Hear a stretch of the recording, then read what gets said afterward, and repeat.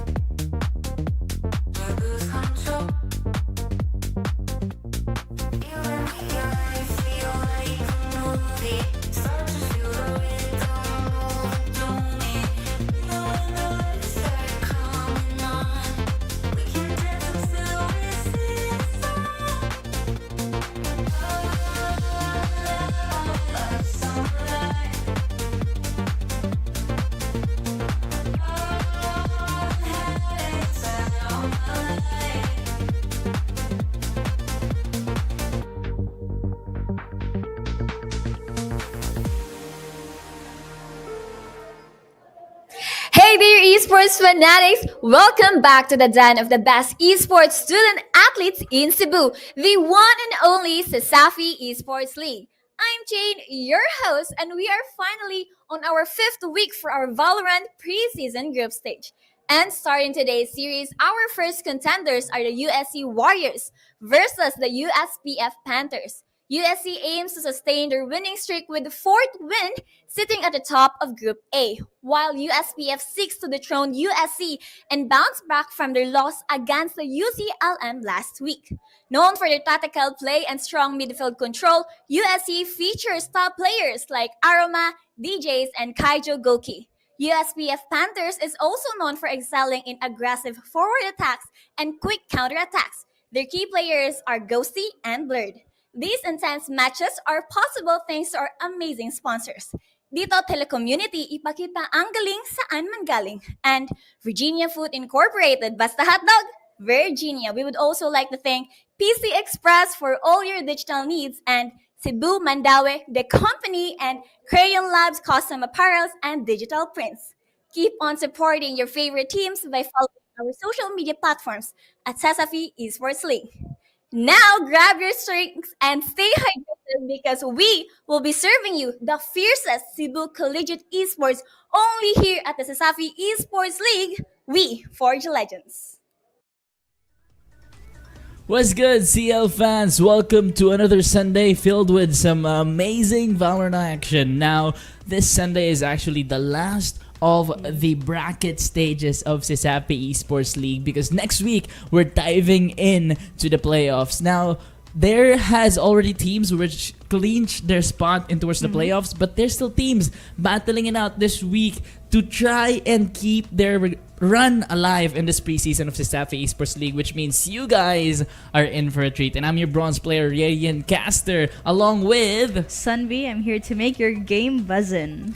And we are here to kick this Sunday off as your voices of the battlefield. And the first matchup that we're going to witness today is actually a battle of two titans, two very dominant teams in the CESAFI Esports League in the University of San Carlos and USPF. Now, Yes. USC has been dominating this past few weeks, especially when it comes to the highlight plays. Oh, yeah, And definitely. we actually posted one in the CESAFI Esports League Yeah. page of DJ's 360 no Oh, scope yeah, that was last good. week, which was insane. But they're up against a very dominant team in USPF as well. Blurred and Ghosty has been popping off in their matches too. So it is a sight to witness this Sunday. Yeah, definitely. You know, knowing USPF Panthers, they're quite aggressive. They're very aggressive, especially even when the defending side, you know, Yeah. you're supposed to defend, but, you know, USPF Panthers thinks otherwise. And knowing USC is also aggressive, it'll be a quite an interesting gameplay here. Like, two aggressive teams clashing against each other, trying to get that victory.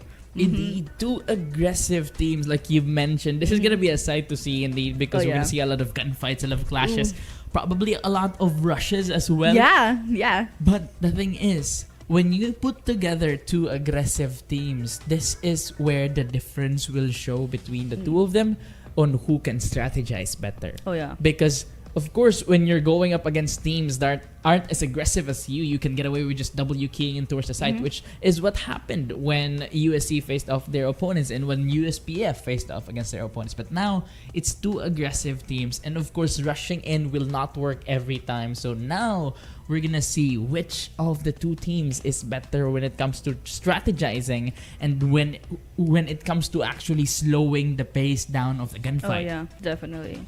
Yeah, because, you know, USPF is quite known to read their enemy strategies, and I wonder how that will play out against USC Warriors.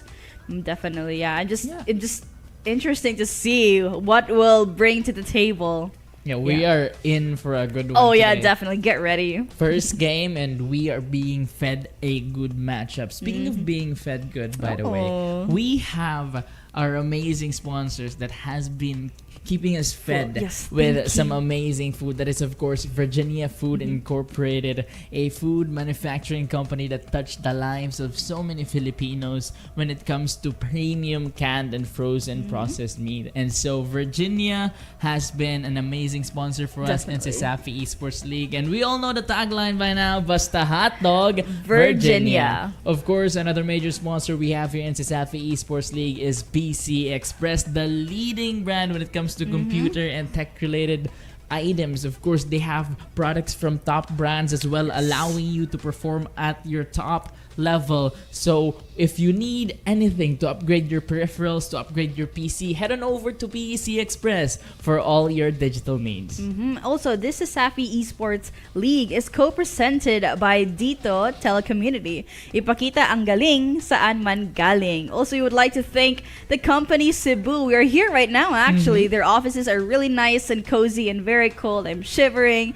But of course, you get a 30% off, actually, if you're one of a student or a faculty or staff under the university under CESAFI. Yes, and we would also like to thank Korean Lab, for all your custom apparel needs. If you want to get your jersey done, that is your go-to shop. Exactly. Our wonderful sponsors here in CESAFI Esports League made all of this possible and will allow you guys to witness this banger of a matchup between University of San Carlos and the USPF. Yes.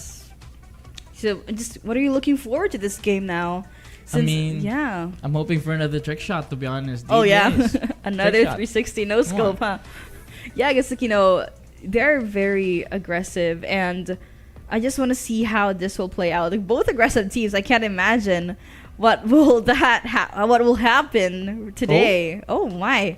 Not only are we witnessing two very aggressive teams here, but we are witnessing a mirror competition between both of these teams. Hanzi and Kibi on that Gecko, DJs and Ghosty on the Rays, Oh, wow. Kaiju and Baniel on the Omen, Cebu Pride and Niel on the Cypher, and Achu and Blurred up on the Sova. So we're definitely gonna be seeing some diffs here on this one. Oh, yeah. Who is the better Rays? Who's the better Gecko? Who's the better Cypher? The better Omen? The better Sova? We'll all find out in this matchup between these two dominant teams, of course, in a map that is very, very popular, actually. Oh, yeah. Even though it's one of the newer additions to Valorant, Sunset has been picked a lot here in Yes, CESAFI Esports I League. definitely agree. So, Yeah.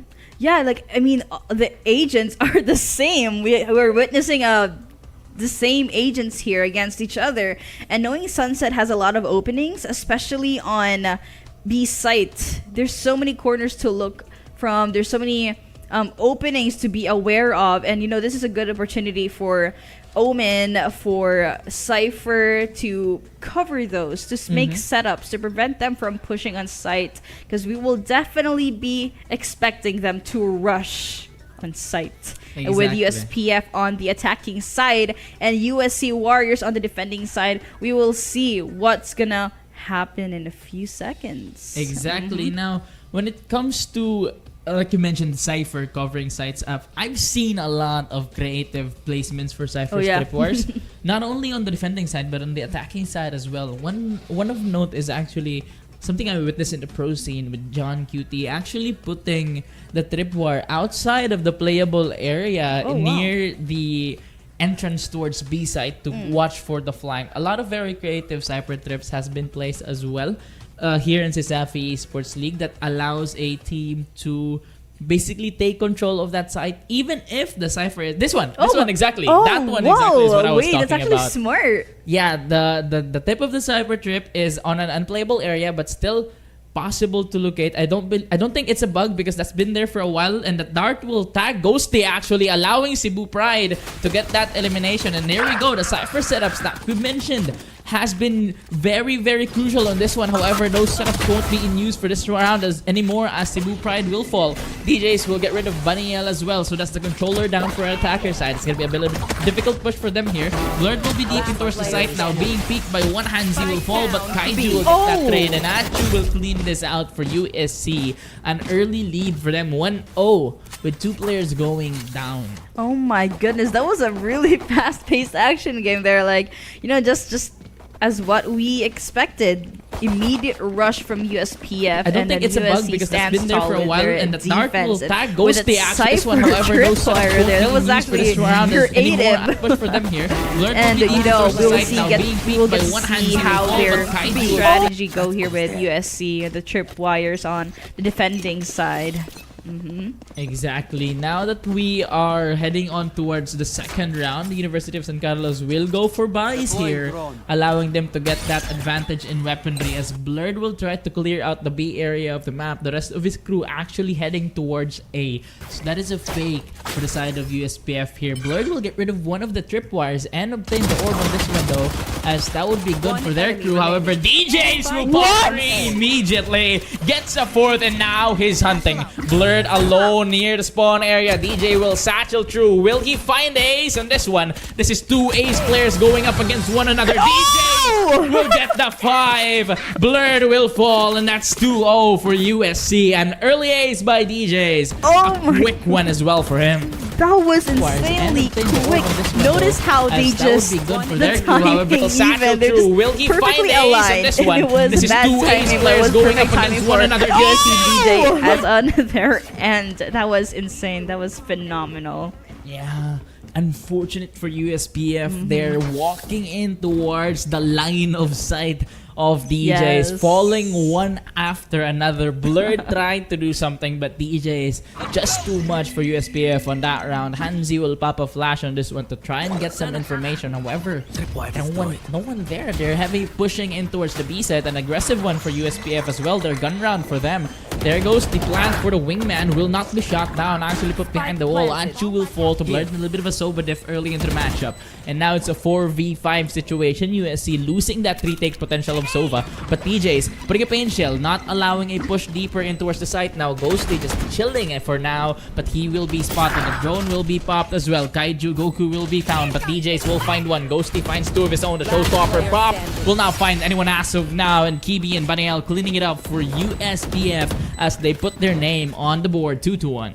Wow, 2-2-1. Notice how they're immediately pushing on the B side. I think they've been pushing B side for 3 times now, and they are just incredibly aggressive, and of course it really sticks out with their strategy. And USC trying to defend that site, but I feel like they could try to switch up their strategy now. I mean, USC also in their bonus in that one. Oh yeah. So now we're gonna see the clash actually happening with both teams. Full buy, rifle, shields, weaponries.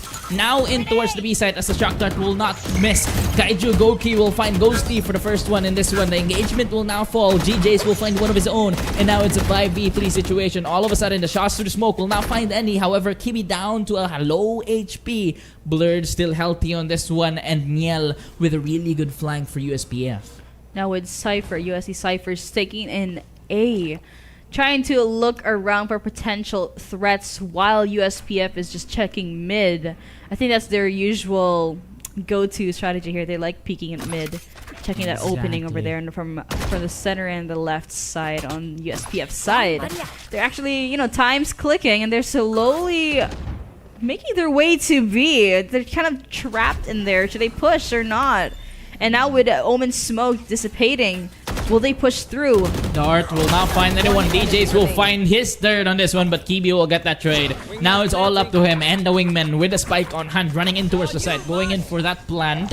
And there goes the mosh pit as well, trying to delay the opponent. The plant will go down for them. A really good strategy here by Kibi, playing his time, playing safely, utilizing that wingman to get the spike down, allowing him some extra time to play this one out. But USC now trying to push him away of that site using shock darts and utilities alike. Will he find one? No, it's a Chu who closes it out for USC. Hansi will get that defuse, and now 3-1 USC takes a commanding lead. I think they're kind of quite struggling over there at the moment. I don't think they were able to push their aggressiveness on site. They were kind of hesitating, and that was a perfect skill for Omen there, using his dark cover to prevent them from pushing on site. And I think that's a wonderful strategy on the defensive team. I think that's how every controller should do. To prevent your team, opponent team pushing on site, you need to cover some openings. Exactly. And now attack pause will be called, trying to sort out some issues on this one. And USPF, they've been really amazing, but right now they're struggling up against USC. What do you think they can do to switch this up? Honestly, I feel like they should play time for now. I think they need to set the aggressiveness aside, knowing, of course, both teams are incredibly aggressive, and they should maybe test the waters a bit, try out a different strategy, try planting from A, or try to go to mid and go to A. There are a lot of strategies to be used here, and maybe playing it slow could work out for USPF. And rather than pushing immediately. And what about you? Yeah, that's what we've been talking about earlier, right? When it comes to a battle between two dominant teams, it's about who can slow it down better than the other team. Because, of course, fast pace to fast pace won't win you every round. Because, again, you're on equal footing, especially now that they have the same agents being used. So, aggressiveness can get you those round wins. However, when it comes to a 50-50, you might want to learn how to slow things down and learn how to pace it out a little more. Play for picks maybe even because they're pushing into a site, they're aggressing in, they're going in together, and then they're just gonna pick up one by one. I mean, that ace from DJs was evident of it. They pushed in one line, getting eliminated one by one. USPF needs to re-strategize, they need to regroup, but they need to learn how to slow things down on this attacking side if they want to tie out the game. Yes, definitely. Knowing Gecko's on team, both sides actually, but with the attacking side, it's a great idea, of course, to give Gecko the spike, and that would be giving them an opportunity to plant using Wingman. But of course, a simple strategy, with Omen's dark cover, you could cover that default plant over there, and using Gecko's Wingman to plant on default. And now you can see they're covering the opening of B side with almost four of them on B side. Yeah, hesitating to push actually. Look, they're even slowly backing away. I don't think they're willing to risk that pushing on sides. And while Cypher from USPF is just lurking there. Yeah, exactly. That mosh pit coming in from Hansi, actually slowing down USPF, actually doing chip damage to them as well. So that does force them to back out a little bit. But like you mentioned, Niel's positioning allowed USPF to move and inch their way towards the B side of the map. A little bit of a misplay from Blurred there, shocking himself. I believe he was going for DJs in the corner, but now he's down to 47 HP. Ghosty down to 38 as well with a stinger in hand. Satchel's out.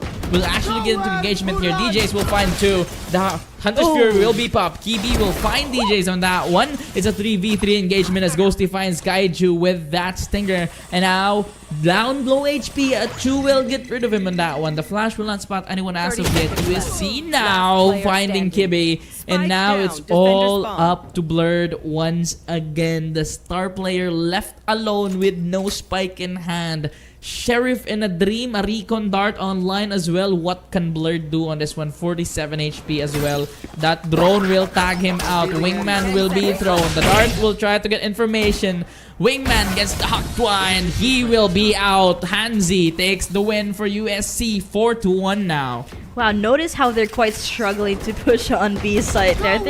And just like what I mentioned, they actually went through mid and attempt to plant on A side, but of course it wasn't successful. They really flanked them from left to right, giving giving USC the advantage to just rush them and just put them down on the ground. Here's something that I noticed. Yeah. USPF tried to slow it down. They did. But they were a little too slow. They were regrouping in towards the mid area, but in a pace that is slow enough for USC to retake that area and not allow them to enter at all. And now they're trying to re-aggress, and it seems like it's working for them now as DJs will fall after finding a 3v4 situation. The spike will go down to Achu, however. And now it's a 3v3. Sova and the Cypher still online for USPF. Along with their never mind. Duel is down. Achu will find Ghosty. And now it's a 3v2 situation. USPF in the top spot on this one. The shock darts will not find anyone as of now. Achu and Hanzi will try to aggress deeper in towards the A site now, but Niel and Blurred have taken space. No plant going down for them still, however, just clearing things out. The Cypher utility will actually spot Niel out, but he wins that gunfight. Cebu Pride will fall, and now it's a 2v2. The spike will go down for them. Blurred will try to attempt to go for a dart here. Hanzi will be found.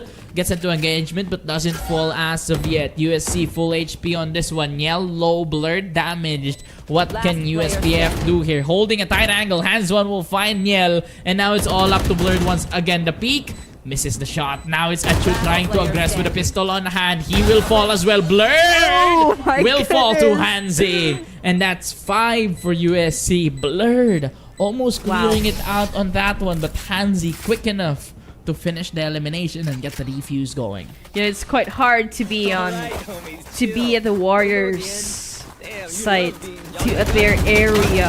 How will they conquer that area? It was pretty tough, I think you were right on that one. I think they took their time too slow to the point their info got revealed before they could do something about it. The thing about Sunset as well is that the entrances to the site is really tight. Which can allow DJs, the Rays here on the defending side, to throw that pain shell and actually do a lot of chip damage, or actually just eliminate them one by one, which can be very difficult for the attacking USPF here. However, they need to utilize their utilities well. They have the blind from Gecko, they have the near sight from Omen. They have a lot of utilities to play with that they haven't been playing as of well. Achu will get rid of Bunny after that TP that is a little bit questionable, to be honest. KB will get rid of Ghosty actually. A team kill on that one. Oh no! A misplay for the side of USPF, and Achu will clean it out. This is what we've been talking about. Yeah. USPF needs to gather it up. They need to re-strategize. They need to regroup because they're trying something that they aren't succeeding with too much. Bunny L will TP to top of the box, only to get shut down. And then KB, of course, getting rid of their own duelist. That's got to be tough for USPF. Oh no, I wonder what their strategy could be. I think you're definitely right. They should really take this slow and maybe minimize on traveling in packs here. There are other ways to plant on site. There are different openings even, and with USPF Cypher. Odin on the hands of Cebu Pride, but he will be caught by that fish actually. Ghosty will get rid of a Cebu Pride after getting caught by that Gecko ult. Niel will find Hanzi, of course, and now DJ's tagged, looking for Bunny L, and he will get that elimination as well. A 3v4 situation. USPF will have that man advantage. The spike plant will be denied. Achu getting rid of Kibi on that one, and now it's a 3v2 situation as Blurred gets rid of DJs. From the back, getting shout out, still alive. Niel here gets into engagement. Blurred will find, no, not yet. The peak from Guy Goki actually will get rid of Niel, and now it's Achu getting into an engagement. Ghosty will fall, a 2v1 situation. All up to Blurred once again. This time he gets rid of Gaiju Goki, and now Achu will get that information, the necessary one to reveal the location of Blurred. The gunfights, the shots, but it's Blurred. 3K clutching it out for his crew, putting another point onto the board. 6-2. Blurred is on fire today. 8-6 for this man. Wow, it's all about patience, It's you can't be trigger happy all the time. It's all about patience in order to get the kill from your opponent. And notice how they actually, there was a bit of a balance between aggressiveness and how to say, is taking it slow. They're kind of mixing that up now, and of course it became successful because of course they were patient enough to get that kill. They weren't really spraying too much. They actually used their intel with Sova's Utility. Utility recon bolt. Yeah, they're slowly finding their groove on this one, finding the right timing for things. But look at this, the flank coming in from DJ is actually spotted by that one. He will get rid of Bunny L though. Kaiju will get rid of Niel. Blurred will find DJ, and now it's a 4v3 situation. Achu getting shot out by Blurred here, but he chooses to fall back. Blurred, of course, having to clear that flank after being notified by the Cypher from the back. Achu will get hit by that Hunter's Fury of Blurred. A little bit of a Sova differential on that one. A 3v2 situation. Kibi will get the plant down for the side of USPF. And now ready to defend the plant. While USC attempts to my retake. goodness. Goki will find Kibi as the smoke disappears. He disappears with it. A 2v2 situation now. Ultimate's online for the side of USC as well. And now they're slowly retaking the site. Ghosty in a good spot. The neural theft being popped, information being revealed, but Blurred through the smoke will get a fourth, but it's Ghosty who denies my the ace. goodness. Getting the win for USPF once again as they slowly snowball into this one, finding their footing. However, economy is actually booming for them here. Not the best, but allowing them to get the utilities and weaponries that they need. Well, USC, this is a must-win for USC if they want to keep the lead going. Their economy is not looking good. I think, with the Guardian there, with the... I mean, not all full shields are utilized, but it is something. As long as it's all about abilities as well in order to get that win. And, with their economy, it's actually doing great with USPF's side, except for Kibi here with a light shield, and now we're at a tech pause at the moment. Tech pause being thrown once again, trying to sort things out. But Kibi indeed on a light shield. Well, the thing is, the side of the USC, they have Vandals And Guardians. So, light shield actually wouldn't be much of a problem for the side of USPF, given that one shot to the head with the Guardian, It's all beat down. you're done. One shot to the head with a Vandal, you're done. Their only problem here is at Chu, really, with that Phantom. But Ooh, yes. and he's been playing really well too, but that's just one for USPF. So they might actually just have an advantage in this one in terms of weaponry, shields as well. Niel down to that Guardian. However, he's been not performing well. So a not that important weapon on his hand could mean good things for USPF still, even though, again, Niel on that Guardian, Yeah. still very good for him. Yeah, I mean, in that case, I think it would be best to utilize Cypher's abilities, with putting some trap wires, Yeah, some cyber I mean, cages. Yeah. On the last rounds that they've won, Niel was at the back. He actually wasn't pushing in his team. He was watching the flank, and that allowed them to gain the information on the DJ's flank. Yeah. It allowed Blurred to get that trade after DJ finds one. But he could have... The timing was wrong. Okay, the timing Yes. wasn't perfect on that one. When he spotted DJ's, he was already behind the wall. But Niel has been struggling in this game. But again, the Guardian on his hand wouldn't be too much of a problem for the side of USPF. The thing is, though, they both actually have really bad economy coming into this round. Though USPF is in the thousands. I just realized this because I've been just looking at the number of figures there. Yeah. Though USPF is in the thousands, actually, if they lose this round, they're broke as well. So this is a must-win for both of the teams, but especially for USPF, given that they're behind 3 rounds here. So... Again, they've been finding their groove. They need to keep that up. They put Niel in the back to watch for the flank. They need to keep that up. The flanks from USC has been really good. So USPF needs to deny that. And they have the Cypher utilities for that. So the they need to take advantage of that as well. So this round, it looks like another B push for them. But look at that. Look at their placements in the map. Ooh, More separated. And the lurk coming in from Niel, actually. Oh wow, they are actually separated, and they're pushing B again. But knowing they're probably gonna smoke the entry side of B, preventing them from pushing. Oh my Actually, Cebu Pride aggressing into that wow. one, gaining information early. Will fall back. The drone will come in. The utilities will be popped from USPF. The satchel's coming in for Ghosty. There goes the dart from Achu. Will not find one actually. Oh, never mind. my- Ghosty is spotted through the smoke. He will fall. And now a 5v4 situation. That doesn't really matter that much though. They're in towards the side. Cebu Pride will find Baniel. There goes their smokes, which makes the defensive side of this plant a little bit difficult. There goes the ultimates pop. Kibi will get caught by it. The pain shells will not do any damage as of yet. PJ is getting too aggressive. Blurred will get rid of him. Finds the second one, but Achu will get rid of Kibi. Blurred looking for a third here. Achu down to low HP. A 2v2 now as Niel finds Hanze. But the defuse actually coming in from USC while the chaos came in B main, allowing them to take round 7. And now look at the economy. Notice how they really push them back right after planting. They think, nope, this is our territory. This is the Warriors' territory. We're gonna push the Panthers back. and it was quite difficult for them to defend the spike from the attacker's side. They were quite aggressive there with the Raze's paint shells, almost with knowing Kibi got frozen with the ultimate. with the ultimate as well, and then Blurred had to defend their team.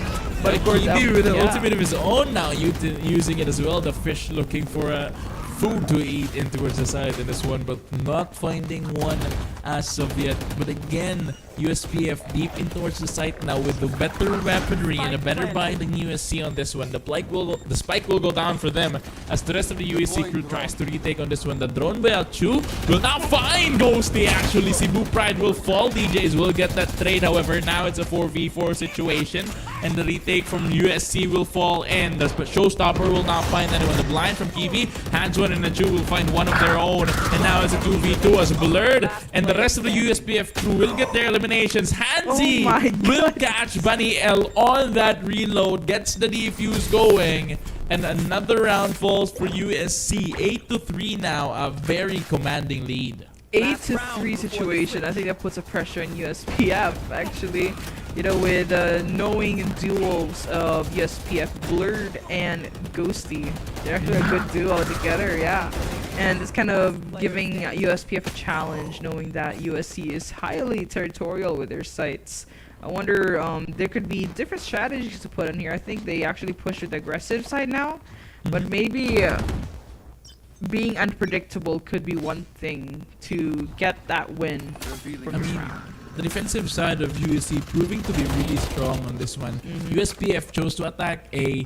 That didn't go well for them. They chose to attack B. That didn't go that well for them as well. And now they're attempting to attack in towards the mid side a little late in towards this matchup actually, as now we're in the last round of the swap. But they might be able to close this one out into an 8-4 as they actually gain a lot of space in towards the side. But it's DJ flying Ghosty caught mid-air. Chu will find two of his own as well, and suddenly it's a 5v2 all of a sudden for USPF. And again, it's the duo that you've mentioned, Blurred and Niel, as Blurred will fall down walking into the crosshairs on that one. And now Niel, 8 HP, a Spectre and a Dream trying to close this out for his team, but it's just DJ running headshot, actually running shot through the wall to get rid of Niel. One bullet, 8 HP, even a classic would have gotten rid of them there. Oh my goodness, they just immediately rushed them. Like, look at that. Notice how they're just ganging up on them. Someone tried to knife! Someone tried to knife! It was Niel, yeah, Niel. Oh my goodness. You know, with now it'll be switching their teams now, right? With USC now being an attacking side and USPF on the defensive side. I wonder how this will play out on their end. There's actually two questions coming in towards this half now, Sunbi. One of the question is that can USPF turn the tables? And the second question can actually allow our viewers to win 2,500 pesos worth of Virginia product. And that question, of course, is our Virginia question for this matchup. What does CESAFI stand for? Write down your answers in the comments section and get a chance to win 2,500 pesos worth of Virginia products. Again, the question is, what does CESAFI stands for? And you can find out, you can answer and win the prizes in our socials by following at CESAFI Esports League at Facebook, TikTok, IG, and YouTube. Comment down your answer and get a chance to win. Like how USPF might actually get a chance to win on this one, as they will eliminate 3 players already from the side of USC. And now it's a 2v2. All of a sudden, it's a 2 flicks, 2 heads down. And now it's a 2v2 once again. That Mosh from Kiwi dealing enough damage, allowing a Chu to fall for that headshot of the Ghost. And now the time is ticking. Kiwi will tap the defuse. It's a 2v1. USPF the advantage on this one as Ghosty will get rid of Kaiju. And USPF will win the pistol. It's 9-3. The curse might just occur on this matchup. Oh my goodness, that was incredibly fast paced. It was even like barely time to register what's going on, and you know, they were incredibly aggressive, and you know, USPF just immediately defending their territory in the jungle, and the Warriors trying to get in their territory, but of course they were able to defend it. Exactly, an amazing pistol round for the side of USPF, and this is what we've been talking about.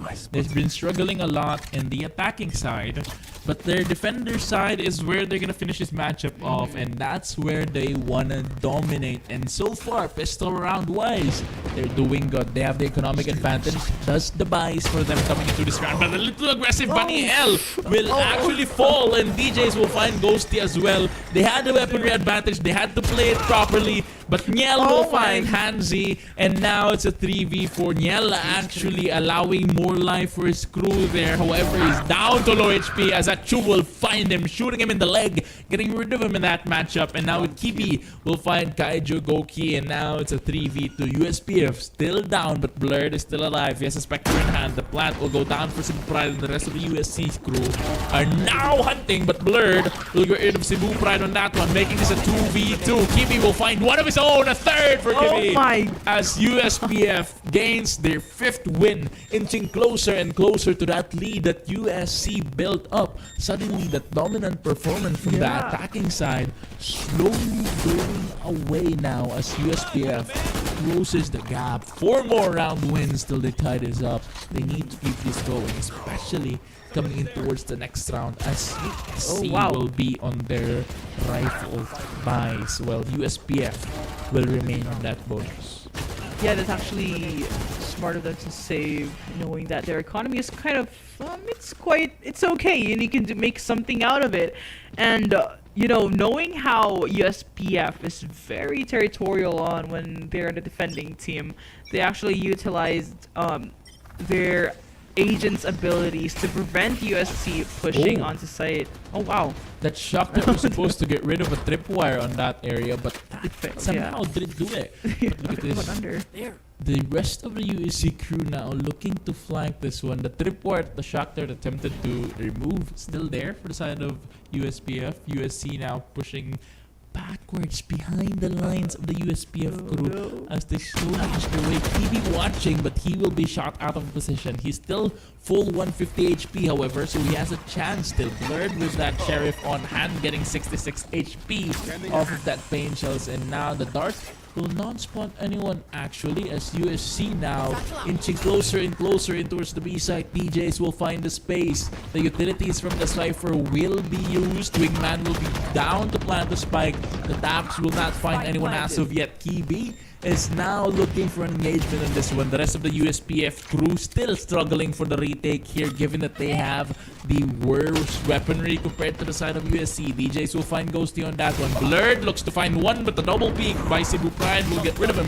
Hansi finds one of his own. Kibi and Niel finds value with their weaponry, but now a 3v1. A TP from Kaiju. What are you doing? Niel gets rid of him. Head cleaned off, and now USC down to a 2-person defensive here as Cebu Pride gets rid of Niel, cleans it out for this team. They were on their rifle round, which allowed them to gain that advantage. However, USPF actually taking 3 down with them, dealing enough damage to their economy. Oh yes, definitely. They're actually the economy. Yeah, light shield with Hans 1. And they actually utilized the rifles here now on USPF's side. And notice how USC took their time. They tested the waters. I think they knew USPF are great with reading their opponent's strategies here. And I think they could use that to their advantage. They were taking it slow. They're being patient with it. And that's how they succeeded into that round. An early skirmish towards the mid side will not find anyone as of yet. No damage done as well. That flash will be destroyed, but Kibi having to reposition in this one might not be good for them. That pain shells are actually really good positioning for that one. And now the rest of the crew will try to push in. The Moth will find one, however, but the counter trash coming in for the side of USC as well. And now the shock darts will deal a little bit of damage to Blurred, and the plat will go down for them. The boombot will spot out one. Bunny L will fall to DJs. Looks for a second one here. The neural theft will be popped. Wingman gets another hack claw. Hands one will get rid of Kibi. Niel will find a second with that Guardian on hand. It's a 3v2 as the Chu gets rid of Blurred.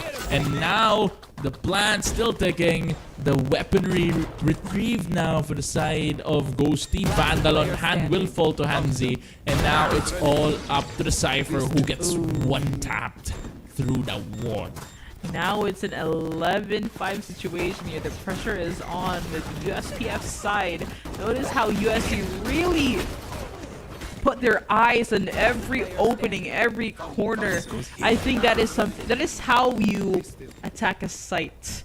You check every corner, you check every opening, because those are potential threats from being shot down with the opponents. And with their economy here, they kind of quite a bit of a struggle now. Yeah. And something that I just noticed right now, the reason probably why USPF is struggling is that Ghosty is not having a good day. Look at the statistics for Ghosty on this one, 7-14. Meanwhile, Blurred up there, 18-11. It's usually these two on the top of the leaderboard, but now Blurred is sitting alone. And the rest of the USPF far behind in terms of elimination. Yellow will get the advancing through the smokes. But Yell will find one of his own as well. Kaiju and DJ will find that trade. A 2v3 situation now. Blurred looking for one of his own on this one. The Hunter's Fury being popped by Achu will not find anyone else of yet. There goes the mosh pit, actually not finding the TP away to safety. Achu will find Ghosty. Kaiju Koki will find Blurred. And now it's a 2v1. Askibi fails to defend that plan. Actually fails to defend the side as the attackers will take the win. Match point now for USC. USPF massively struggling in this matchup. And again, Ghosty not performing as expected in this one. As you know what I've mentioned, those are the top two players actually for USPF, and credits goes to Niel, Kibi, and Bunny L. So it's just the pressure is on their side. And of course, they utilized all of the rifles. At this point, they need to give it their all. Exactly. Yeah. They want to prevent USC from getting the map win on this one. And they want to play perfect Valorant here if they want to continue this matchup. Because USC is in match point. What is that lineup? Whoa. Where is that going? Hello? That actually got rid of one of the tripwires here as the push, allowing them to go in towards the B side. DJs will pop the showstopper, but will not find anyone. Blurred will find one of his own. Rel and Blurred will find people one by one. And now it's a 2v3 situation. USPF with one advantage on this one. Achu low on HP as well. The shock dart will not find anyone. The shots, the paint shells. Achu staying alive. The mosh pit, the showstopper will get rid of Achu. But Gouki will find Ghosty and Kibi, making it a 1v1. Baniel versus Gouki. Omen versus Omen. The fight that will determine the life of this match. Oh my God! Baniel, who actually gets rid of Kaiju Gouki and keeps USPF alive. What a play! What a clutch! And what a diff from Baniel. Wow, that clutch was insane. And I think we're supposed to, I think we need to highlight that lineup there from Soba. That was quite interesting. I don't think I've ever seen that before. And wow, the Omen versus Omen, that was intense. They tried to do the shrouded step from the other side of the opening, but they were able to read their opponent's mind. They knew, okay, I know you're there. I know you're behind there. You can't trick me. Look at the lineup again. Look at that. What? Bam. Notice how taking a world tour. Baniel will actually find through while that lineup flies in the air. Gouki will get the trade, however, a 3v4 situation. Spike still on hand for the side of USC. They lose their duelist and their initiator though, so might be a difficult push to side for them. Achu will find Niel on that one, making a 3v3, but Blurred will get the trade immediately. 3v2 situation now. Ultimate still online for the side of the University of San Carlos. Gouki will find Blurred. An amazing play by him there, hiding behind the smoke. Now Ghosty pushing through it. Will find Gouki. And now it's a 2v1 situation. Cebu Pride, the pride of USC, asked for today. And now he finds one looking for a second. No, it's Ghosty. Oh my God. Denying the victory for USC, still keeping their team alive. 12-7 now. USPF is awake. Their HP was low. Oh my goodness. They're hungry. They are hungry for that kill. They said, nope, I'm not giving you this win. We need to win this round. Exactly. And wow, that was, the lineup there, the replay. The replay action. But they became more aggressive, knowing that, what, their lives are on the line. They need to get that win. Exactly, they definitely do. And now it's a 12-7, closing inching closer and closer to that one as well. Amazing hero plays by two Yes. back-to-back players for USPF here. But I think we have the swap here. The lineup is the main screen. The gunfight is the off-cam. Honestly, I'm down for it. Yeah, My love lineup that. is crazy. That gets rid of a tripwire that Cebu Pride actually puts a lot here that doesn't allow people to go in, but now it actually is down.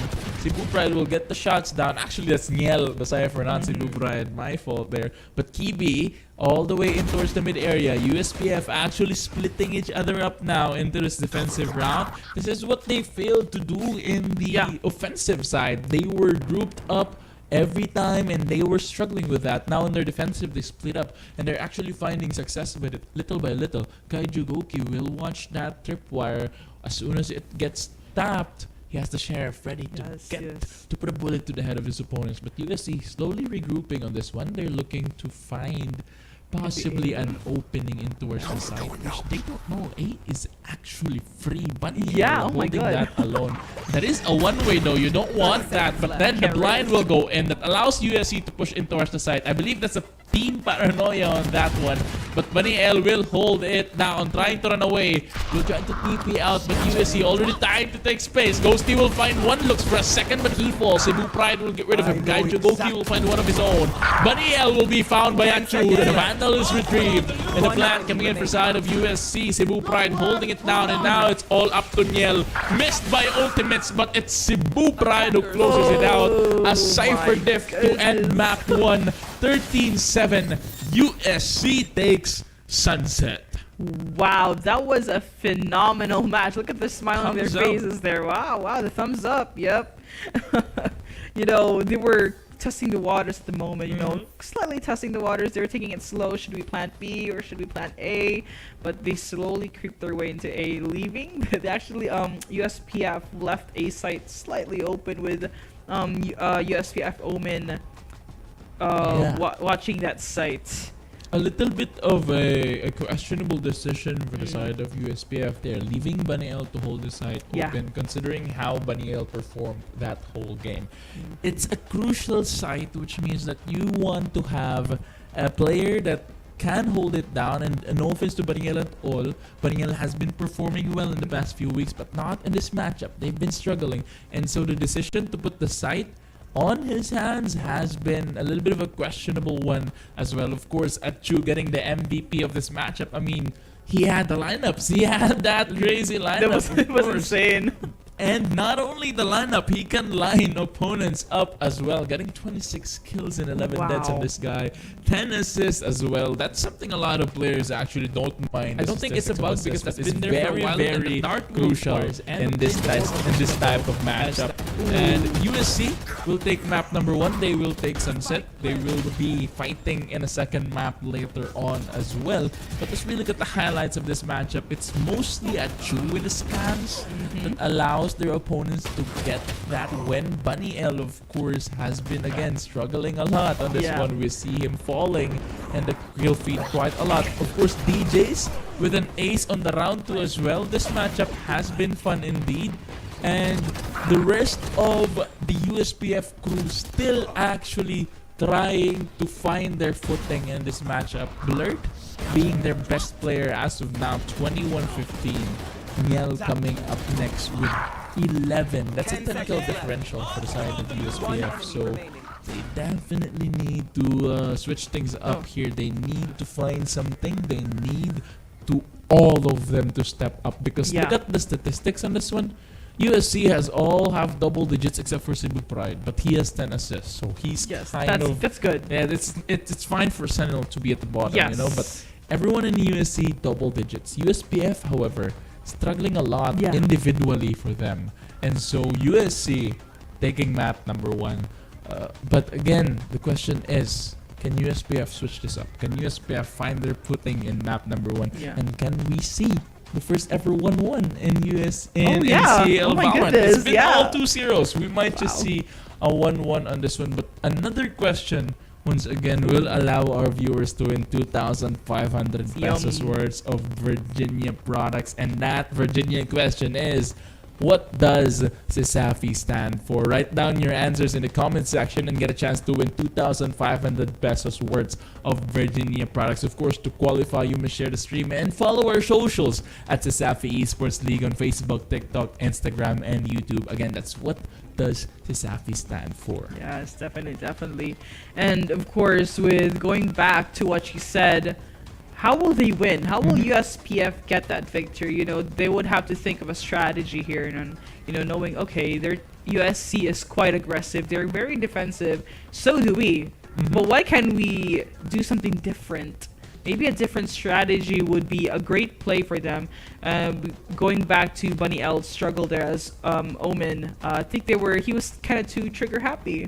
I think I could, no offense to Bunny L, but of course their team did really well. They attempted to defend their site and attacked on site as well, but maybe switching their strategy would be a great use for them. And not only Bunny L struggling on that one, Ghosty as well, one of their top players, not showing up in this matchup. So who knows? Maybe they just need to eat their Virginia, and then on the next map, we see them win.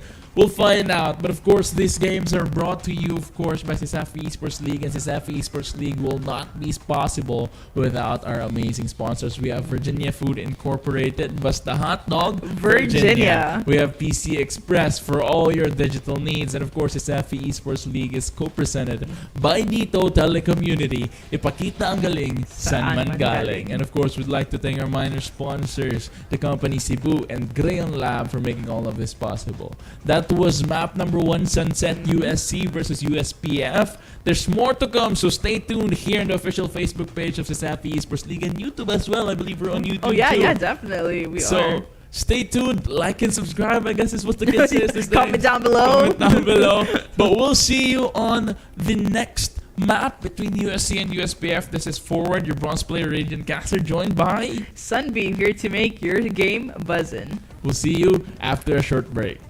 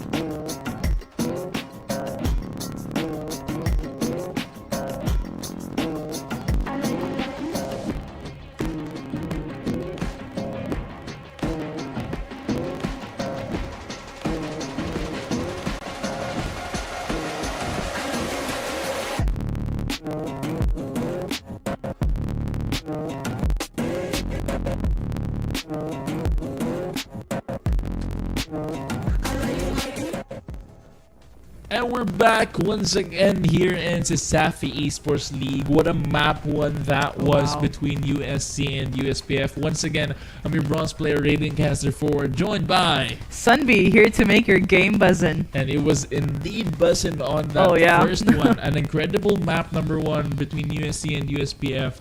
And USPF struggled a little on that one, and they definitely need to work on some strategies, need to work on slowing things down, and they need to wake up. Blurred was playing phenomenal that game, and we cannot say the same for the rest of the crew. And that's quite unfortunate. That might have led to their demise against USC, who, by the way, has been playing amazingly as a team together. They get individual plays done, but they also get team plays done, which is something USPF has been doing great. They've been doing good with team plays. However, individually, they've been struggling a little. I think they need to switch up with their strategy there. And knowing that, USPF is an aggressive team, they immediately push, they immediately defend, and push even when defending. And I think that's something they should change for the sake of the game. And I think USPF is a bit of a struggle since they lost from last game against UCLM Webmasters. Yeah. Yes, and they kind of a bit of a pressure there with two. So maybe they could really work hard to get this victory. I think that's something they should do. That can definitely be a hit. And their confidence after winning a few weeks in a row, and then they suddenly lose to UCLM, and now they lost map 1 against USC, so that can be a hit. And their confidence, that could very well be the reason for the performance issues for this team here, but you cannot let your past mistakes stop you from moving on towards the future. I mean, that's not just a Valorant advice, that's a life advice, And they cannot let the happenings, their failures to complete and win in the past, prevent them from winning now. That definitely can take a hit in your confidence, but you gotta remember, it's a different game today. It's a different matchup. This one, it's a different map. They lost Sunset, but they have the opportunity to get the first 1-1 in this preseason here, because again, USPF is a crew filled with talented players. However, these talented players weren't able to show up on map number 1, which they need to do so in order to take map number 2. Yeah, because Sunset was quite of a struggle for USPF. There were a lot of openings. Their sentinels just get down on the ground, weren't able to utilize some of the abilities, especially for Cypher. And and of course Sova was a good agent for that, grabbing intel, and Gecko, they were actually with the same agent, so it was just the same clones against each other. Yeah, if that makes sense. But you will get to see what's on the table for this new map. What would be their strategy? I wonder what can they bring. Oh wow, we can actually see the map now. Yeah, Lotus. We're heading in towards Lotus. This time the compositions are unique to each team, so we'll see which strategy is better, which composition is better. And of course, it's gonna be DJS and Ghosty. One-on-one on the race on this one. Of course, Blurred will be on the Reyna, a newly buffed agent on a really, really mechanically good player. So Blurred might just take this away on this one. Who knows? This might be the spark that USPF needed in map number 1. A Blurred duelist Reyna. Look at that, man. Game face is on for Blurred and the USPF crew. On that Reyna now, I'm excited to see how this one goes on his CL debut. Actually, Blurred was on the Jet on his first ever round played in CL 4K. I mean, Blurred is a go-to duelist here, and with Ghosty, one of the known duos for USPF. And I wonder, they could bring something good on the table with Reyna's insane buff for her ultimate. Her health doesn't just go down; it just kill. Yeah, exactly. And with the Reyna buffs, that allows him to actually, the dismiss speed has actually increased as well. So that element, especially with Lotus, you get your first elimination as you enter in towards the A site. You can dismiss all the way behind that wall on rubble, and you can easily take space with that Reyna. So this Blurred on that Reyna might be the thing that USPF has been needing since map number 1. We see, of course, USC as well with their composition. DJS again back on that race. But for information, they actually have Achu on this one onto the fade, which actually is really, really good because that Nightfall can take the whole of B site, it can take the whole of C site, and it can take the whole of A site. That Nightfall covering good ground for USC here, but we see the early aggression of USPF in towards the B area of the map. Blurred and the rest of the crew will be spotted out on that one. Will got caught on the C's. Hansi will get rid of Blurred. The Reyna down already. Hansi will find a second, and DJS will find Niel with that paint shell. Looks for a second one here as Kibi falls, and now it's all up to Baniel. Has been struggling earlier. He finds one, but it's a Chu that will close things out. An early lead from USC on this one. Yeah, I think they definitely read their strategy. They immediately pushed on site, and USC caught that with them. And I think that's how they were able to succeed this round. They read their minds. And yes. Yeah, indeed. And an unfortunate situation for Blurred there. He got caught with that C's, actually allowing Hansi to basically get that elimination. Of course, the C's doesn't allow them to move anywhere. It does decay also. And so lower HP, lower mobility, that just allows them to basically get the free kill. But again, Blurred now aggressing in towards the side. Knife on hand, however, will get chip damage there. But it's Kibi who will get rid of DJS. Achu will find 2 of his own, and it's a 3v4, 2v4, 1v4! And a 0v4. What? Another round for USC on that one. Achu with a 3. USPF falling one after another on that round. Just has been struggling on this one. This is what I mentioned, with USC, even on the defending side, they're still aggressive. They immediately push. They have no time to, okay, let me just set it up. No. That's not the case of USC here. And here's the nice part about Lotus. The map Lotus, let's talk about that. There are a lot of openings. It's quite tight, and there's that door sliding open, and that could be a great advantage. And with the Viper's wall, that is, oh my goodness, Bang! Oh, I thought he was gonna get a third one there, but Cebu Pride will find 2 after a sneaky play, making this a 3v3 situation. Wingman has the spike on hand, will be running around with it. The TP in towards the site now. USPF will take control of B. The door opening will not find anyone as of yet, but it's DJS who gets rid of Baniel, and now it's a 2v2. The Boomboat will not spot anyone out. Kibi waiting for the sound cue to pop this flash off. The flash will go up. The TP will get rid of Guy Jugoke. And it's Niel and Kibi who puts USPF on the board 2-1. That TP can be really, really good for the side of USC. However, it wasn't played correctly. The timing wasn't right. There were no blinds thrown to clear the back area of the wall. And so you TP blindly without clearing the back. That warrants a bullet to your head. wow, that was a phenomenal match there. The round, they were immediately pushing on site, giving them the upper hand to immediately plant using Gecko's wingman. I think that's one of the best things for being a Gecko main. The push coming in towards the site ones again, and the rest of the USPF crew going for a C push. Ghosty will take damage through that Viper wall, however. The sprays through it. Goki will find Ghosty. Blurred will find one as well. DJS will find his own. Kibi will get another. And it's a 3v3. Trades for trades. Kills for kills. Elimination for elimination. And this early round, USPF slowly inching their way back actually towards the B side. Possibly an A rotation into this one. Given that the Viper is on B, this is a really good position for USC, but Achu needs to space things out, actually holding that gap there, allowing for a USPF rotation to A. Achu will get that early engagement on this, and then getting the notification for the rest of the opponent crew. Yes, and definitely. now, again, look at this, USPF inching their way. Will they clear Achu?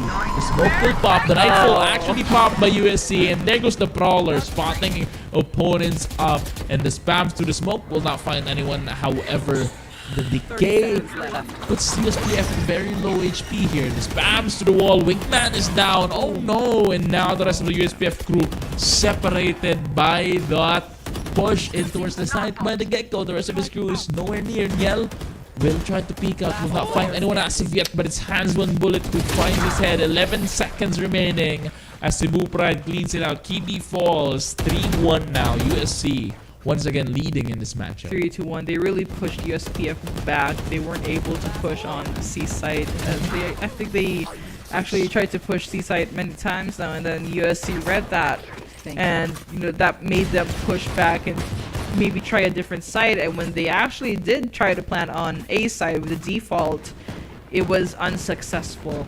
Yeah, exactly. And the beauty of this map, Lotus, is of how easy you can rotate from one side to another. So USPF might want to try that strategy, faking a side rotating into another, because they've been having difficulties on this one. And I'm not talking about taking the spawn route here. I'm talking about taking the shortcuts, trying to find eliminations on the way to the side, taking down their opponent's numbers one by one. But economy-wise, they're looking bad. But again, USC will lose 2 members here, but Baniel will fall. USPF will try to push in towards the side, but it's Hansi who gets one. Actually will find one, a second one for him. Denies the plant, and now Kibi will find one of his own. A 2v1. Trash is online for him. The blind will fall. Achu will fall. Actually, the blind finds and it's Kibi who will get a 4K to clutch it out. Getting the plant down as well. That's 2-3. USPF back on the board on this one. That was phenomenal. That was a phenomenal kill on USPF. That's how you do a flash. When you flash, you immediately peek out. Yeah. Yes, and that is something you should do, since most other players outside this game, they don't peek once they flash. That's actually... Yeah, and then those Valorant players out there, those aspiring Valorant players out there, that is how you... No, but the thing is, that's the amazing mechanic of Gecko's flash. Yes. He doesn't actually pop the flash all at once. The flash was delayed for the second opponent, meaning as soon as he peeked, he got flashed late. Yes. Therefore, the flash was fresh for him. But the aggression in towards the mound area of the map, not looking good for USPF here. Oh no, Ghosty caught in a very dangerous spot as his health chips down little by little, and now he falls. USC just taking them one by one, 4-2. A thrifty round for them as well. Kibi on top. Baniel. Actually, the leaderboard has been flipped for USPF now. Kibi and Baniel on top. Ghosty and Blurred down below. I thought the Reyna on Blurred was going to be good for them here, but Reyna is a very, very kill-heavy, kill-reliant agent, which Blurred has been failing to do on this one. Yeah, I mean, but they were quite struggling there, especially with Killjoy's Nano Swarm. He was trapped there. He could not get out. Even if he tries to get out, she would just be shot down. Yeah, exactly. A very, very bad spot for Ghosty on that one. But he does get that showstopper online on this one. Will not find one as of yet. The rest of the USPF crew trying to push in towards the side. Ghosty will actually find Hansi with a flick to the head. The paint chill. That will get rid of him. However, the chip damage is done. Cebu Pride and the rest of the USC crew trying to retake on this one. The plant is down for the side of USPF, and the time is ticking. DJS tries to find an engagement from the revolving doors here. He gets tagged by Niel. The satchel out, but actually will be eliminated by Kibi from the back. Blurred gets one of his own. Achu will take one. A third threat. Kibi will find him though, and it's a 2v1 situation. Kaiju actually in a really good spot here though, but that shot to the head was clean. That was clean. Niel though, not allowing the clutch to happen. A thrifty round for USPF and a Vandal retrieve for Niel. 4-3, a closer matchup for them now. That shot was Ghosty. By Ghosty was just really good as well. And USPF finally finding their footing. Yes, 4-3. That's actually, you're very close to each other. And those shots were clean. Those were clean. And of course, the perfect trade prevented them from getting the win of the round. And I think they're gonna go their way to site A just carefully now. I think they should really push. But I am wrong. They are pushing actually on A. Push Oh my towards the A goodness. side here. Coming in from the side of USPF Trash. Will not find anyone as of yet, but the backside is filled with players from USC. The shots from Baniel will not connect as of yet. The blind will actually find Cebu Pride. Blurred gets a chew. The classics from Baniel will fall to Hansi. However, DJs will find one of his own. Blurred will get the trade. A dismiss coming in from the Blurred. And now it's Ghosty who finds Kaiju Goki. Niel late to the rotation because once he got there, Niel was lurking, by the way. A really good lurk from Niel. Yeah. However, once he got back to the side of the rest of his team, USC is gone. Where did my team go? Where everyone? Where enemy? I'm late to the party. But yes, with Reyna's ultimate Empress, that great dismiss and that buff really used that to their advantage to get that win on their side. He just used Empress, but he's 3 away from another one actually. Oh my goodness. That, Reyna's crazy now. that was a really good round from Blurred. He really popped off on that one. There goes the flash. We'll try to aggress here, USC, but Blurred and the rest of the USPF crew has a counter for that one. The paint just being thrown as well. Baniel separated from the rest of his crew, but waiting for the timing of the DZ here to pop. No flash for DJS, but he will get eliminated by Ghosty. He does get one though, a 4v4 situation. The Boombot will not find Kaiju Goki. The spams to the wall. Kaiju Goki low on HP. The TP out. He's safe as for now, but the smoke will disappear. Another one will fall for them. Kaiju Goki and the rest of the USC crew will try to hold down A side. Niel will be spotted. Hansi will get rid of him on that one. A 4v3 situation on this one now. USC still has the man advantage. A lockdown online for them as well, but USPF taking control of B. Ghosty finding his footing already deep towards the side. Cebu Pride will be spotted out by Blurred. And now it's a 3v3. The plant will go down for him. Ghosty will find Hansi as well. He's awake now. Ghosty and Blurred, the duo taking control of B site in a 3v2 situation at Chu. And Kaiju taking their time, slowly inching their way in towards the spike. Kachu will find Ghosty. The Prowler will be popped. Gaoki will find Blurred. And actually another one. Wow. Kaiju and Insane with this aim. Calm aim. Kaiju just took down 3 players. And by the way, the positioning of USPF there was insane. That was a really good position for them. Yeah. How they lose that round is incomprehensible to me because that was really good positioning for them. But somehow, some way, Kaiju and Nachu were able to find eliminations. They were able to single out 1v1s that allowed them to win that fight. You don't want that if you're USPF. You don't want to give away free 1v1s because that's what they want when they're down a man. Oh my goodness, that was phenomenal. Oh, an aggressive push in towards the A side now. Ghosty will get of Kaiju. Goki down one man. DJS will find that trade. Raise for a raise.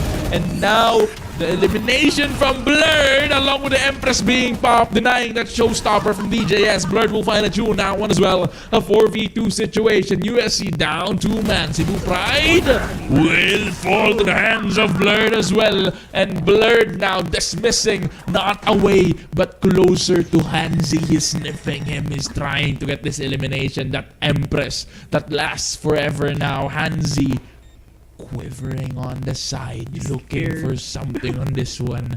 Blurred is hunting for you. The Panther is stuck in a corner. The Warrior, rather, seeking for that kill. Oh my god! But it's Hansi who actually eliminates Blurred. All that hype for him to fall. Hansi will find the second one, but Niel will clean it up for them. I was scared for USPF on that round. I thought Hansi was gonna pull something. Shiver me timbers, you know, like he was stuck in that corner, checking every 2 openings from left to right, and they were able to get that kill by with a calm aim. But of course, USPF shuts that down.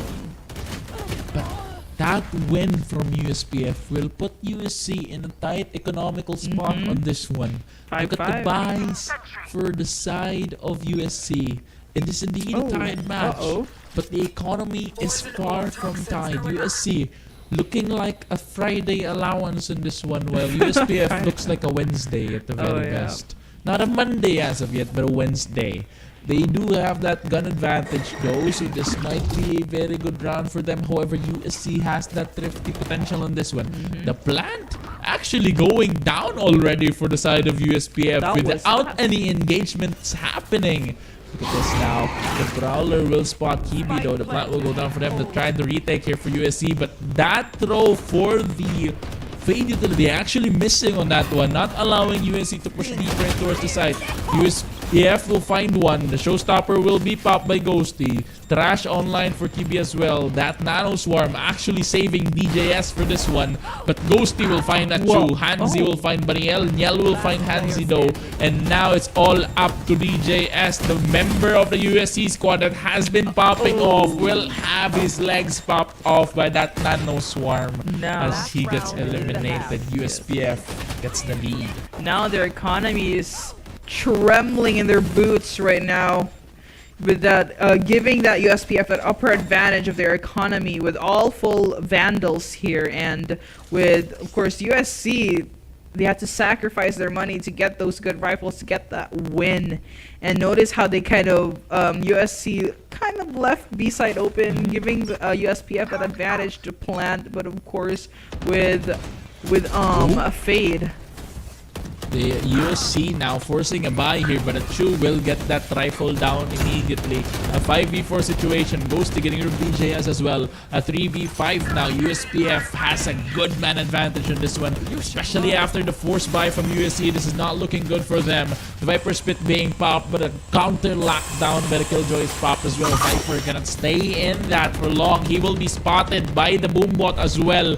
So this is not looking good for the side of USC. Goki will find one, but Ghosty gets the immediate trade. Cebu Pride is caught on that lockdown actually and will be found by Ghosty. That's 3 for him.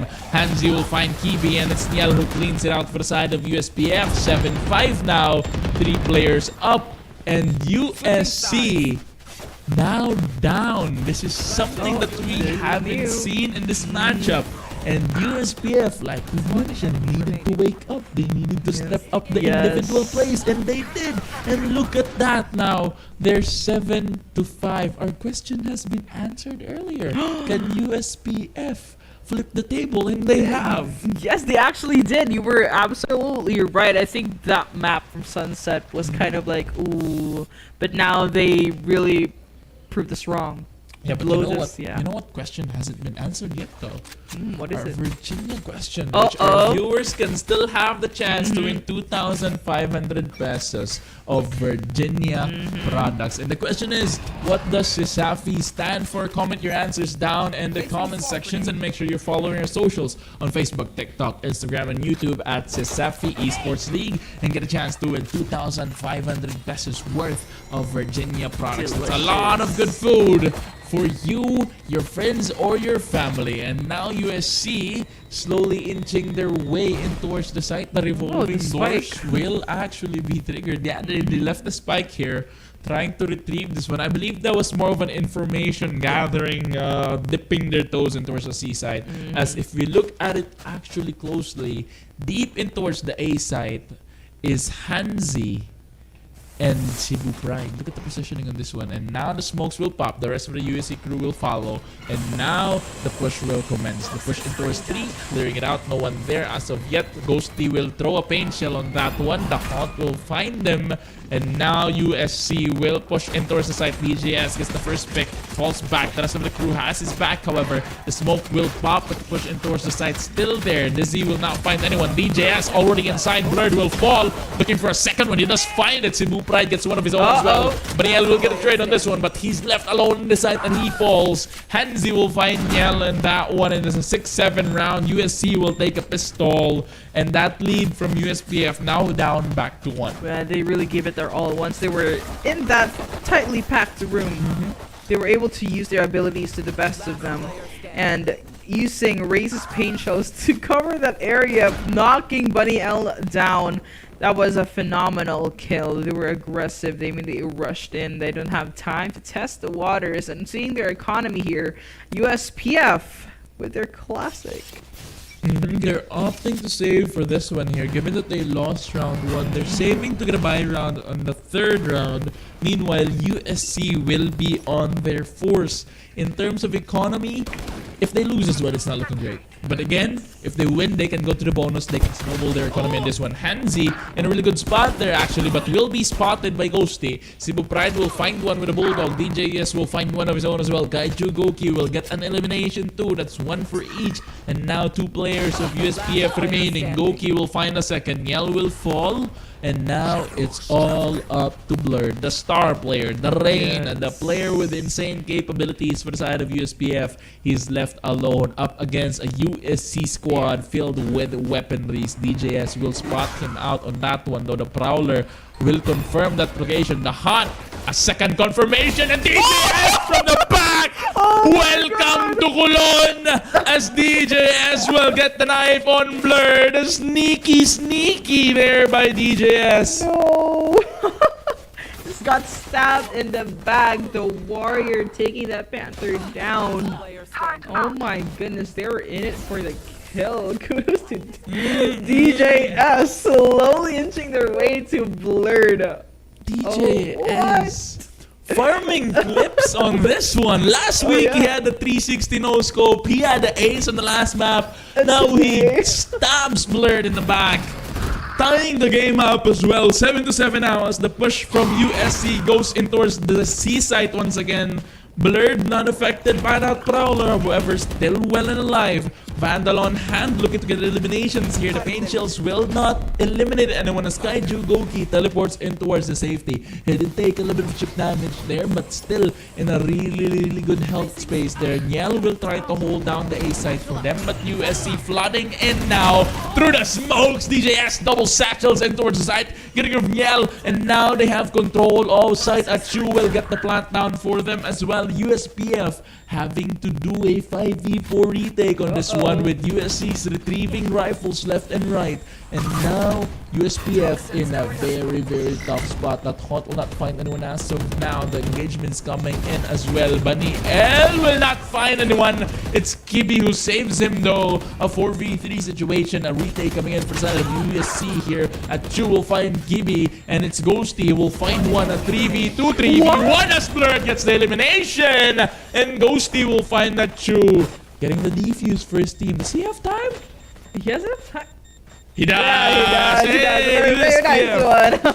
8-7 now. USPF gets the lead again after the tied round. And Blurred actually getting revenge on that one. Left and right headshots coming in for him. But that's satchel in by DJS.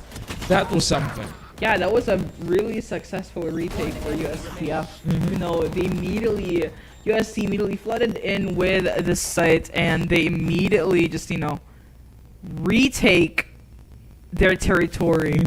Yeah, and you can see their economy here. Oh, okay. With Ghosty's economy kind of struggling, but that is something to make up for it. Actually, USC looking like a Friday economy, while USPF looking like a Thursday. A little bit closer on this one. Yeah. But USPF still a little bit better off in terms of economy on this one. The Pain Shells will not find any. I don't know. Oh my god, Hansi will find one. Ghosty will find 2 of his own. The team blind. DJS will find Kibi. And now a 3v3 situation here. DJS repositioning, trying to find another one. But the push coming in towards the C site now. The rest of the USPF crew opting to rotate in for the retake here. But USC will still not get the plant down. Blurred will find them actually. Knows their location but not finding elimination as to get the Prowler. Will push him away. Showstoppers being popped here. Both in the race. An anime battle, but it's DJS who will find Ghosty first. A 3v2 situation. Now Blurred will get that trade. A dismiss in towards the site by Blurred. He has the positioning advantage here. Kaiju Goki all the way to the back at Chu. Holding a cross angle. Niel with the Guardian on hand. Blurred will find a Chu, but Goki will get rid of him. But Blurred still alive. 32 HP. A fight here. 1v1 situation. Goki, who will find who first? Oh, gets a sniff of him. The reload! Goki will catch him out. Tying the game. Unfortunate timing there by Blurred. That reload as soon as his head peeks out of the rubble. And he gets eliminated. Yeah, unfortunately, Blurred was one of the victims of the Valorant timing. It's the Valorant timing. Oh my goodness! And now the pressure is on with 8-8. Yeah. They are trembling in their boots right now. They're trembling with their keyboard, their mouse, their desk. The game is definitely on for both of them. They really, gave it their all.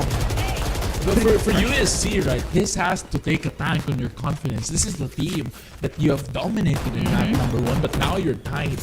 So you have to be, for USC, you have to be seeing something different here. Like, you have to be a little bit scared at the very least. This Given point. that you stopped them in map number 1, but right now, just a few minutes, 10 minutes after, they're tied with you in this matchup. And so USC really, really needs to play carefully on this one. Yes. They have been a little bit too aggressive in this matchup too.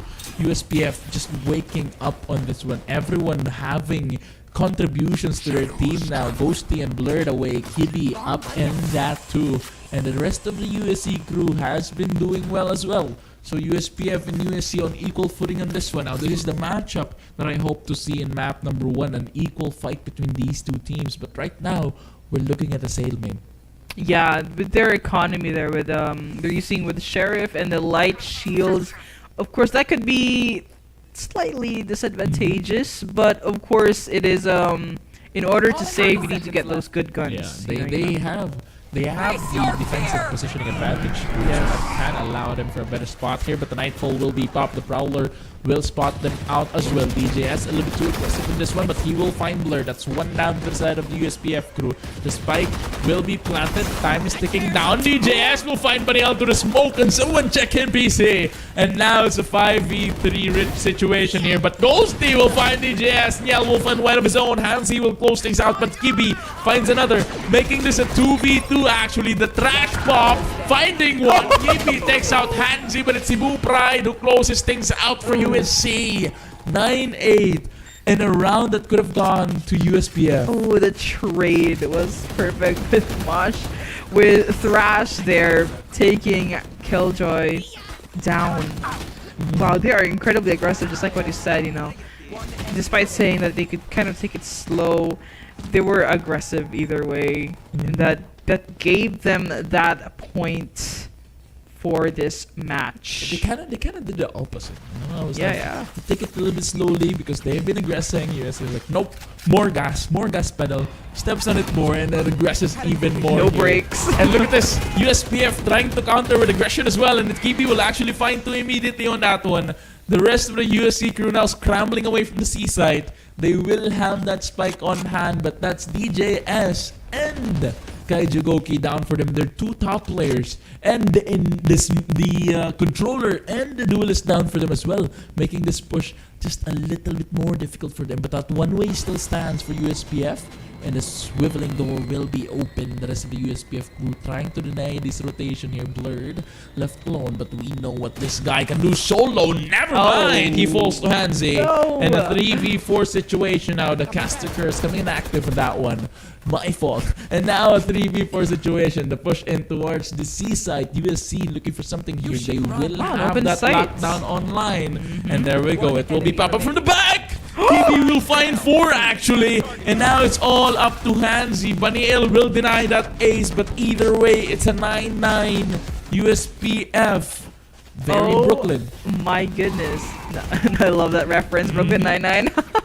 But wow, they really pushed for their defense here. They had no time. Okay, let's just chill in the site. Nah, that's not on USPF's side. They just, let's be aggressive as well. Let's be aggressive together. And yes, with a perfect lurk for USPF Kibi. Yeah, that's actually what I noticed. Why has no one been lurking in this matchup? No sentinel that can hold you're down right. the flank because KJ has to push in with his team. Yeah. The utilities will disappear. He will go to sleep. So why has no one been lurking? Actually. Knowing Lotus, he could lurk safely there. But again, an aggressive push in towards the side by the side of USC. Niel forced to move back in a very dangerous spot actually. One paint shield and you're gone there, buddy. You don't want to be standing there, but the rest of the USC crew will get that plant down in towards the A side. Ghosty and the rest of the USPF will attempt to do a 5v5 retake on this one. Yell actually, never mind, he's in a good spot on this one. Gets an engagement at Chu. Will try to get the advancement here, but Ghosty will find him. Now the rest of the USPF crew going in for the retake. Mariel will find BJS at 3v4 as Kimby will get rid of Cebu Pride. Hanse gets one of his own. A 2v4 situation in this one. Hanse! Clear on that one, getting rid of Blurred. Niel will find one of his own too, but the lock. They're giving them that win. It's now a 9-10 situation. The pressure is definitely on. We are shivering for them. I mean, we're not just shivering from the gold on this one, no, but this matchup is literally goosebumps. Everyone has been performing really well. This is the matchup that I expected on map number 1, which we didn't quite see. But now it's here. It's a banger of a matchup that we're seeing right now. And of course, it will not be possible without our wonderful sponsors here in CESAFI Esports League. We have Virginia Food Incorporated, Basta Hot Dog, Virginia. We have PC Express for all your digital needs. And of course, the CESAFI Esports League is co-presented by DTO Telecommunity. Ipakita ang galing saan man galing. And these teams has been showing their galing. They've been showing their abilities, their capabilities to click heads, to communicate with each other as well in terms of strategies. And this is a matchup that we love to see. This is the game. And then the reason why their scores are really good is because the strategies are well planned out. Despite the pressure between those two universities, the pressure is on. The strategies are strategying. For the lack of better words, the strategies are strategying. These two teams. And in the top tier level of Valorant, contingency plans are present in terms of situations wherein you don't know or like you're having a difficult time. There is a contingency for most teams wherein they do this, do that, they execute this way rather than that way. And that has been showing as well. Both teams trying to switch up strategies whenever things go wrong. That's their contingency plan. That's good, yeah. But that's really good. The other team shutting it down. A back and forth action between these two, knowing full well that not only do they know their opponents, but they have the ability to shut them down as well. And now, the contingency for the side of USC is to go for a split push. They're going for a more divided push on this one because again, going in as a whole unit, the past few rounds have not been working for them. They've been getting eliminated left and right, and now they're going in this one separately, trying to get an individual plays that each of them actually can highlight, and the rest of the USC crew trying to clear things out for them. But Blurred is waiting in the seaside. The Panther is waiting for its kill. I think their A side is slightly open with Killjoy, USPF Killjoy just guiding there. And now they're slowly inching their way to C sites. Just playing their time earlier, but now the aggressive push in towards the side coming in for the side of USC now. Utilities being used, forcing Blurred and the rest of the USPF crew to fall back. Viper's Pit being popped as well. Baniel will find Hansi on that one. The plant will go down for them. Goki will get rid of Baniel actually. And now it's a 4v4. Dizzy will catch one out. Blurred down to 22 HP. Wingman will try to find anyone. The lockdown being popped. The Empress as well, but denied. And USC cleans it out. Ooh, that was insane. 4 players alive with 1 down, taking every Panther they see on sites.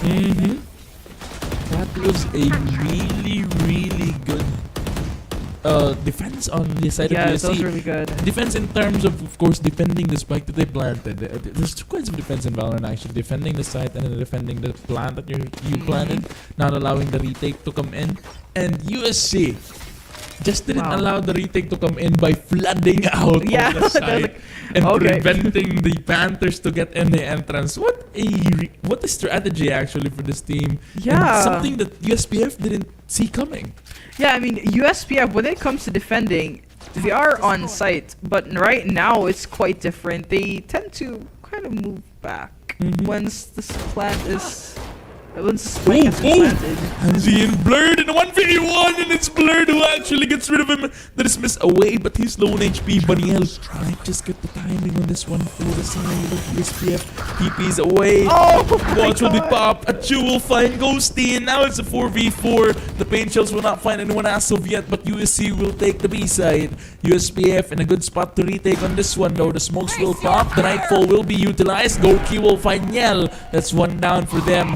Blurred will be spotted out here. Guardian on a hand. He will be hunted down. They know he's the capable player, so they know he's going to take out as of now. The Blinds will not find anyone as of yet, but Maniel will find Cebu Pride. Bird gets one of his own. USC pops 2. USPF will find one. With a 3 to clutch it out. 11-10. USC takes the lead again. Wow, you were absolutely right with Fade's Nightfall. It really covered the entire B side, giving them that advantage. They were able to shut them down one by one. That was a phenomenal round there. And now 11-10. The pressure is really there. Exactly. USC is now 1 round away from match point and 2 from victory. However, looking at the economy, USPF, it's not looking good. They might just allow to get the 12 here and then get that economy back up in order to prevent the win from actually happening, and then taking this map to overtime. I believe that's the goal for USPF here on this one, an overtime map rather than a game that's over in just a snap. If they force this one, they won't have any money to buy the next round. So they are securing round number 23 rather than 22. Oh yes, you know, comparing with their economy, all of them are using sheriffs with the light shields compared to USC, all vandals and heavy shields right there. Who will win this round? Will they immediately push onto site? Will USPF defend strongly with their territory with 1 on C, 2 on B, and 2 on A? While most of them are slowly making their way to A site, trying to get that intel. USC needs to pick their fights right in this one, because I was gonna say the Sheriff is 1 tap to the head. DJS will fall, but still a 4v4 with a quick trade. Niel will be spotted on that one. However, no Pain Shells online for USC though, so it wouldn't be that easy to clear him out. The plant will go down for them. Niel, Sheriff on hand, will try to get one, but it's Kaijo Goki who finds him. Achu will find one of his own as well. A 4v2 situation. This one, Goki will be pushed away by that Mosh. Time is ticking though, and it's not on the side of USC. USPF, not on the side of USPF rather, looking for a retake there. Blurred will find one that is missed. He's still alive. 11 HP. No! He gets a down, but he falls. God!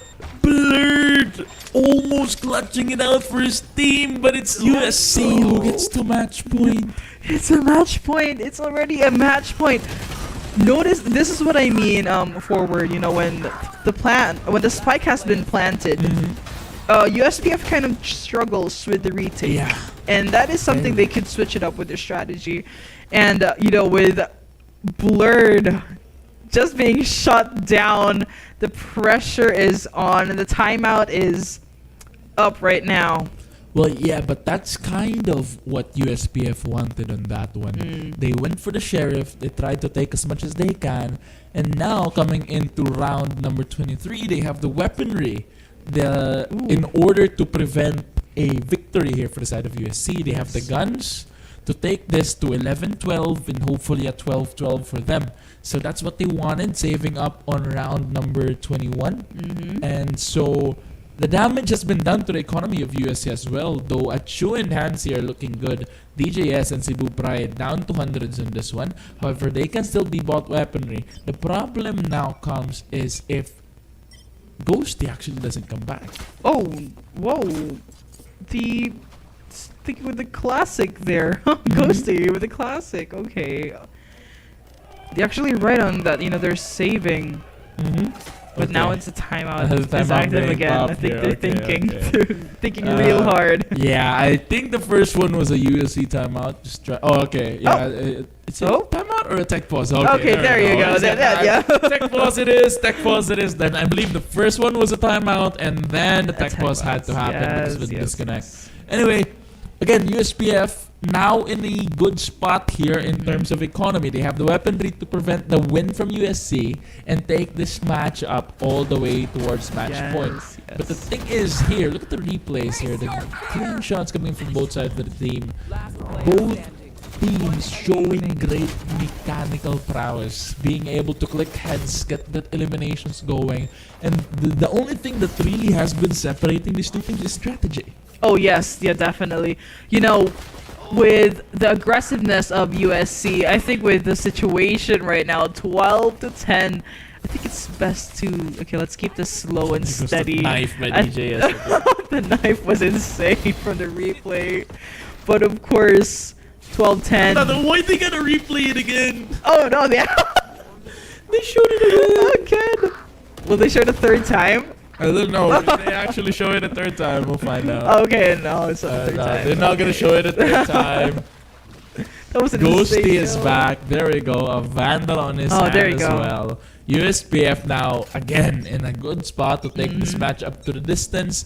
USC opting to go for another split push on this one. They've been doing so a lot recently actually, and they've been succeeding on that one. But USPF can punish them here, especially with the Empress online for Blurred. And again, the Empress doesn't run out now. So even if he pops it, he gets the 2-1 to the C side, he can still go all the way around A and still Yes. have that Empress online.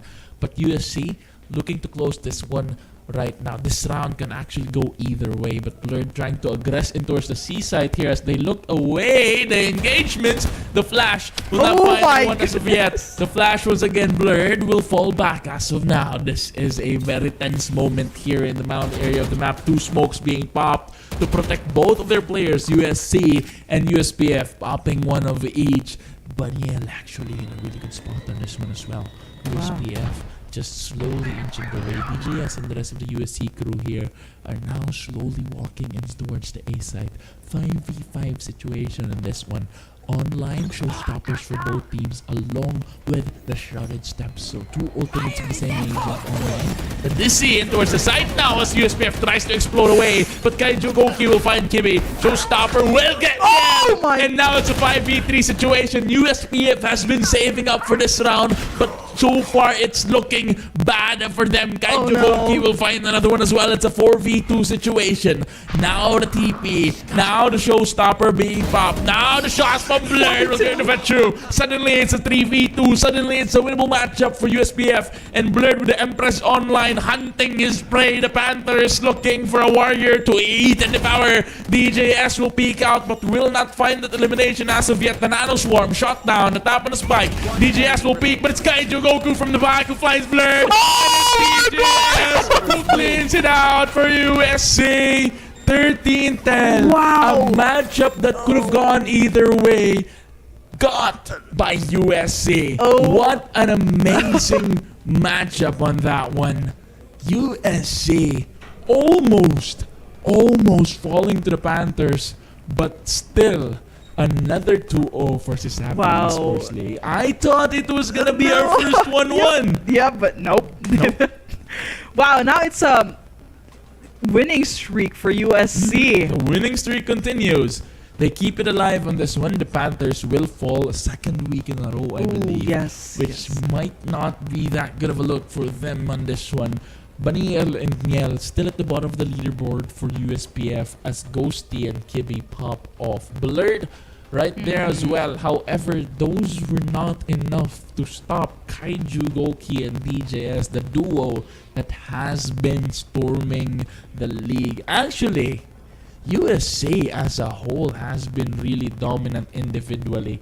And as for the MVP, it's gonna be Kaiju Yes. Goki, the Omen that frags. He got the hairstyle going, he got the glasses Yep. going. This might be tense. We are looking at tense Okay. right now. This is tense. This is not Kaiju Goki. This is tense. 23 kills, 14 deaths on that Omen. That is a sight that you want to see. And that is the Omen that you want on your team. Yes, definitely. With the great support, with the great one-way smoke, really gave them a show-stopping moment. Yeah, and the reason why they actually won, they were able to read USPF strategies. Exactly. Yeah, and that was kind of a bit of a disadvantage for USPF, but for USC's smart tactics, it's all about tactics and timing. They were able to get that win on their end. Exactly, and I believe I saw the moment where it all fell apart for USPF, and that was as soon as the flash from Kiwi was stopped. He flashed, pushed out. The flash didn't find one, nor was there any teammate near him to get the trade. And after that, they just fell one after another. That knife again! They did the knife again. They did it again. They played They it did it on again. purpose. The knife was dirty from DJS as well. But as I was saying, that flash, as soon as that flash from Kibi was popped, and there was no one there to trade him, no one pushed out with him, that was when they slowly fell apart. And that was when they were eliminated one by one. And Yes. Kaiju Goki's ultimate, look at this, the dismiss from Blurred, actually able to close this out. But the ultimate from Kaiju Goki was kind of forgotten by USPF as he walks behind them towards the back Yes. lines, getting that kill from the back. Oh, they played the knife. No, whip they again. really They love the played knife scene. That's twice or no, 4 times this That's the time. fourth time they replayed it. But I honestly, swear. props to DJS and Oh, the yeah. University of San Carlos, especially Yes. Kaiju Goki again getting that MVP.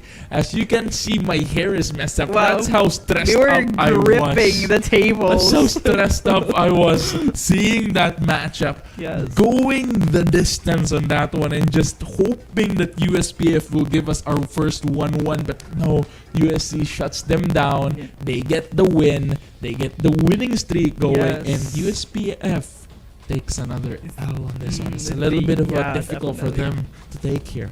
They are still on a roll here, USC, with their amazing tactics and skills that they were, especially the knife one. Mm-hmm. That was a dirty kill, but it was such an intense match Mm-hmm. against USPF. Two aggressive teams. They were able to clash it out against each other. The battlefield was bloody and Mm-hmm. deadly, and USC just taking them down with an intense battle. Exactly. And again, that matchup in map number 2 was what we hope to see here. Yes. and when we were presented a schedule of the matchup, USC versus USPF, I was like, this is gonna be a good one. We're gonna be casting a good game on Yes, this one. And we kind of didn't get that on map number 1. Yes. Considering it was the first game, was a little bit early. Everyone was I think they were probably still just trying to wake up there as USPF. They did wake up in time for Oh, map yeah. number 2, but unfortunately, just not enough. Just wasn't there to dethrone, to stop the USC, to stop their roll. Which actually, by the way, USC is the new team here in CESAFI Esports League, Oh. just stomping on everyone here, and they have been winning. So USPF again, they take an L on that one, but it's not an L that they should be ashamed of because they Yeah. put on a really good map and they were up against a really dominant Yeah, opponent. that was finally a worth opponent. Thailand from Coco Panda. There we go, yeah. And it was such an intense game between those two universities. They really gave it their all. Kudos to the hard work of USPF as well. Despite that loss, they really showed it. They really showed what they can do. But of course, with their demise, USC shuts them down. And now USP, they could maybe change their strategy now rather than with the aggressive way of their play. Maybe they could test the waters first half of the game or early game, and then maybe more aggressive now. So maybe that's Exactly. something that they should actually change. And then here's something that I can say to kind of lift up the mood of the USPF crew as well. That was the closest USC map here in CESAFI Esports League. That was the closest matchup that they've ever had. No one has ever taken USC it was just that far this. here in this matchup. But to find out the keys to their victory and how they continue to roll through CESAFI Esports League, we have our host here with an interview with USC. Hey there, esports fanatics! Were you also thrilled to watch the USC Warriors and the USPF Panthers match? On the first game, the USC Warrior dominated that match. However, on our second game, there were a bit of problem because they had a neck-to-neck match. So thankfully, the USC Warriors won a 2-0 standing. And we have here one of the players, Achu, for an interview. Achu, can you hear me? Yes, I can hear you. Okay, that's good. So, Asher, can you please tell me what happened on the second game? Why was a shift in the gameplay? USPF actually managed to adjust our gameplay when we were taking like the C area. So we took a pause for a while. We talked a bit how to counter them. So one of our players said, "Let's just wait. Let's react to what they do in the game. Then let's start from there." Okay, so how did you maintain your composure and focus during the intense moment? We practiced quite a few times already, like the past few weeks. So we were confident that we could win this game despite the close game. Okay, so now Achu, who or what has been your biggest motivation throughout the series? It's already our 5th week. My motivation throughout the series is we just want to win. We just want to win the championships, hopefully. And yeah, we just want to win. So, do you have any teams or player that you're looking forward to play against for the playoffs? Actually, yeah, we wanted to go against UC Main. Shout out to Dante.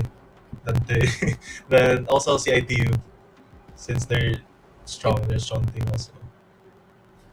Is there someone from the CIT-U that you are exactly looking forward to play against with? Not really. Them as a whole are a strong team. Okay, so lastly, before we end this interview, can you please give your hypest and loudest shout out to your fans and supporters? Shout out to my parents and my Labangon people there supporting me, and also to my closest friends there watching. Hopefully, yeah, that's it. Thank you. Okay, thank you so much, Achu from the USC Warriors. Congratulations to you and to your team. Now, fans, I hope you're still hungry for more because we are about to show you more thrilling showdowns. A big thank you to our sponsors for making all of this possible.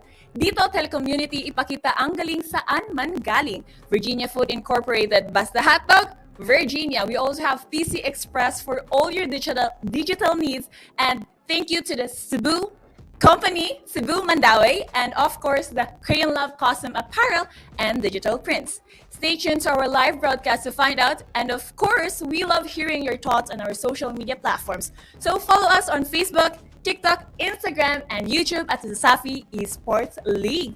And that's it, fans. Stay tuned. This is Shane, your host, here to give you more intense esports gaming news.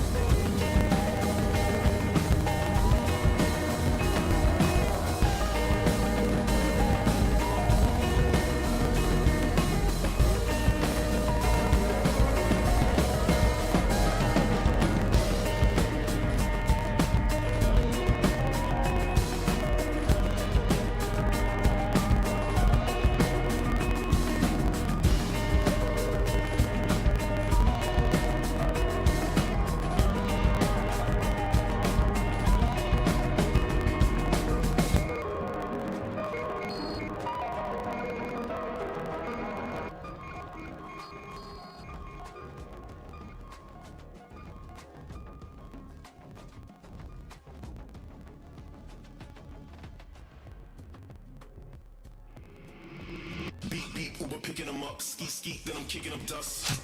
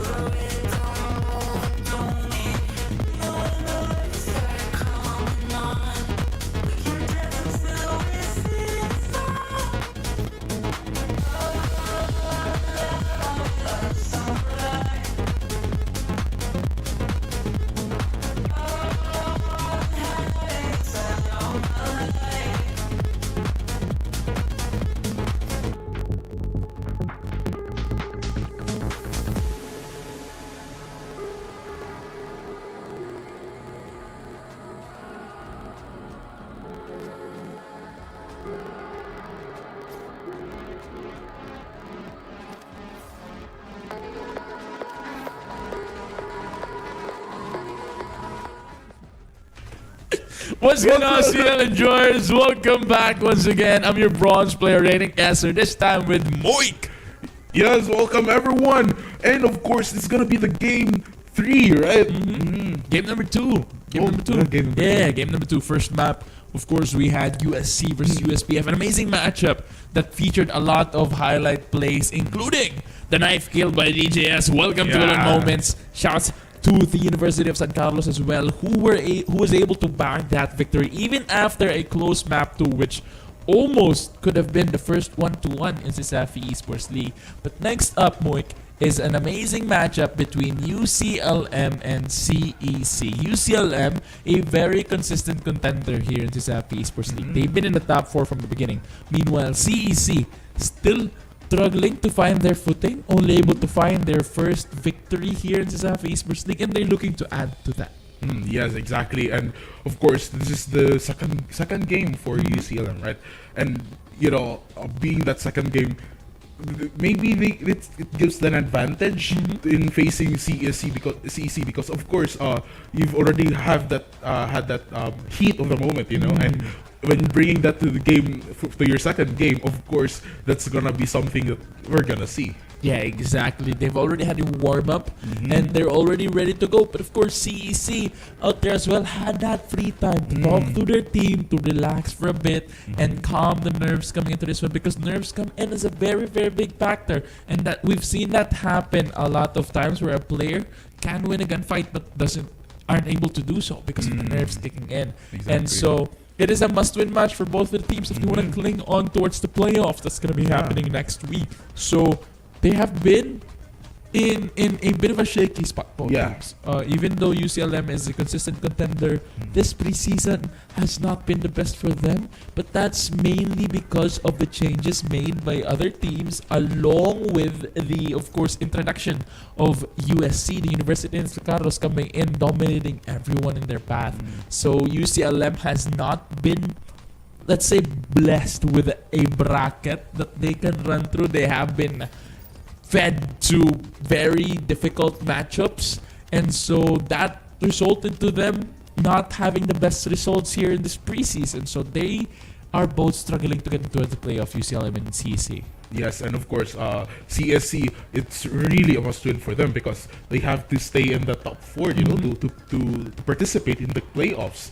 So again, it's just really a matter of who wins this game and who's able to move towards the playoffs. Exactly.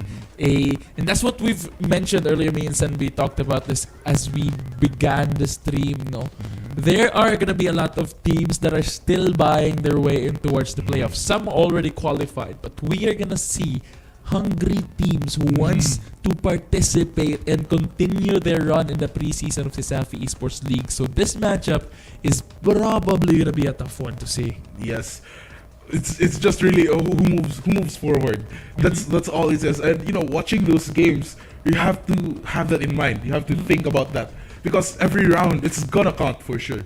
And every round it really gives an advantage or a disadvantage to both teams. And when they do that, it's just really a matter of who moves forward, and it's just really a heavy one. As you said, it's a tough game for both of these teams. Exactly, but that, of course, and all of this wouldn't be possible without our wonderful sponsors. Of course, we have Virginia Food Incorporated, a company that has touched the life of many Filipinos through their premium can and frozen processed meat products. And we all know the tagline already, Basta Hotdog Virginia. And we also have PC Express, the top of the line supplier or leading computer and tech retailer in terms of computer parts and peripherals. So if you want to upgrade your performance, upgrade your setup and peripherals, PC Express for all your digital needs. Of course, CESAFI Esports League is co-presented by Dito Telecommunity. Ipakita ang galing saan man galing. Yes. And of course, speaking of Virginia Food Incorporated, we would like to introduce the question of the day. There we go. For the Virginia question, which team will play 2 games for the final week of the group stage? This has been mentioned already. And this is also in the PubMat. So if you're following our social media pages on Facebook, TikTok, Instagram, and YouTube at the CESAFI Esports League, you will know the answer. And if you do, comment it down below in order to get a chance to win 2,500 pesos worth of Virginia products. That's a lot of food. I would That's a want to lot win of that. yummy food. I would want to win that. But yeah, again, we've said that, so that's the hint already.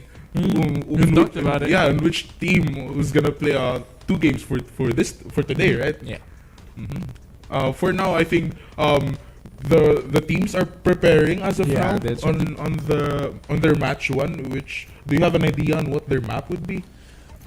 It is believed to be Lotus, actually, map Lotus. number 1. So we don't have any ideas on the composition as of yet, but the map 1 will be Lotus. A map that was played earlier, actually, Yeah, by I've USC seen it. versus USPF, which was a very, very close map for them.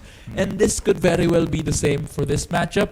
Of course, Lotus is a map that demands control on certain parts, specifically Mound and Rubble. Those 2 areas of the map, gain control of that, and you've basically an easy entry in towards the site. But as defenders, gain control of that area and you lock your opponents away from said site. However, rotations are very easy as well because of the revolving doors from C to B and the Yes. breakable door Yes. from A to B.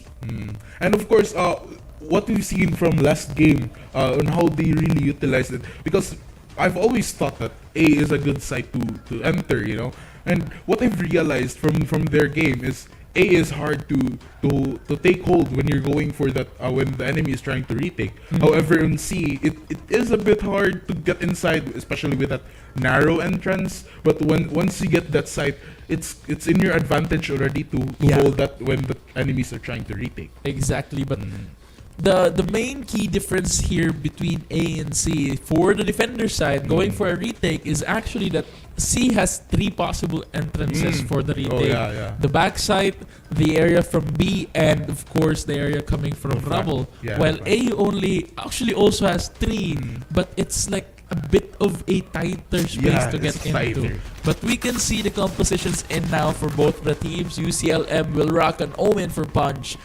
The Rays for Raymonds. The Boki will be on that Viper. A double controller for them. A double initiator as well, as we see Zanes on the Gecko and Smoke on the Fade. No Sentinel for them, which I assume Boki will play the role of the pseudo Sentinel in the form of the Viper. Yeah.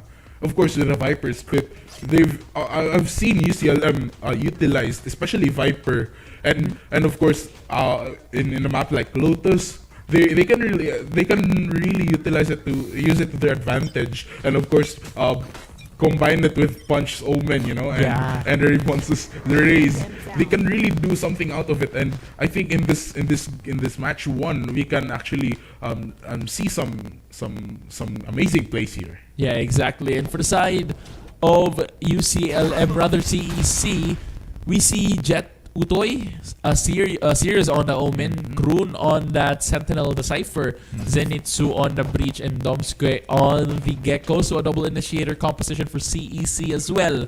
However, they do have that Sentinel Kroon who protects the flank for this team.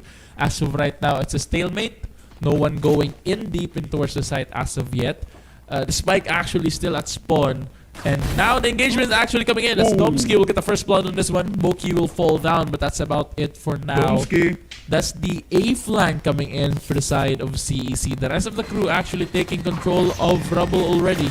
Pushing in towards the C side now. Cypher utilities will be triggered by Raymonsta. However, it will be removed for this one. Kroon already in a good spot here. The rest of the UCLM crew trying to prevent the entry, but Kroon will find one. Punch and Smoke will find one of each. A 3v3 situation on this one. And now bodies falling left and right. Zenitsu will find Punch. Zions will get one of his own. And now it's a 2v2 situation.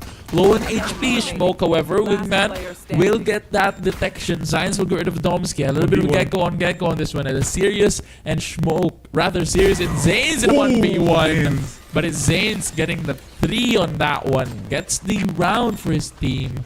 And now CEC actually starting off hot. Getting that first round win up against UCLM.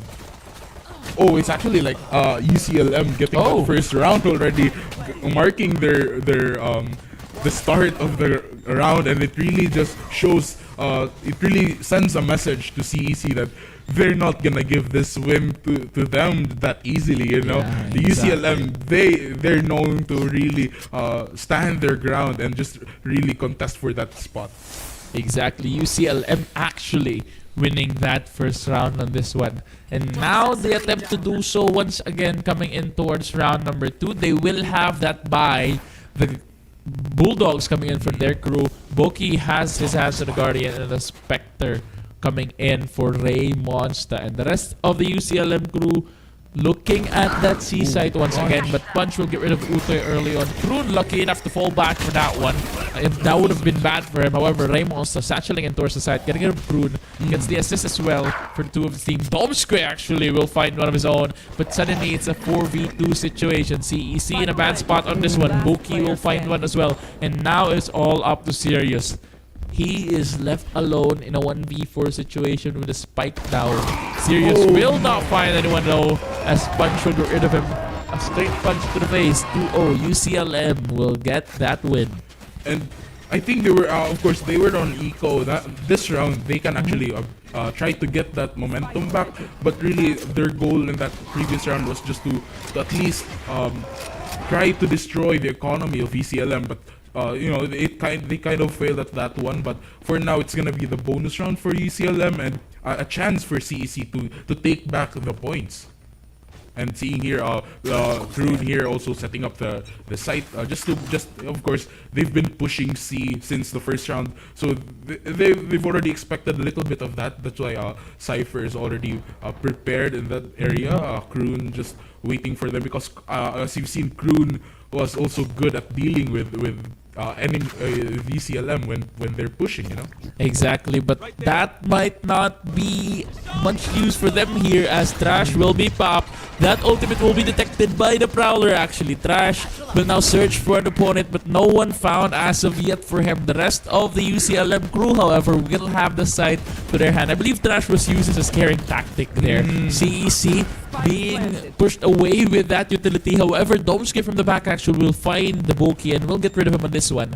That will allow CEC an advantage here. That's the Viper gone from them, so that's post-plant potential gone. Raymonsta will find one of his own, however. A 3v4 as Zenitsu will find one. Smoke and Throne find one of each at 2v3. All of a sudden, CEC has the man advantage. Looking for an elimination on this one. Sirius will find Zines with a headshot. Punch will get rid of Kroon, however, and it's Punch who cleans it out for the rest of the crew. Now a 1v1 situation here. Utoy actually finding Punch on that one. A shot through the wall. Punch will fall in a defuse coming in for the side of CEC. And of course, Punch was really on lead right now, and still he doesn't know where Jet was hiding.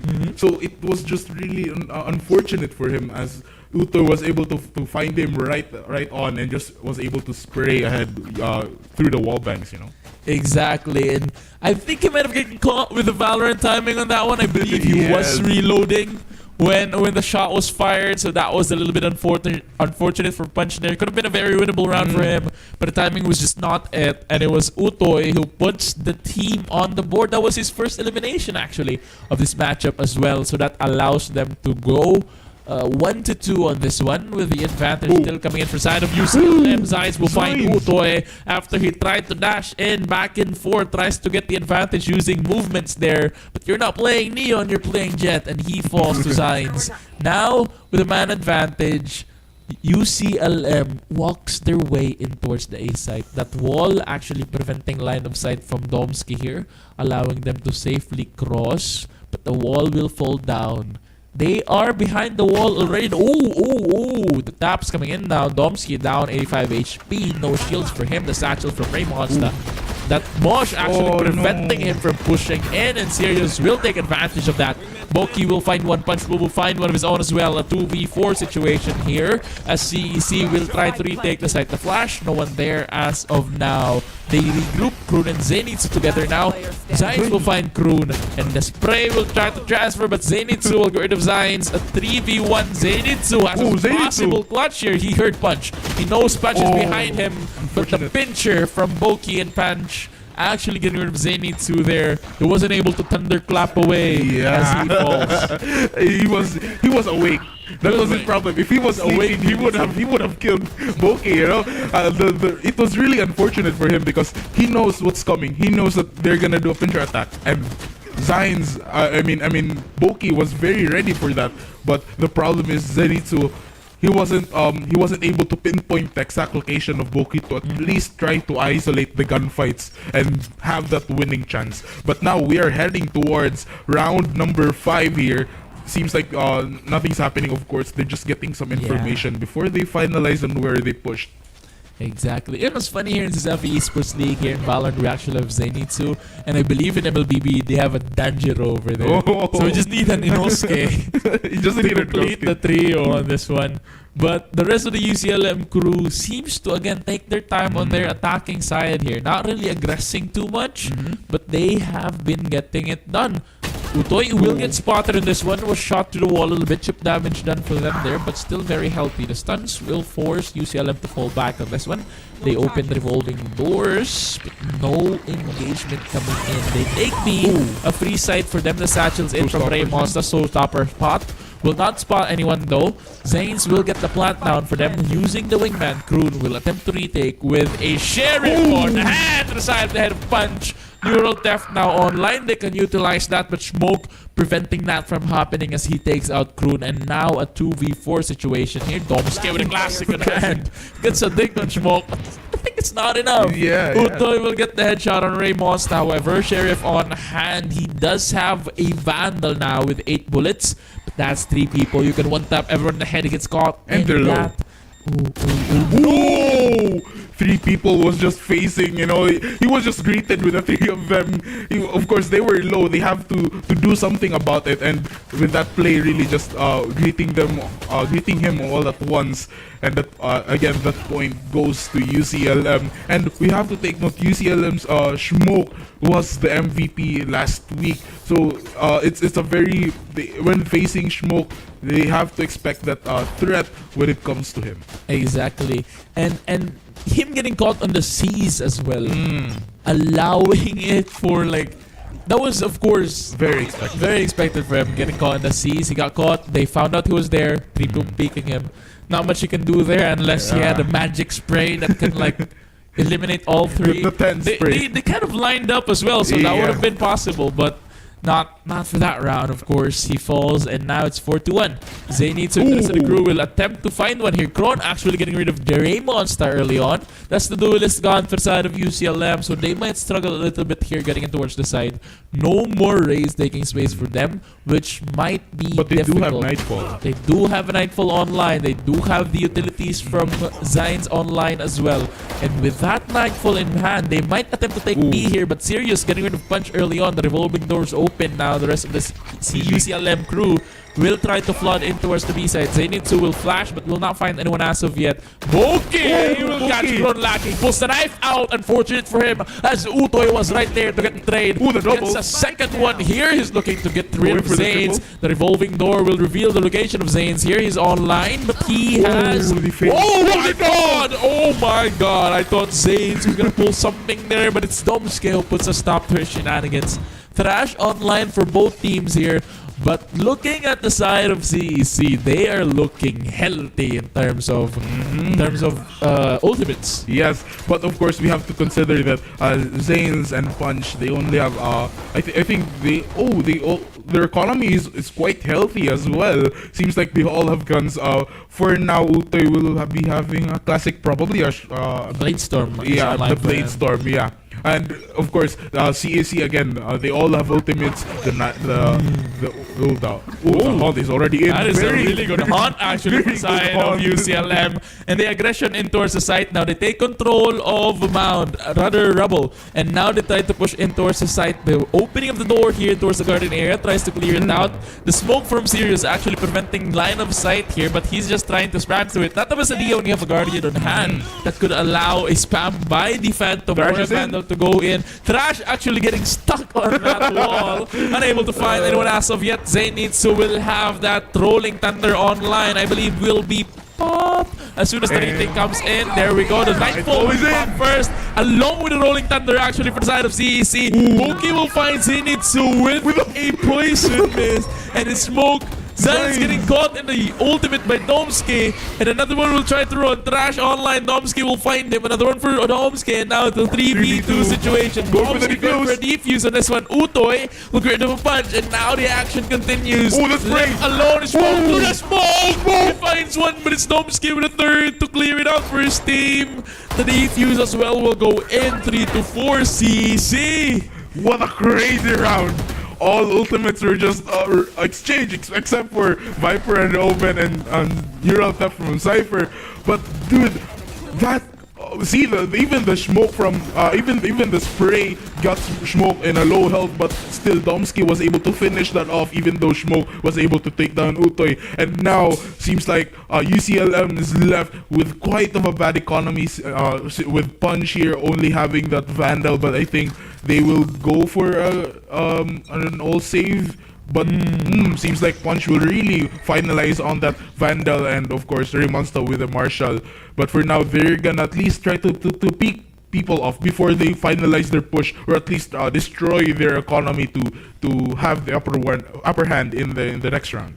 Looking at the positioning here in the map, actually, Punch playing closely to Smoke and Zines, allowing for that Vandal to be retrieved if ever he falls on this clever, one. So clever. a hero buy coming in for the side of UCLM, but proper plays for them. But that's not even the gun that's gonna get the first blood on this one. A Smoke getting rid of Dom's good headshot with the Sheriff. Like I said, Smoke, he was the MVP. He's a threat to be taken care of, and Domske already getting killed by Smoke. It just shows that UCLM, they're really trying to shut them down and not give them that win. And if ever UCLM will gain control of the side of this one, that will be a very difficult retake for the side of CEC, as they lose one of their initiators. Yes. Of course, they will still have Domske, but the difference of the utility in Breach and Gecko is very big.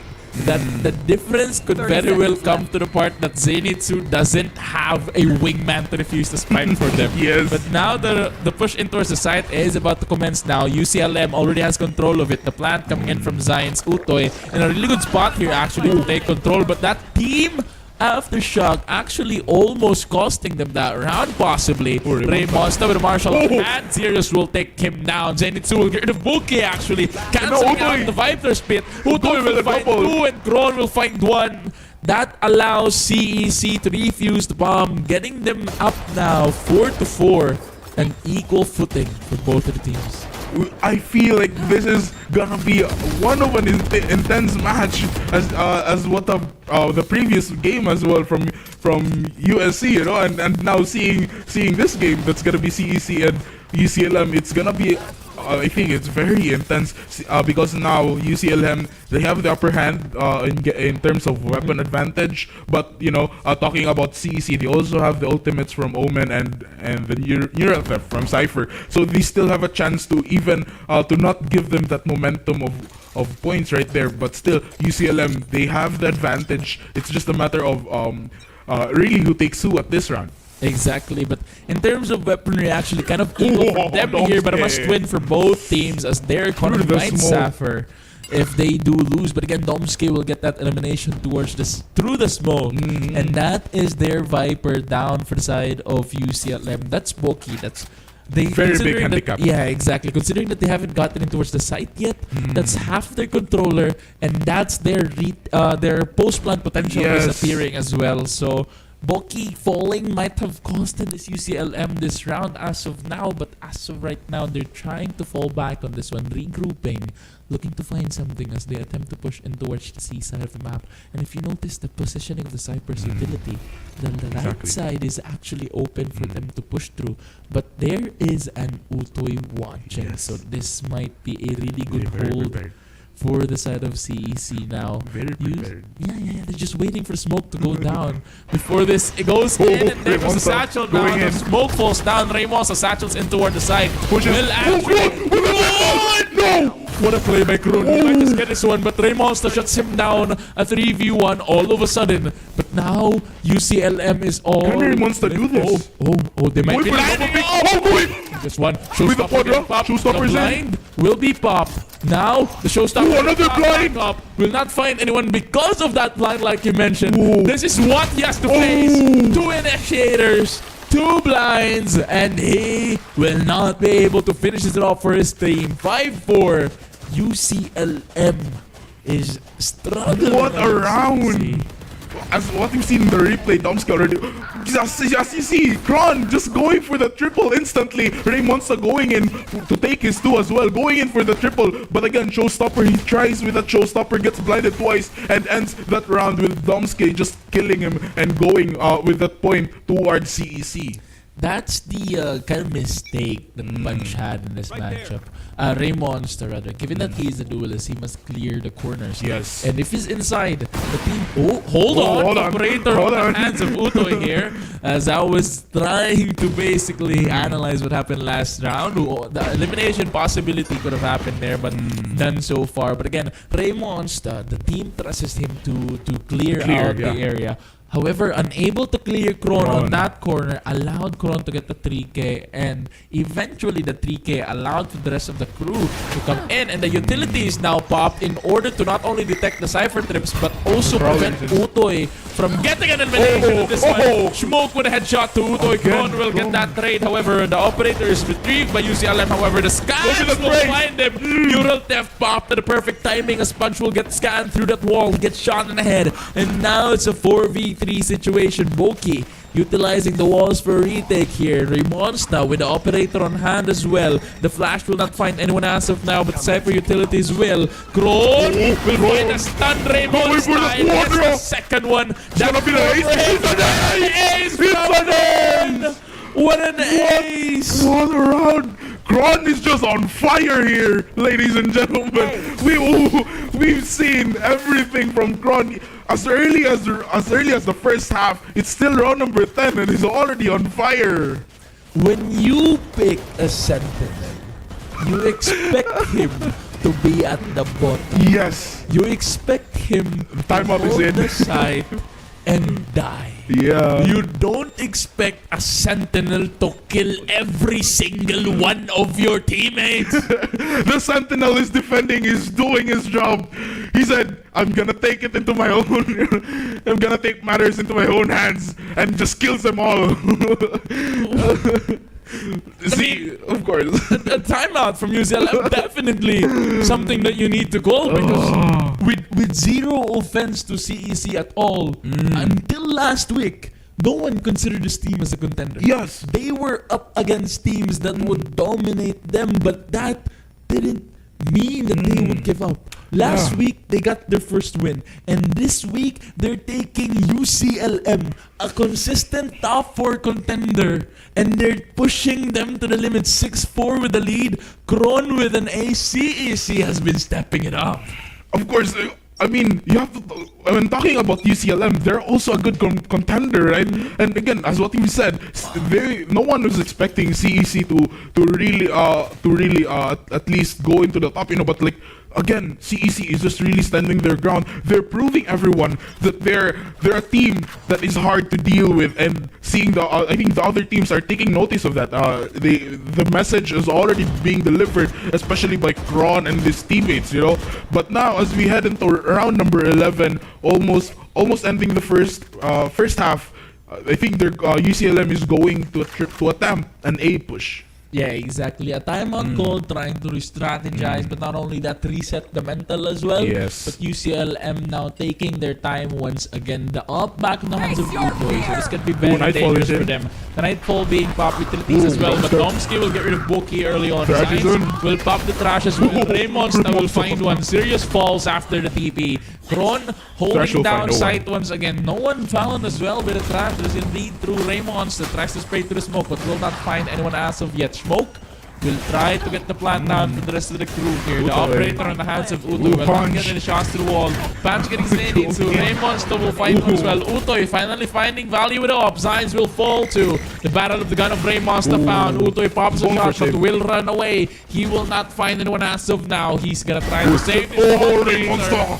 But Raymonsta gets a 3K to clean things out. 6-5. The op will fall as well. Will they retrieve it? UCLM actually deciding not to pick up that operator, which could be a good idea for them heading into an attacker round. And of course, Ray Monster being just a monster right there in the replay, taking Utoy. Still, Utoy, if Utoy would have committed on saving that, they would have at least of an advantage as they head into the match point. But seems like they will stick to Vandals because I think that's what their strengths as of now.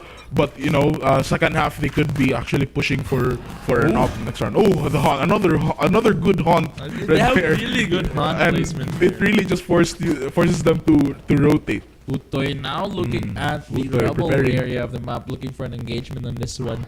Actually aggressing in, getting rid of that Dizzy. The Nightfall, rather the blinds from the Omen, however, will be popped, allowing him to push back in towards the side, regrouping with Kron here. And now they're attempting to take C side again, UCLM. Tripwire is down. CEC, actually they will find the tripwire. They have been putting the tripwire in the Yeah. same spot. So it got They kind of detected by expected the Prowler, and now they're just shooting that general area over and over again to try and detect the trip. The smoke will fade. The Prowler will be popped again. There goes the Boombot trying to clean. But look at this. Now, they're actually faking C, and the rest of the crew rotating in towards the A site with only a Domske playing in. He's not expecting this. He's not expecting this. But Oh my god, Domske Domske will actually find one. taking one, going for a second, but he will fail as Boki taking him down, and the rest of UCLM goes for the plant right on. And while CEC tries to go for a retake, but seems like Smoke is going for a back, takes down two of them, going for the triple. Finds gonna find a triple, but no, Kron will take him down. Neural Dev is up, going in to take control of the side, but Ray Monster will stop Kron from pushing in. Punch is also detecting some enemies, but looking for enemies right on, but it's gonna be a one situation from Utoy as UCLM was able to take control of that as they head on to second half with the 6-6. Exactly, an even matchup for this one. Domske could have gotten a lot there. Smoke not finding too much value from the flank, actually falling after looking for a third. CEC able to find their footing here, getting an equal half for the both team. But now that we're on towards the swap, CEC will be heading on towards the attack round. UCLM will be defending. We'll see if the 6 points from CEC will actually be a proof that they are good in defender, and will they be able to keep this up in the attacking round, or was it all just a fever dream? We'll find out as the round commences now. 6-6, the swap comes in, the stun in towards the rubble area. Boki forced to push back. The rest of the UCLM crew still rotating in towards the C side, but CEC will clear those angles and will be able to push in towards the side. The utilities coming in from the Cypher will track Boki, and now the smoke in towards the side. The dash by Jet. There goes the flashes as well. They already have control of C side. Just like that, CEC will get the plant down for the side of their crew. Zions from the back will pop the Z. Will not find anyone as of now. The retake coming in from the B side of the map, but Utoy will get rid of Raymond's tie. It's a 4v4 as the trade will go in for smoke. Sirius will find the neural theft here, rather the blind here. Boki will get rid of Kron. No neural theft for them. Zenitsu will get rid of Boki, and now it's a 3v3 situation. From the good spot there, Sirius will actually find one, but Science and Punch will clean it out for them. 22 HP remaining. Bang! He falls.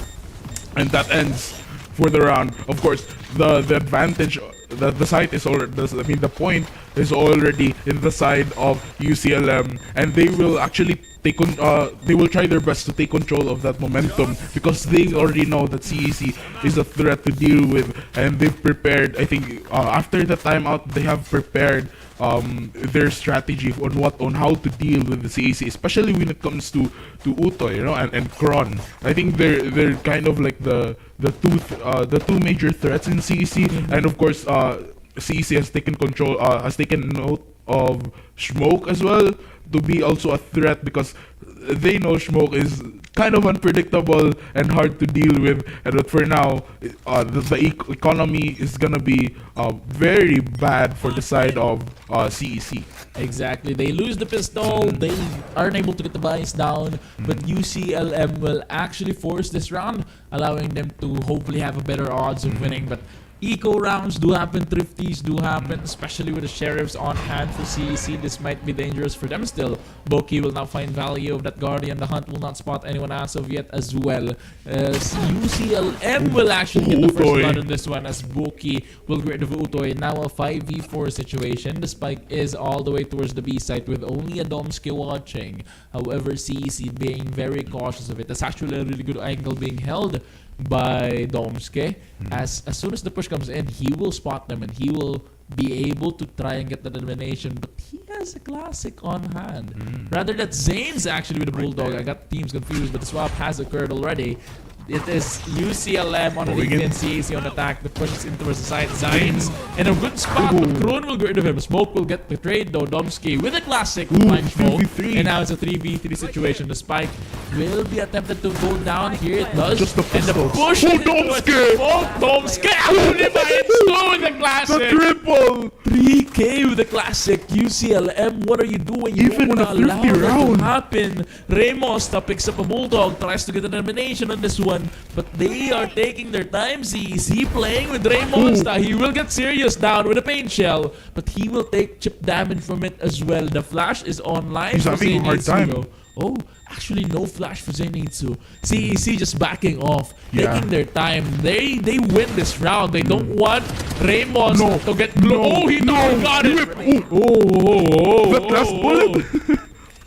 seems like CEC will win that round as of course Domske and the Breach really they were able to utilize. They know that it's kind of a risky move to take Raymonsta together. So what they did is just really relied on the time to actually win that round, and a very, very thrifty round in the side of CEC. They were able to take the point back, and seems like they might have a chance to take this point as well because UCLM, they're on a save. Exactly. Raymond's there. Scared me a little. I thought he was gonna whiff that. I thought he was gonna drop the Bulldog as well. The last But bullet. looking at the economy now, since they forced this buy round should have been for them, is now gone. They're struggling economically speaking.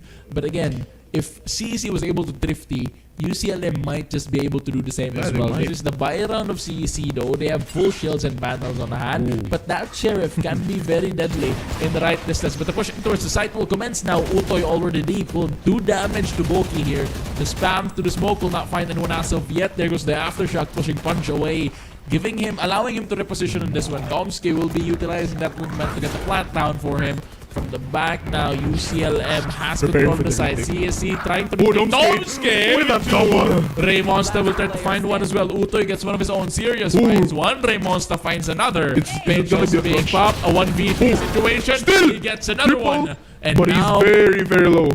yeah, 5 HP on Raymonsta. The spams through the smoke. All he has to do here is pick up a Vandal and save it. That was a free shop for him, but he's about to try and get the clutch down on this one. There goes the utilities from the breach, and the smoke will disappear. If he's smart on this one, he's gonna save that Vandal. He's gonna run away, but I believe he doesn't have the ability to do so. There we go. Running away now. Earlier, he wasn't able to because there was still a player watching that area of the map. But as soon as he heard the rotation from CEC also, he was like, okay, I Coast is can clear. run free. Yeah, coast is Yeah. clear. And he dipped away saving the battle, which scared me a little because I thought he was gonna push in and try to do a hero play, which would have not been good for him. Yes. And of course, still the point advantage is towards CEC, and they will. It's of course this is still match one, but the tension is very, very high. It's They there. don't want to risk anything, and when the point advantage is already up, they will try their best to at least hold on to that and really widen the gap on their points. Exactly, and now UCLM will attempt to prevent the A push coming in from CEC, but they're not there. Look at UC Main stacked up on towards the A side, but the B push will come in for the side of CEC. Trash is will in. be popped, and the rest of the crew already in towards the side. They have control of it, and now the plant will go down for them. The paranoia ready as well for Sirius. As soon as the door breaks, he pops it. Utoy going in. But Raymonsta. blinded Raymonsta. Sirius will find one. Zanes will find one of his own as well. And now it's a 4v3 situation. Zanes will Trash pop is a in. trash of his own. Kron will get rid of. Kron will fall to smoke Kron. actually. And now it's a 2v4. The tap on towards the spike. The mosh pit not allowing the defuse to come in just now. But now the DC will be popped as well. The rest of the CEC trying to take time. They have the man disadvantage, or they just want to play time on this one. Punch will find Domsky. Will find one. But Boki cleans it out. And the defuse will come in with 11 seconds to spare. A lot of time for UCLM on that one. And as what I've said, was one as if one team gets that point advantage, they will try their best to hold on to it. But of course, the other team will not really let them have it and just try their best to at least even the points and try to take that advantage. And of course, the points right now, it's 8-8. The previous game, it was also a very close game. As what I've said, I can feel the tension already. We might head on overtime right here. But you know, UCLM and CEC, they have their strengths. They will really play on, and they will really hold on to that. Could this be the pressure getting to them? They try to keep the lead, and so they have that in the front of their minds. We need to keep the lead. We need to keep the lead. We need to keep the lead. But then that allows them to not focus on the game. Make mistakes, have misplays coming in. And we've seen that a lot happening for both sides, actually. That is a big psychological factor that comes into close games like this one. All you have to do is calm down, relax, and talk to your team, really. You need to be able to communicate well what you see. Exactly. Now Punch will get rid of Kroon early on to that map. That's the flank open now for the side of UCLM, as the Cypher Trips will now be disabled. He's no longer around. So flank could possibly occur here. Look at this. CEC slowly lurking their way in towards the C side. They do have that spike on Domsque, so they can use the wingman here. However, Boki is watching. Again, now playing the pseudo sentinel role for his crew, soloing the C side and trying to prevent the push. But the push will still commence for the side of CEC. Boki will find one. A little bit of a dangerous one for him there. Gets a second one. Now he's looking for a third. The rest of the UCLM crew now here as well. Backup has arrived. The pain shells will try and clear it out. But Sirius will find him. But the pain shell will actually get rid of Sirius there. Zenitsu with the sheriff on hand. Nothing much he can do there. And it's UCLM who takes round. And 9 points for them now. Another lead for them. But again, back in quick action. Yeah. You might just see Another CEC. Yeah, of course, taking into consideration the previous round, CEC was on a full save. So trying to hurt their colony was their only move. But of course, UCLM, they were able to just stop that already. But for now, as we head on to round number 18, it's on all of the full loadouts. Everyone has full loadouts. But of course, UCLM, they have a bit of a spare in case they lose, and then they can't, at least they're prepared for the next round. But as we head on to this round, they're already going in for a push. Utoy takes down Boki, going in, and now holds an area with just 10 HP remaining as they have taken control of the site. The spike will be planted for them though, and now the rest of the UCLM crew scrambling to get a retake. That spike position is actually really good for the side of CEC, that allows them to play honorable and play through utilities, but the Nightfall will pop for the side of UCLM, and the retake will go in. The Showstopper will be popped as well. The satchels will be botched a little. Punch will get rid of Kroon. The Showstopper will not find anyone as of now. Smoke will get rid of Utoy, and Punch will get one. Now it's Raymonsta and the rest of the UCLM crew. Smoke and Raymonsta here will find Sirius, and now it's all up to Zenitsu. A thunderclap and flash, but he falls. Raymonsta will get that elimination. Oh, actually, wait, no, they did it that time! What a round! Zenitsu again. When it comes to timing their plans and when it explodes, CEC, they're just really that kind of team to utilize it, you know. And of course, UCLM, I think that sends a message that UCLM, they have to do something about it. They have to do the retake as fast as they can before CEC can pull off another trick up their sleeve. That was actually a misplay on the side of UCLM. There were two of them. Smoke rather Ray Monster already had information that the last guy is on Mount, but Smoke was still clearing areas in the back. Time that he could have used to defuse the spike, and now that costed him the round. It's 9-9 now, but Utoy will fall to Boki. However, he will get caught on that crash, and Sirius will take advantage of that. He will fall. Domsky will utilize Wingman to plant the spike once again, and now UCLM attempting to retake on this one as CEC. A little late, a little later the elimination of Wingman is Punch actually, shooting him down as soon as he finishes planting the spike. That tripwire from Cypher will be spotted out with a Prowler. The Dizzy will catch Kroon as well. And now Utoy man down for them. A 4v4 retake coming in for side of UCLM. Raymond now with the timing, however, he falls. Panch will find one of his own as well. A 3v2 situation. Smoke finds one second for Smoke. And now it's 1v1. He knows where Sirius is. The tap on the spike. It's the Omen ultimate. The stick. Oh, Smoke with a 3K to clutch it for his team. The defuse will come in. Now Smoke will basically redeem himself. Yes. He halves the spike first, sticking it, knowing that the TP is there. He learned the lesson. He knew time was of the essence. He halved it. No more clearing unnecessary angles. Just go straight ahead. Well, of course, you have to take note. He already knows the location of the Omen, and he won't get baited by that Omen TP. He was pretending to at least go for the spike, and then when Omen fully commits to the TP, then that's the time when he goes for that peak. Exactly. That was a good play by Smoke there. Oh my God! Ray Monster Crazy on hand.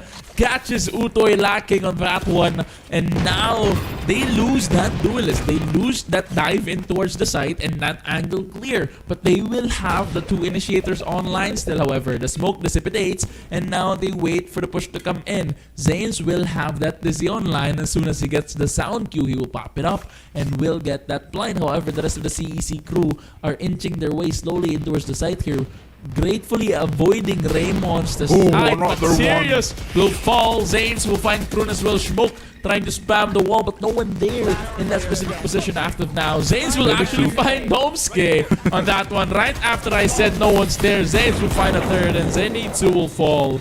9-11 now as UCLM will take that lead. Of course, they have that point advantage. There's no point in delaying it. They have to end this. They have to end this match as soon as possible. They know that CEC is already trying their best as well. So they have to widen the gap. They have to widen the points and just really take this match as, of course, we head on to the next match. It's gonna be another opportunity for CEC, but still, UCLM, they have to end this fast before CEC will catch a chance. Exactly. We've talked about the psychological advantage of close matchups like this one. And what UCLM needs to do is to break the mental of their opponents, to crush them with a bigger lead, making them hope that they are not going to be able to win this one. But then, CEC has been a team that has been pushed down to levels where you cannot imagine, so they are not as breakable as you think. We find Sirius finding the first blood on this one, but Smoke gets Domsky already, and will find the one is Utoy who gets rid of Punch, and now CEC has the man advantage. 4-3 now, playing unfazed. CEC will take control of the C side. And now, the spike will be planted for them. Sirius will get caught out with a flash, however. He will regroup with his team. The revolving doors will not find one. Raymonster will get rid of Zenitsu. Smoke will pop the Hunt. Will not find anyone as of now, but Sirius will fall. Kron will get that trade. Outlawed! And Raymonster will find one, but Utoy gets the trade, and it's 1v1. Zanes versus Utoy. Jet versus... Ooh, I wasn't even done setting up the amazing clip for them there, but Zanes will just get the headshot, getting the match point now for UCLM. I was gonna set it for them, you know, Jet versus Gecko 1v1 situation. Who will know? He just taps his head. Well, from 9-11 now to 9-12, the match point is up in the side of UCLM, and this win will mark the match one with the side of UCLM, but still CEC, they have the chance to take it back, to try to go for an overtime, and now we will enter this round. Yeah, it's kind of a little bit early to proclaim that UCLM has the win already. Yeah, However, they have the advantage. They are one round away from it, but CEC might just be able to pop this one up. Might just be able to pull something here. The Raymonsta will have that up on hand, however, so that could be a very dangerous one for them. Another push in towards the C side.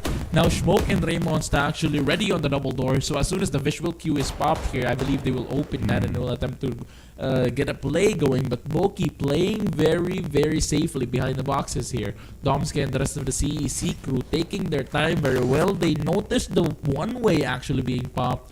An aggression might come in is what's going through their hands, so they slowly push inside, not allowing the aggression to come in, push away from the site rather, as we can see them rotating all the way back in towards the spawn area now. And now, nothing's happening. They're very, very careful right here. UCLM is also very wary of it. But now, Smoke takes down Utoy. They have the advantage here. Smoke ready for another, but seems like the doors will close as he prepared for the next. Domske takes down Raymonsta. But now, Smoke going for the triple. Might go for the quadra, but now, Sirius ends that spree. Boki and Zanes ending this round in the side of UCLM. Match 1 will go to their team. That's got to be heartbreaking for the side of CEC. An early lead, a 6-6 half, and suddenly the map is gone and the last elimination died through mosh. Just, that was unfortunate. I was speechless, you know. See here the winning moments of UCLM. They are stressed out. That map was stressful for them. It gave them depression, but now as we head on to match 2, they might actually take the momentum again. I think the MVP of that round, I think it's gonna be Raymonsta. Yeah, seeing of course. Although it was kind of a rough start for him, but as the rounds went on, he was just able to use that to give it time really to go for an advance, and until the end that he was able to direct on how to really control the map and to the side of UCLM. Exactly, and CEC definitely had potential on that matchup. However, they did struggle towards the later bits of that. That also kind of comes from Raymonsta and Smoke starting to pop off. Both players dropping 24 and 23 respectively in this one. And also another one of that is that towards the end, Zenitsu kind of struggled. Yeah. Down to 8-17 for this man. If that's how one of your initiators perform, you're gonna be having a hard time. The initiator usually left last during the retakes and during spike holds as well. Yeah. So he has been in spots wherein he was needed to clutch the round for his team, and he kind of didn't deliver on this one as of right now. But Domske, the other initiator on the opposite side, on the top of the leaderboard for CEC. And of course, we'd like to thank our sponsors before we head on to match 2 later on. We'd like to thank our sponsors, PC Express, the Philippines' leading computer and tech retailer, huge selection of desktop PCs, laptops, smartphones, gaming gear, PC components, and accessories from top brands.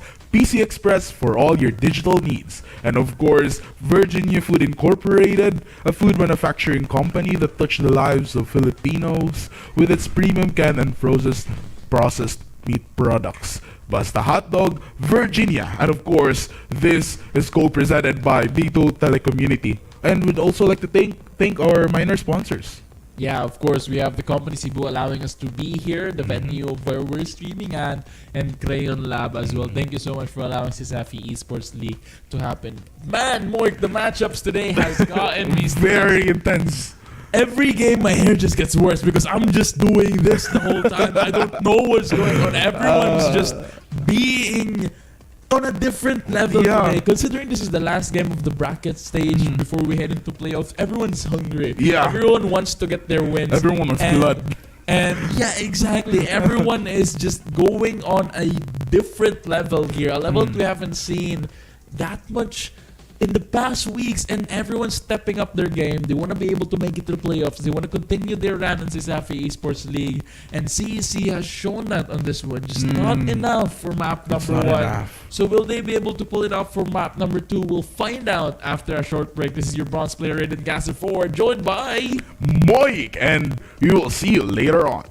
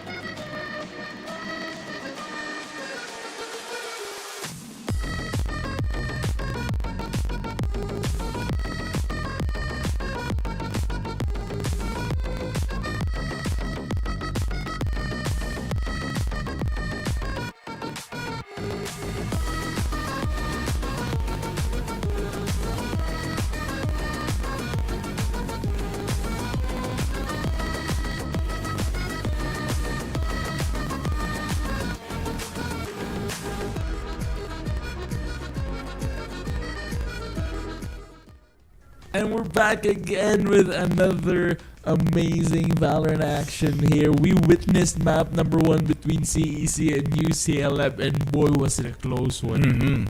Of course, again, for those of you that's just watching, the teams that are playing this match are gonna be UCLM and CEC. Match 1 went to UCLM. It was a tough game. It was a close game, but in the end, UCLM was able to take it away from CEC. And as we head on to match number 2 later on, we might see another close game and maybe even an overtime if CEC has already prepared for that. I'll do you one better, Moik. We might just see the first ever 1-1 in the CESAFI Esports League preseason Valorant. We haven't had that throughout our 4 weeks here in the preseason, and we might just get that one here. I don't want to cast or curse it though. CEC has been doing really good so far. They took their first victory last week as well, and now they're going up against UCLM, a team that has been consistently on the top 4, but they are having a hard time against CEC. They escaped a close call on that one. They could have lost it at any point. But they was able to take it, really. Yeah. That was after the timeout they took. That's when they started to pop off. That's when they started to realize, guys, we're UCLM, we're better than this. Yeah. And they showed up, especially Ray Monsta and Punch actually punching their way towards the top of the leaderboard and to victory as well as they took map number 1 indeed. And that amazing matchup wouldn't be possible without our wonderful sponsors. Of course, we have Virginia Food Incorporated. We all know the tagline, Mr. Hot Dog, Virginia. We also have PC Express for all your digital needs. And CESAFI Esports League is co-presented by Dito Telecommunity. Ipakita ang galing saan man galing. And again, these teams have been showing their galing. They've been showing their amazing abilities here in the past few matchups. Not only in this one, but the one before this as well.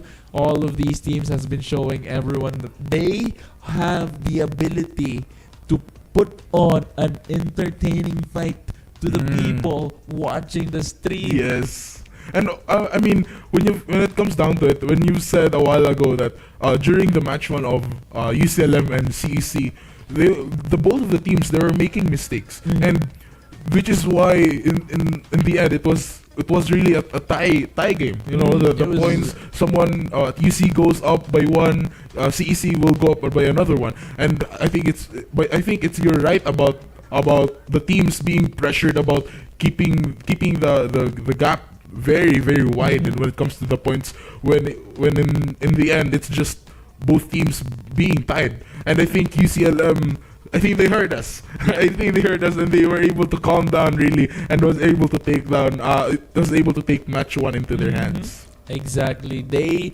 were able to calm their nerves, get their stuff together, get their team in a more cohesive communication process, and get them to play in a way wherein they get trades when they get eliminated. And a lot of those rounds were coming down to 1v1s, and when it comes to individual 1v1 plays, that's when UCLM shines over CEC, and that allowed them to get the victory, because CEC has been really good playing together. They've been really good on getting the trades when they get eliminated, but when it comes down to 1v1s, they've been struggling to get those 1v1 wins, especially when it comes to Zenitsu. Zenitsu struggled a lot in that past game.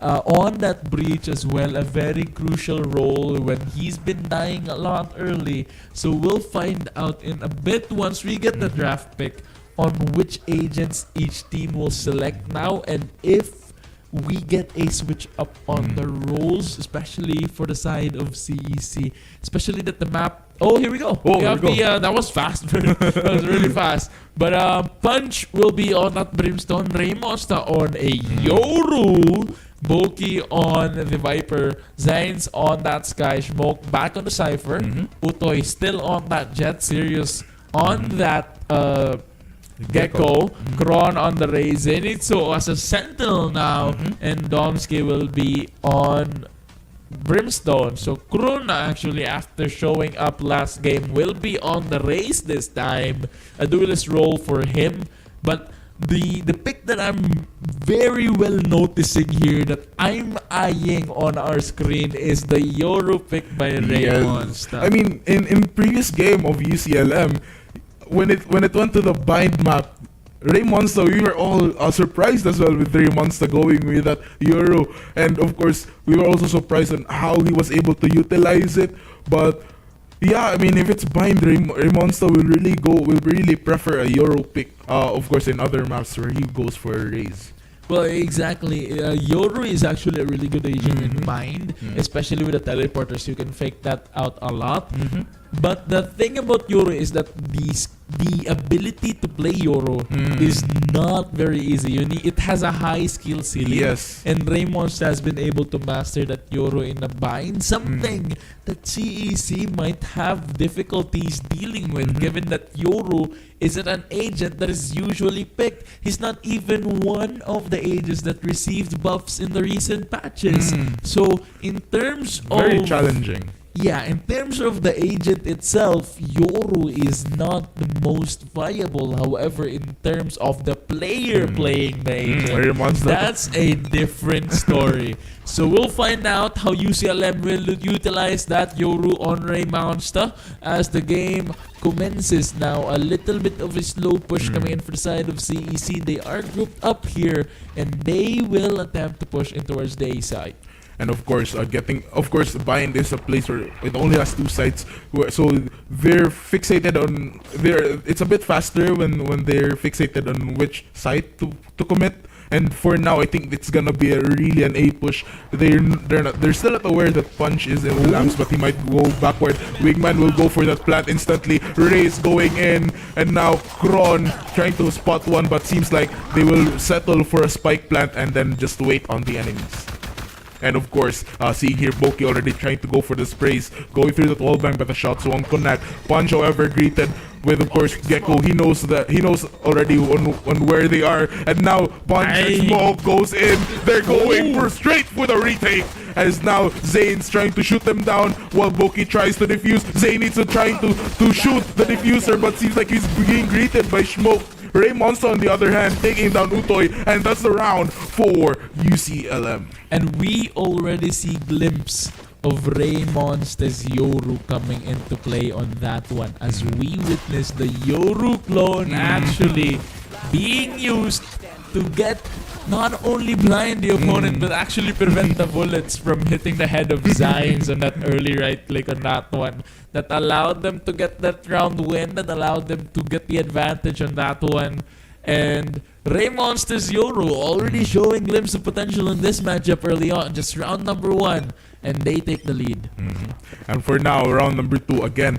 As what we've noticed from UCLM, they're very, very aggressive right on, even as early as round number 2, and I think they're really they're trying to intimidate CEC to make a lot of mistakes. But of course, CEC is something to deal with. Utoy right here. He spots Zane's already. He was able to anticipate that, tries to shoot through the wall and goes straight for the headshot. As now the rest of the CEC, they're a bit confident now on pushing towards A side. It's been smoked though, so it might be a little bit of a struggle right there. But now Kron with a sheriff. Utoy already with a bulldog from of course Sky going in and taking down Punch, as now the site is in their hands. And now Raymonsta here trying to spot at least anyone that goes outside of the smoke, but seems like CEC, they're really playing safe here. Smoke going in for the flank, taking down Kron. He will now push towards that. Raymonsta also going up and taking his back, of course, taking down Utoy. Domske is in the lamps. Now they're just really waiting towards the lamps here. Raymonsta very quick, going in for that head. And another one, that's gonna be a triple. And now Gecko is the last man standing, goes and takes down Boki, but he will fail as Raymonsta will claim that quadra. That quarter from Raymonsta actually coming in big for UCLM, especially after that early advantage put in by the CEC boys. That angle played by Utoy was actually really insane. and really smart from him there, showing potential of his in-game IQ and actually being able to take out the Lamps player and the Showers player in Buki and allowing them to take control of that part of the map. However, Raymonsta popped off. Raymonsta was able to play through and he was able to get the clutch for his team, allowing a 3v5 into a 3v1, a quadra for him to clean it out as well, and a defuse as they get 2-0. And now CEC still attempting that A push, but now with rifles in hand. Of course, on the other hand, UCLM, they're with a bit of an economy advantage, and now already Zayn's taking down Kron. Already trying to intimidate them already. Ooh, Domske goes for the whiff, and now Punch will got that double. Ghost tries to go for the triple, but he gets spotted by the spy cam. Zaynitz on the other hand taking Punch down, but Zayn's will end that round as the point goes towards UCLM yet again. A very quick round for them, and you can see here now how Kroon might not be that familiar on the race. Tried to double satchel towards ramp, whiffed it a little, allowing him to land actually, ironically enough, onto the crosshairs of Zayn's. You know, you use the satchels to try and get away from the crosshair of your teammates, but ironically enough, he lands right on the crosshair of Zayn's there. He falls, and that's a little bit of unfortunate for the team there. That's also Already, oh my god, Zayn's already getting that double. He might go for the triple, but now Cypher will move back. He tries to go for the spike out, getting the triple, and Smoke is able to take Zenitsu down as they head on to hunt Domske, the last man standing yet again. He might actually go for a duel here with just a sheriff who's gonna win this one going for the taps, but of course he knows his limits. He's not gonna go for that. He's not gonna go towards that engage because he only has a sheriff. He has to limit that. Oh, Domske taking Zayn's down already with just a sheriff, but of course he makes that mistake as he tries to peek Punch, and Punch of course with that Vandal ends the round. Yet again the side of UCLM. That maneuver from Punch, shooting the dead body of the opponent, is a bad sign for CEC. You know why? Because that means that UCLM has regained their confidence. How Zayn's was pushing in that with no regard to his life, that means that UCLM has gotten their confidence back. And now with a 4-0 lead, Raymonsta on the op and the rest of the crew on Vandals, this is looking grim for CEC as UCLM is now back on tip-top form as they push and towards the A side. Trash being popped. Kroon will find one is Punch. Utoy will fall. The op is still in play though, and they will now attempt to take the side. And now Smoke already taking control down. Sirius going for Zayn. And another one going for the double. Boki on the other hand taking down Domske. Smoke replies by taking Sirius down as well. That's gonna be a 2v1 scenario. Smoke, he knows the location with that neural temp, but now taking them down, taking Zenitsu down. That's gonna be a 5-0 again. That's a point for UCLM. 5-0. This does not look like the first map at all. Yes. As early as that, really, it sends. It's a very dangerous in the side of CEC. Yeah. UCLM once again gaining their confidence back. Really good for them, but at the same time that means that the confidence of CEC can slowly be crushed on this one. I mean, I've said it in the map before that their CEC isn't a team that you can easily crush because they always get back up. But this type of play here coming in from yet again, Raymonsta, what a monster taking down Domske, going back to the base. Kron on the other end goes to try to duel, but he's greeted with Punch already with a Vandal, very prepared. Smoke also going for that spray, another, and taking down Zenitsu. Zayn's on the other hand taking Utoy as well. What a very unfortunate play here for Sirius, as now he's left alone yet again. And now, of course, he's trying to look for people, but seems like nothing's happening. Watch how Sirius plays on this one. He's playing slowly. He's not even walking fully. He's just slowly trying to clear any corners here. He's Scared. yeah. That's his confidence shattered to the ground in this one as he tries to take an engagement. Ooh. He does find one, but that aim looks shaky. Now finds a second one, but it's Raymonsta will get that clean up. Sirius is a little scared here. There are shades of that confidence going down for the side of CEC. They have to stop And, that. yeah, indeed, they have to stop that. And if I were them, I would call a timeout right now, Yeah. and I would tell my teammates, relax. We got this. We took them to the distance on the map, and we can do it again on this map. But CEC, it's looking bad for them as of right now, and they need to do something to switch this up if they want to stay in this matchup. I mean, of course, in match number 1, when the gap started widening, I think it was also they didn't call for a timeout. It could have fixed that. But now, as we head on to this round, yet again, Raymonsta taking a kill already. Punchier goes straight for the peak. Sirius, however, I guess as what you said, his aim is trying to. He's trying to fix his aim, and now it's a 3v3 situation right here. Smoke with 5 HP remaining. Raymonsta claims another life yet again, taking down Kron, and now Sirius with a 45 HP. Very, very careful and very scared, as well as Domske with just a sheriff. They all have ults though, so they could play this to the advantage. But as you said, the confidence is wearing thin on the side of them.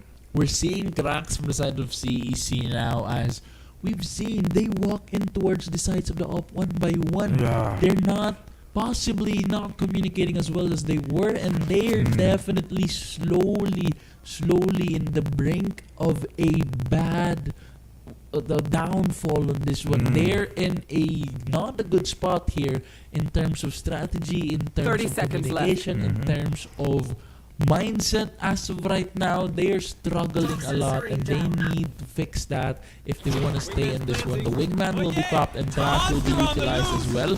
Boki will not reveal his location soon enough, and he will get rid of Dom's. That double! He finds a double kill on that one, even with the ultimate pop by Sirius. And now Boki with the perfect timing. As soon as the trash took a turn, Steered left. Yeah. as soon as the trash steered left, he shoots down the wingman.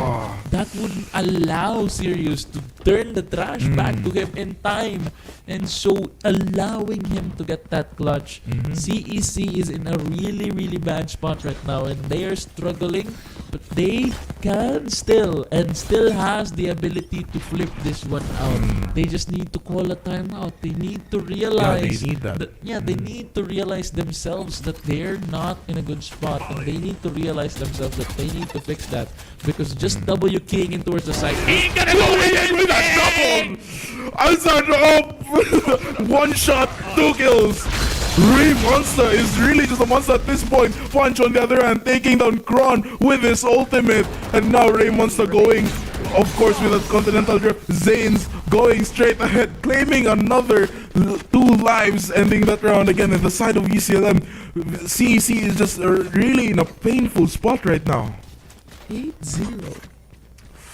This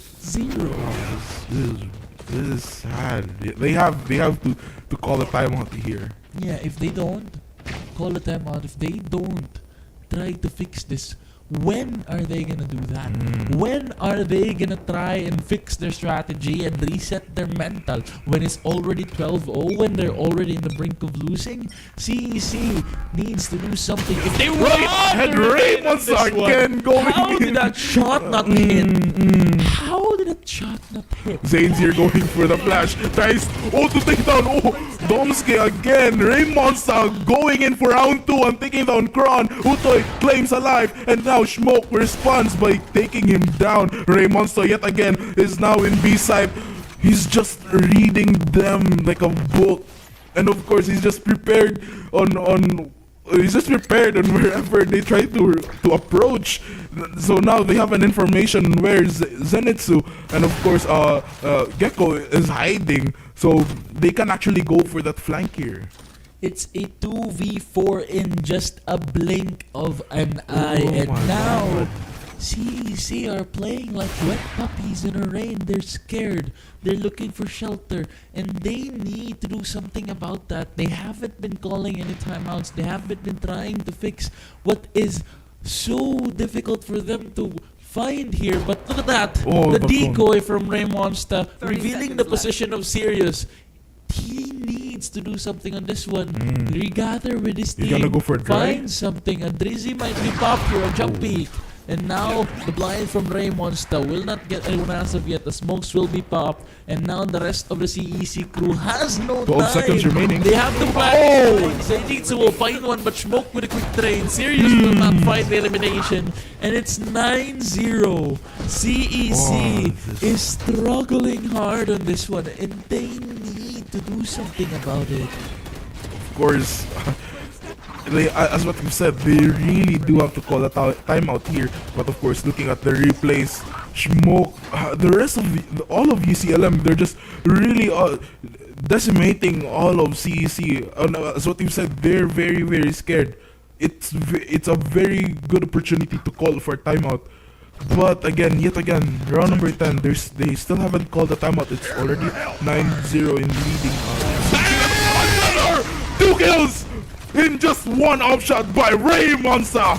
As now the head on to it, Smoke will go for an advance, taking down Zenitsu. They will now punch. However, see, the rest of UCLM, they're going straight for that push. The clone goes first, and Zanes yet again takes down Sirius. Utoy takes down 2 of them, however, with just a sheriff. But Zanes will end that round in the side of UCLM yet again. 10-0. 10-0. CEC, you can't do this. You can't just take UCLM the distance in map number 1. You can't just give us hope that you are actually about to win this thing and then end up in a 10-0 in map number 2. What is happening to this team? They are struggling hard. Punch at the bottom of the leaderboard of UCLM is still as many kills as Sirius. No, but now we're heading into round number 11 yet again. Raymonsta taking another life. Kron, however, will respond, but Sirius taking Raymonsta down. They have a chance here. They have a glimmer of hope, but Boki will respond by taking Utoy down. That's gonna be a 3-on-3. Zenitsu is very, very careful. The Dizzy is up. They might actually commit to a plant here. Wingman goes for the plant, but Smoke will take Wingman down. Poor Wingman. But of course, the rest of the CEC, they're going straight ahead. UCLM is just going straight into it. And Smoke getting spotted by Zenitsu, getting taken down of already. Goes for that plant again. It's a 2v2 situation right here. Crown taking down Punch. Of course, Zenitsu ending that round by taking down Boki. Yet again, it's a... already. CEC already has that chance. They might actually go for a roll here, but of course 10-1, it's a very, very big gap for the side of CEC. They have to win 9 rounds in order to catch up. Finally they get their team on the board. They find a winning strategy, but even that one wasn't as clean as they need to be. 2 players left. The damage on the economy has been done, but they need to win this round. They need to continue and snowball off of that. Raymonsta yet again. Oh, they need to learn how to counter off. And they've already learned. They do it now. CEC has the advantage in this one, but UCLM will regain that quickly. Punch and Zanes one apiece, and now a 4-4v2 as Zanes will find the second Nomsky falls. The plant by another. It's 1v3. Though the spike has been planted, and now Sirius right here tries to peek, but now Punch will just end that round yet again in the side of UCLM. It's an 11-1, ending that first half in the side of UCLM. They only have to win 2 rounds, and if they win the pistol round, it's a very, very unfortunate and painful side for CEC. Exactly. They need 2 more rounds, and one of those could very well be the pistol. Yeah. CEC, this is your time to regroup. It's the half, it's the switch. This is your turn. This is their attempt at defending, and that's when they popped off in the last map. That's when they took UCLM to the distance. So CEC, you need to calm down, you need to relax, you need to re-strategize, and you need to know that you are the team that can take UCLM to the distance, especially on the defending side. You are on that defending side right now. You are on the side where you're most comfortable with, when you're most capable with, and so commit to that. Defend the site. Don't allow them to go in. If they do retake it, that is your site. You own it, Yes. CEC. And you have to own it good, because UCLM is now storming into your home. They're trying to Ray take Monster. it. Smoke and Ray Monster, one apiece. 3v5 already. Oh my god, it's a 2v5 situation here in the side of CEC. They only have 2 players remaining, but really, Zane's going in straight ahead, taking down Serious Utoy. Replies that, however, still Punch will end that round, taking down Utoy. It's 12-1. And now CEC is in a very, very tight spot. Because, of course, they have to save here, or they have to commit to a full buy. Have to commit to a buy, and with that economy, what buy can you get? CEC has shown us great potential in map number 1, but so far here in the map number 2, that potential got snapped away by Thanos, gone, dusted like it's nothing. They have done so well in the first half, and now they need to do something here. Domscan Utoy might just kickstart that one, but it's Ray Monster who ties things up once again. And now the CEC crew down in number. Oh my Still god! failed. Ray Monster taking another kill. 3v2 situation again on the side of UCLM. Boki here tries to take him down with a Bucky, but Kron will claim his life. And of course, it's a 2v2 situation right here. Still, they have the advantage. Ray Monster claims yet another life. And of course, it's a 1v1 situation by Ray Monster. And Ray's ending the game. Ending match 2 in the side of UCLM. 13-1. And of course, I think that MVP goes to Ray Monster. Such a monster. Ray. Oh, the winning moment. They were just laughing. Oh, it's painful for CEC. That was if I was stressed out in map number 1 because of how close it was. Oh my god! No, not the hell. No. Not the hell. No. If I was stressed out on map number 1 because of how close it was, I am stressed out in map number 2 because of how much UCLM demolished that roster. They didn't even demolish. They picked it up one by one, piece by piece, into a million different pieces. CEC, the team that took them to the distance in map number 1, doesn't look like the same team in map number 2. Look at the stats. Painful. Boki didn't even show up on that map, and they still dominated CEC. Oh my days. Very, very painful. Oh my god. 22-5 on Ray Monster. He's UCLM. Along with those 22 kills are the mental fortitude of CEC. It was just painful to watch, really. I don't know what to say. And we're supposed to talk post-game of what happened towards the map, but what happened? We're watching the replay here. It UCLM was happened. a UCLM show. It was a UCLM show, and they just demolished CEC on that one. And especially after map number 1, where I was thinking that CEC might just be able to provide us with a 1-to-1 on this one. UCLM was like, nope, no 1-1. And look at the shot by Ray Monster. How many times did that happen? How many times did that happen? How many times does your enemy have to get a collateral off shot? Do you not stand And another by one! your teammate? How many times does that need to happen?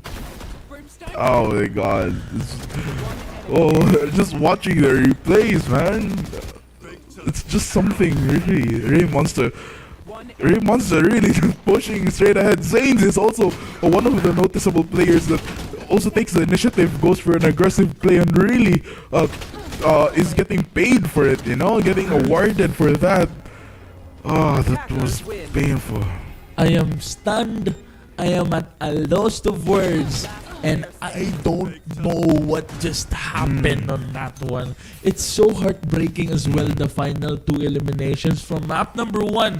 Someone died to Mosh. On map number 2, Kron died mid-air. And looking at the statistics, Kron got an ace on map 1. That's all he got on map yes. 2. He only have 5 on map 2 after popping off on map number 1. This serves as a lesson to the teams here. If your player plays a role that isn't a duelist, he pops off on game number 1. Don't let him play duelist on game It number was 2. very, very risky. Exactly, especially with Raze, an agent that has a very high ceiling, isn't easy to learn. And Kron was a sentinel.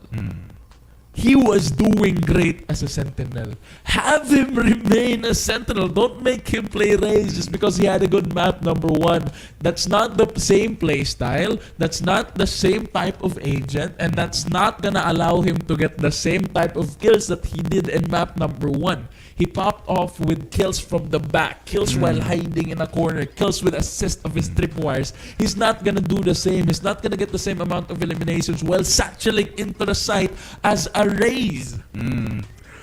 Oh my god. Of course, I think it was very, very risky move for CEC, but still, it really didn't pay off. But I guess that's it. I mean, we're highlighting the potential of CEC here, how they could have been the team to take down UCLM, but nope. Of course, UCLM remains one of the more consistent teams here in CESAFI Esports League, and they continue to win a 2-0 victory for them. A consistent trend here now in CAL apparently. And so with that, we go to our interview with the members of UCLM. But wait, before that, do we go? Our sponsors. We like to thank our sponsors yet again. PC Express for all your digital needs, and of course, Virginia Food Incorporated, Basta Hot Dog, Virginia. And of course, this is co-presented by Dito Telecommunity, Ipakita ang galing, San Man galing. And of course, our minor sponsors, we'd like to thank the company Cebu for this accommodation, really. And of course, Crayon Lab. And of course, with that, let's head on over to the interview. Thank you so much to our sponsors.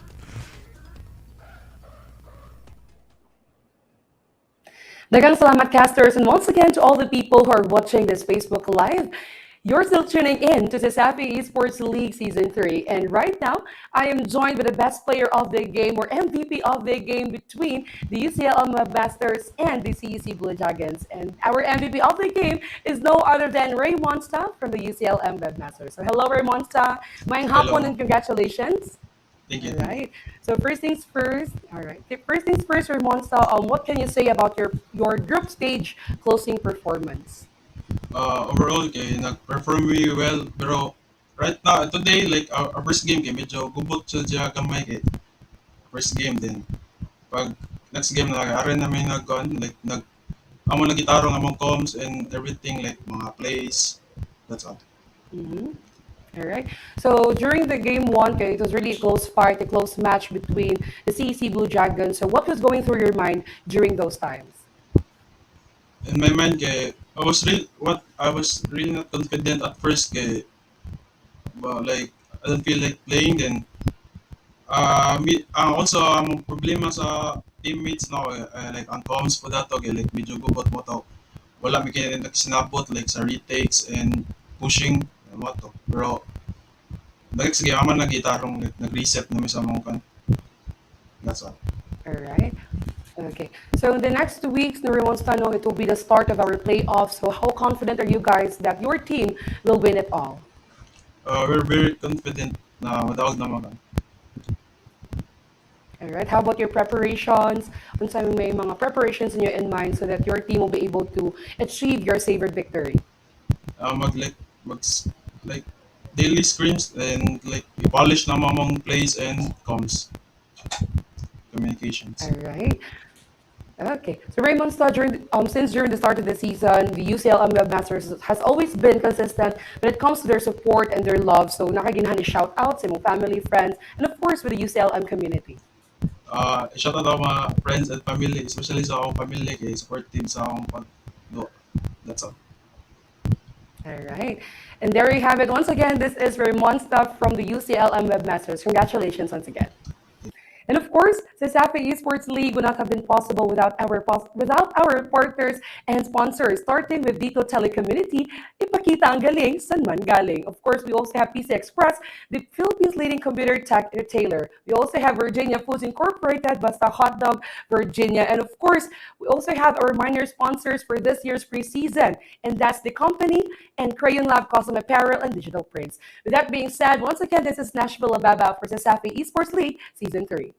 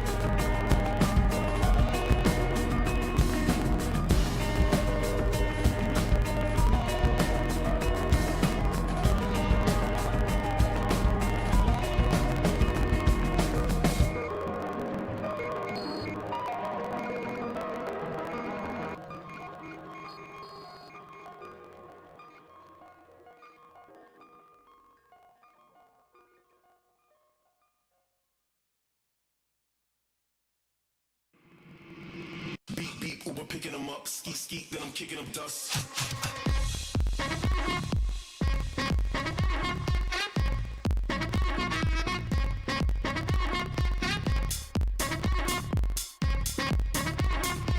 Beep, beep, Uber picking them up, skeet skeet, then I'm kicking up dust.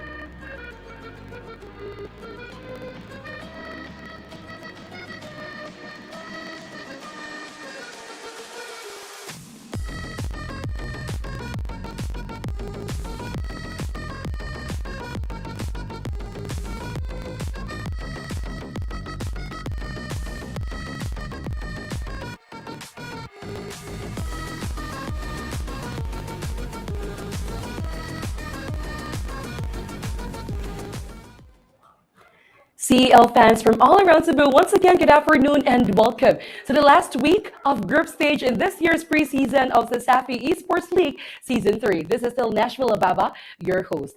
Our last match for today is no other than the battle between the Webmasters and the Wildcats. Both teams are seeking to take the top spot as they have 2 wins and 0 loss. With this outstanding stats, I believe that we will be seeing a thrilling Valorant match this afternoon. But here's the catch. This is actually the first time that these 2 teams will face each other in this preseason, and I'm just very excited to see how Nix from UC Main and FNY from CIT-U Wildcats will lead their respective teams to reach their savored victory. So to all CEL fans who are watching this Facebook Live, stay tuned as we will witness how these 2 teams will play their hearts out. But of course, all of this would not be possible without our partners and sponsors, starting with Dito Telecommunity. Ipakita ang galing, san man galing. Choose PC Express as well for PC Express for all your digital needs. Dagang salamat as well to Virginia Foods Incorporated, Pasta Hotdog Virginia. And of course, special thanks to the company Mandaue and Crayon Lab Custom Apparel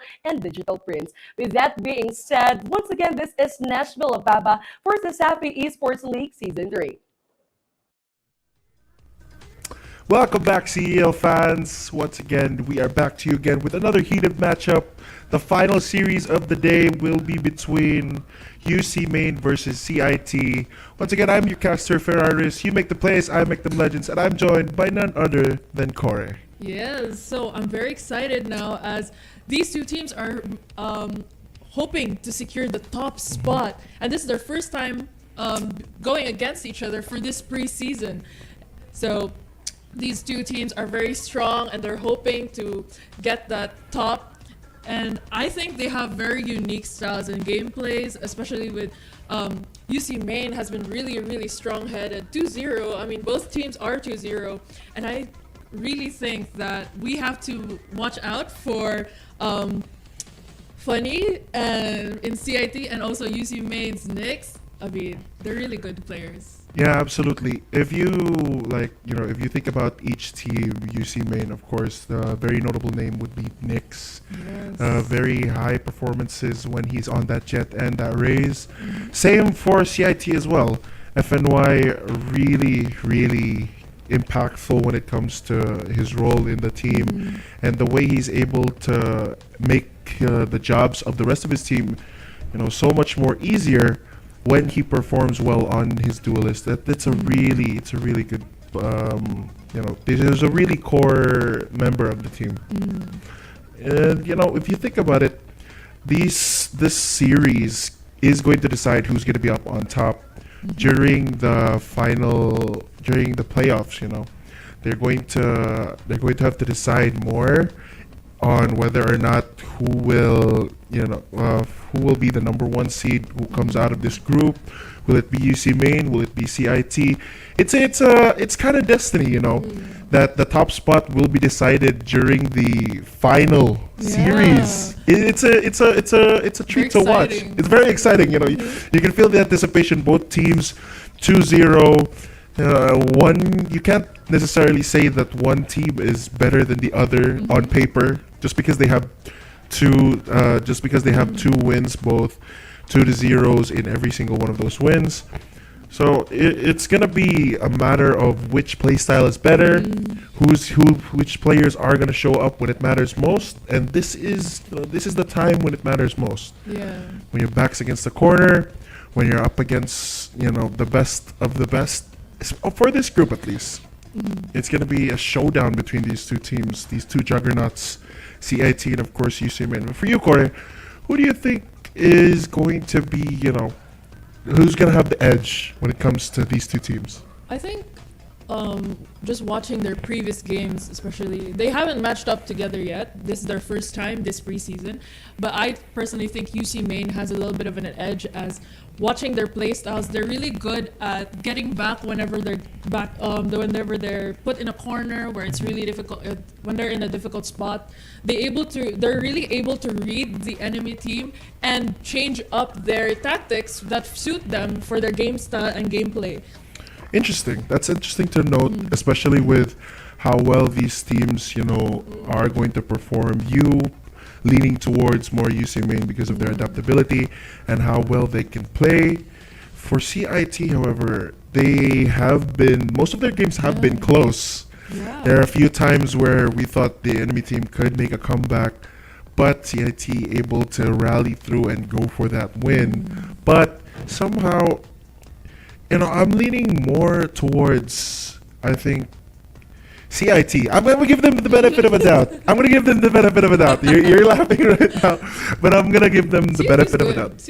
Yeah, CIT is a good team, of course. They're 2-0. They're in the same boat as UC Main. I can see, but we're going to think about, if we're going to make a choice on who wins, we can't just say both of them are going to win, because of course, in a matchup, there is going to be a loser and a winner. It depends, I guess, on... Since both teams have their own strengths, of course, it's going to come down to who can bring out the strength more. Perform well as well. Yeah, who's going to perform well as well. Because when you're up against different teams, you're not going to perform the very same way you did perform against this team. Yeah, another team is of course going to have a different play style.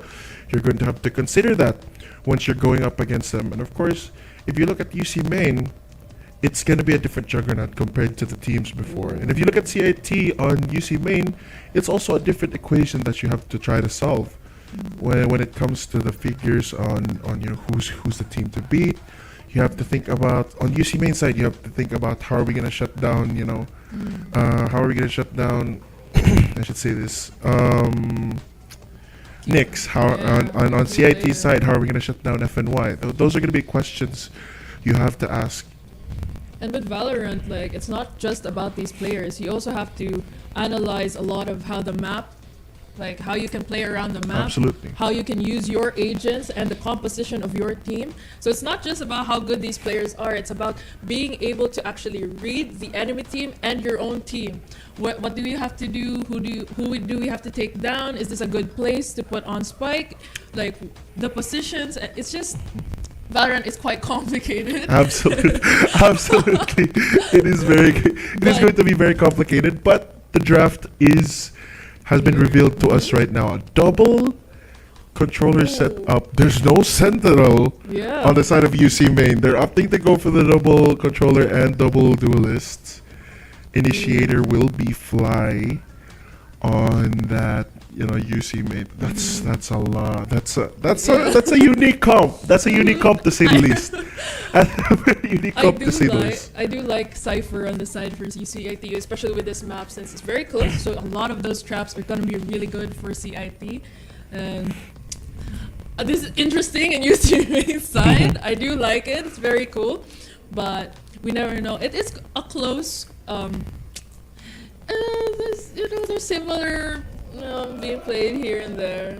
Absolutely, it is going to be very, a unique play style. We could see the players getting geared up, ready to go, as their compositions differ. Yeah, I'd also like to highlight that there is a Cypher on one of these comps, CIT's comp. That gives me more reason to believe now that they do have a very strong chance of winning this, at least this game one. See, as the comps. Not to say that the Viper is a bad agent at all. She has gone through nerfs. I don't consider her a bad agent at all. Yeah. Her Viper Wall, her Snake Bite, and her Viper Cloud is still very useful. Very useful. The ultimate, the Viper Spit, is of course very potent. Depending on how these rounds go, it's still a very powerful tool used for post plants. The smokes are still very useful for taking space, because it's not like a brim smoke where you can just hide in the center. There's no decay in a brim smoke. In a Viper's Cloud, there is. When you go through the Viper's wall, there's also a -30 when you go for that peak. So there's a lot of things to have to consider when you're up against the Viper, but the Cypher as well. If you think about it. The tripwires, there is a reason why Cypher's, pick rate has gone up. Those tripwires that don't destroy, before it used to just break after the first, trip. Yeah. Now after a while, it doesn't. It recharges for a while. It can even stun you consecutively if it's not if you don't break it instantly. But there's still a lot of things to consider, especially in a map such as Split, where there's a lot of verticality in the map. There's heaven, there's sewers. You have to go look up and down continuously, flick your mouse up and down. So how can the players adapt to that? You know, there's also a question of sensitivity, low sense, high sense, especially in a map like this. You can't, you know, sometimes you don't flick as fast. If you're low sense, you don't flick as fast, of course, as someone with high sense. Not to say that the sense, you know, is just gives you an advantage. Of course, both sensitivities have their advantage, and of course, it caters to the player. But there is also a difference as to how, you know, sensitivity can be a factor in this map. In this map, especially like Split. Hoping to see some good flicks. Yeah, absolutely, absolutely. You know, a lot of the key players that that you mentioned before are, of course, you know, duelist players. They're on their jets. They're on their jets. They're on their jets, and jets, of course, really love to use that operator. So it's gonna be a flick battle, of course. Yeah. I do expect a lot of aggression from these two key players here, like FNY and Nyx, especially since they're on their jet. I'm gonna expect some dashes and a shorty. A shorty. Very aggressive positions with the operator, especially with Split. It's quite a close, very small map, I must say, and it's very close space. So there's a lot of areas where you can hide. You know, you just with a jet, you can literally just use an operator, hold a position. Once you get someone, you dash out. That's a very, you know. That's textbook jet. Yeah, textbook. that's textbook jet. It's a lot of time. Very, like, you know, and I do think that's advantageous. But again, we also see some rays here. Absolutely. Oh, the rays. Yeah, I forgot to mention the rays. In a map with, you know, Split, we talked about Split's verticality, but we forgot to mention the narrowness of its, you know, entry points. Those paint shells. The paint shells, the showstopper. Even you have to consider as well the satchel, because you know those satchels can be a very useful tool when it comes to disrupting aim. We saw it in the games earlier where there were a couple of teams who were running rays. Who would go for a peek, throw a satchel first, and then go for the swing as the satchel detonates. That way you can, you know, break the aim of your enemy, give you a little bit of an advantage when it comes to the duels. But in this case, you want to use those, you know, satchels for flying through the air. Yeah. Of course, flying through the air, reposition, but none of this would not have been possible without, of course, our sponsors. So our sponsors, once again, Virginia Food Incorporated, a manufacturing company that has touched the lives of Filipinos with its premium canned and frozen processed meat products. Basta Hot Dog. Virginia. And of course, we can't forget about PC Express, the Philippines' leading computer and tech retailer. A huge selection of desktop PCs, laptops, smartphones, gaming gear, PC components, and accessories from top brands. PC Express for all your digital needs. And of course, we can't forget that the CESAFI Esports League is, of course, co-presented by Dito Telecommunity. Sa Dito, bigay toto. Ipakita ang galing saan man galing. Shinobi gets the first kill. UC Main getting aggressive here. Of course, UC Main already getting aggressive. They're deciding to push as well. They're already making their way towards the flank. It's already there, but there's pressure towards the site. Nyx is gonna find the kill on towards Kai. It is still a 3-on-3. Nyx, still a lot of possibilities as to where this goes. Ooh, what a beautiful shot from both sides. CIT-U leading up here. Now it has to be Fly. He has to clutch, but he can't.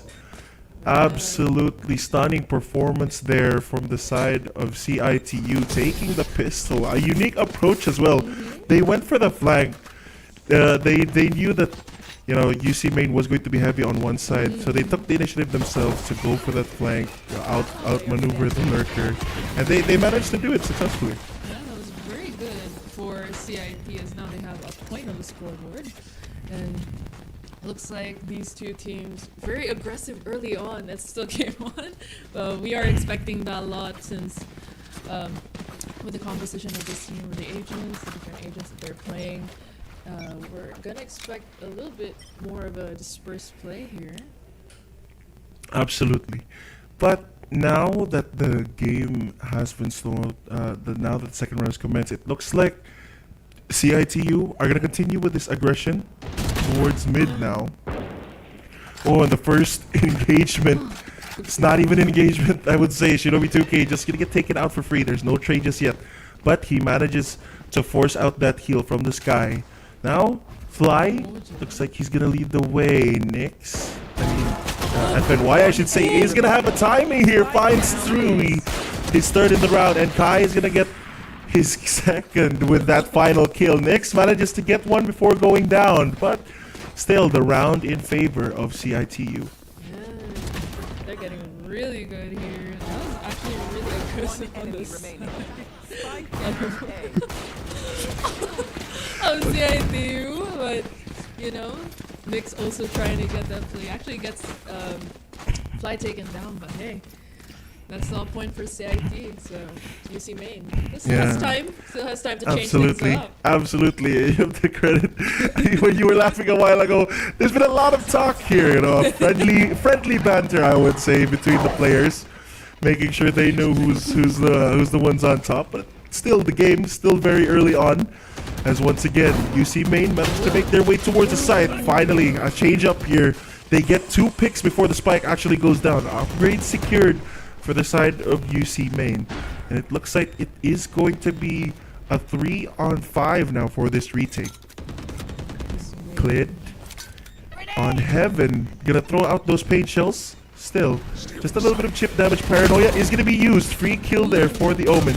Is gonna find one. Can he find his second? Yes, he can. Shinobi 2K is gonna get traded out. They are still moving forward. They're fighting towards the side, and it looks like Fly will come out on top with that duel. Fly stepping up for UC Main. They get on the board with the 3rd round. And I mean, these teams are not backing down. They really want that top spot, and that's actually beautiful for UC Main as they were able to secure the site. It was a little bit unfortunate for them during the early part of the round since they're quite dispersed, but once they had the commitment, they got the pupils out of position, and that was really beautiful. Absolutely really beautiful there for the side of UC Main. But you have to ask, that was a little bit of a costly round though for UC Main as well. They got the site basically for free. They got 2 free picks at the start, and somehow during that post plant it ended up with only 2 players remaining for the side of CIT-U. Well, for the side of UC Main, I should say. Yeah, I mean, there's still time. Very early on, we're seeing some. Get out of my way! See a shorty as well. No, it's taking time. Oh. Ooh, there's a little.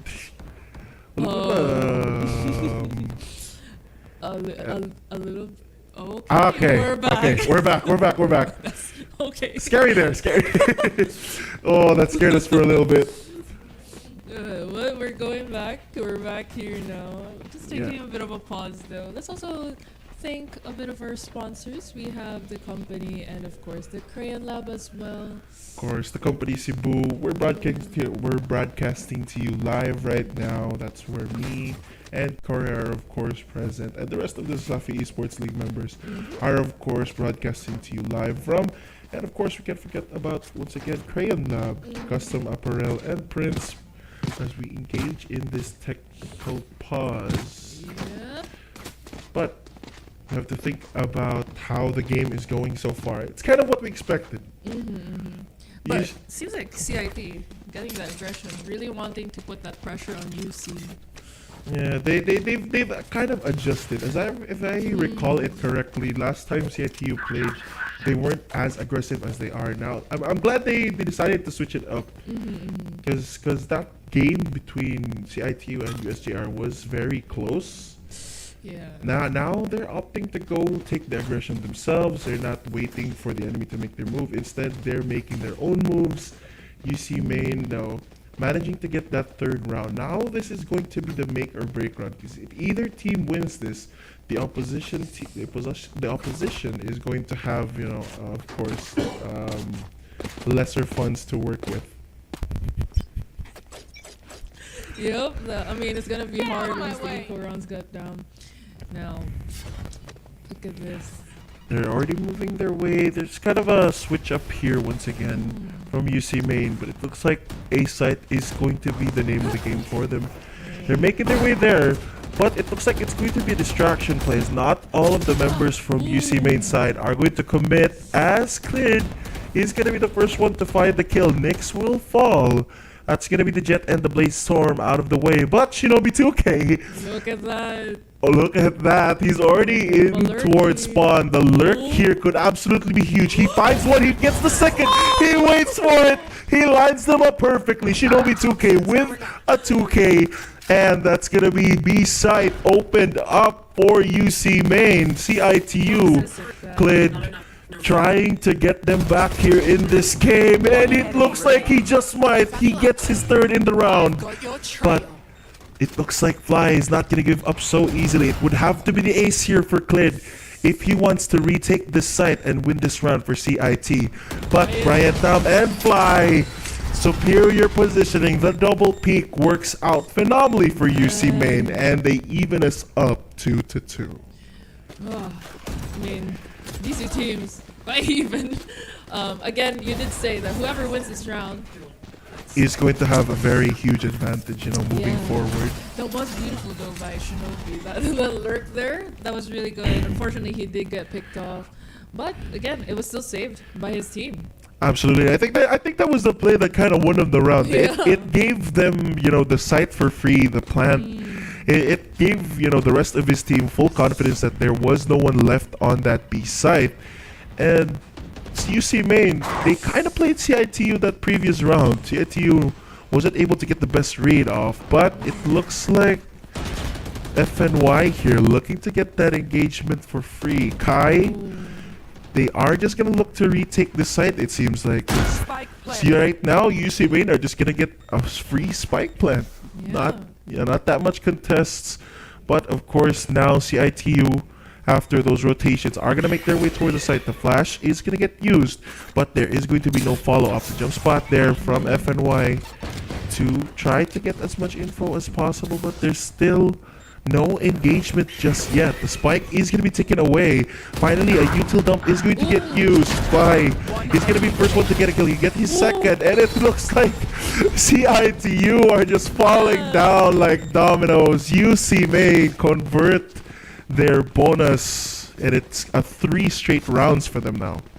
Man, we saw the hesitation there from UC Main, and that quite actually cost them. I mean, they were down on eco, so they didn't want to go too aggressive as it could cost them the game, since because of the lack of eco, that chip on their eco. And CIT, once they got that secure on the site, they just blew everything out. Absolutely, and it looks like UC Main now 3 rounds straight on that victory, as FNY is going to be the first one on that operator. We talked about it, Gore, and it looks like FNY is going to be the one to drop first blood. A bit of timing there from mid, as Fly will get another kill, meanwhile the off screen.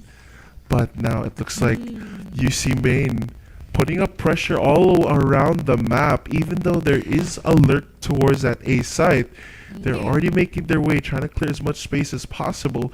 But right now, we still don't know where they are going to end up at. Yeah, they're just taking the time here. I mean, there's still 57 seconds on the clock, so... Yeah, there's still a lot of room to work with, but now it looks like the decision will be towards that A side. Brian Tam has already made his way up towards heaven, now making it way towards the screens, and it's pushing Kai out of the site. So much util gonna get used, the paranoia, but Kai still gonna fight that site. He's only gonna get one though before Shinobi 2K gets the trade off. Brian Tam in heaven though, he nails up FNY, takes him out of the equation, but Sky still here to contest, here to fight. The paint shell is gonna get thrown out. Is going to do a little bit of chip damage, but no kills so far. That Viper Spit now is going to have to be dealt with by CIT-U if they want to retake this site. Absolutely scary. And it looks like Shinobi 2K will be the one to swing out at the end of it. Oh, goodness me, man. What was that play from Shinobi 2K? Secures the 3K and gets the 4th round for UC Main. Shinobi's getting good plays here, is making sure, no. And actually, we see these players, they're just getting trades and trades now. they're pretty even with their gameplays, but it's UC Main who gets on top now. CIT does have to pick up the pace and look at the economy on this. Another eco. Oh my god. Yeah, that's gonna be a full 5 sheriffs here. But mind you, these players are still very lethal with those types of weaponries. Still, 1 bullet to the head in a fairly close range could be the death of that Vandal. Look at that. Still getting aggressive here as UC Main is now pushing in the pressure with that. They know that CIT is pretty much low on eco. Yeah, they're trying to take as much space as possible without, of course, trying to risk the upgrade as the lurk finally comes up online. The showstopper will find one. The spray finds his second.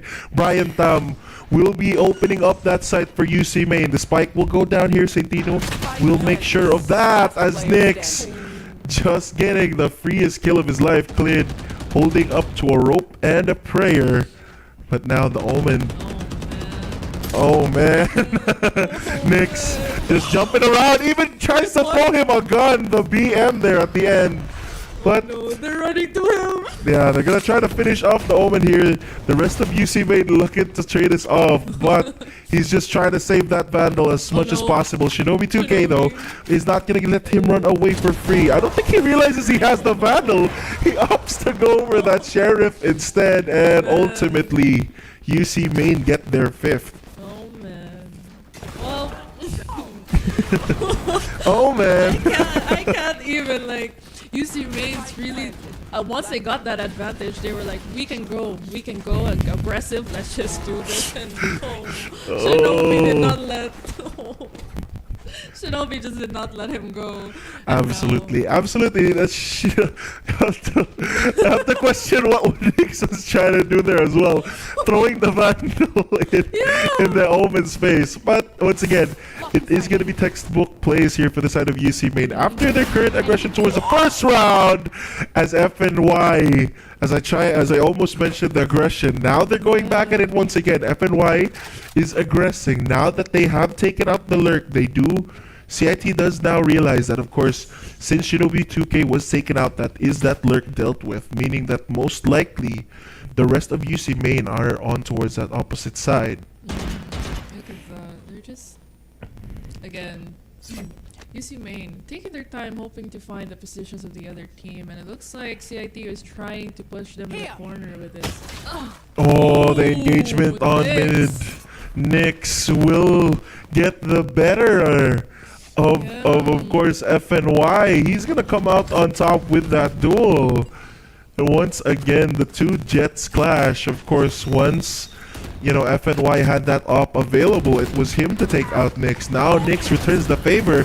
Meanwhile, UC Main making their way towards heaven. The flash does not land on anyone. Everyone from UC Main just dodges that as Clid tries to get one back. But of course, a trade from both sides. At the end of it all, man advantage for the side of UC Main. A 3-on-2, and Kai is left alone in that A side. But I think he got a glimpse of Brian Tam. 12 seconds left. Kai tried to rotate, but the spike is absolutely a bamboozle now for the side of UC Main, it looks like. They didn't know. What is this team cooking, man? I don't know what this team is cooking. Genuinely. Oh, the neural theft, though. So much value found there. They're gonna have to try to sniff out this lurk. Otherwise, they're going to have to keep thinking about that backstab from, of course, Fly. They are going to have to deal with him. Kai is waiting for Fly to go for that peek. Finally, they make the call to go towards side. It might be the right one. Brian Tam is very low. Wind.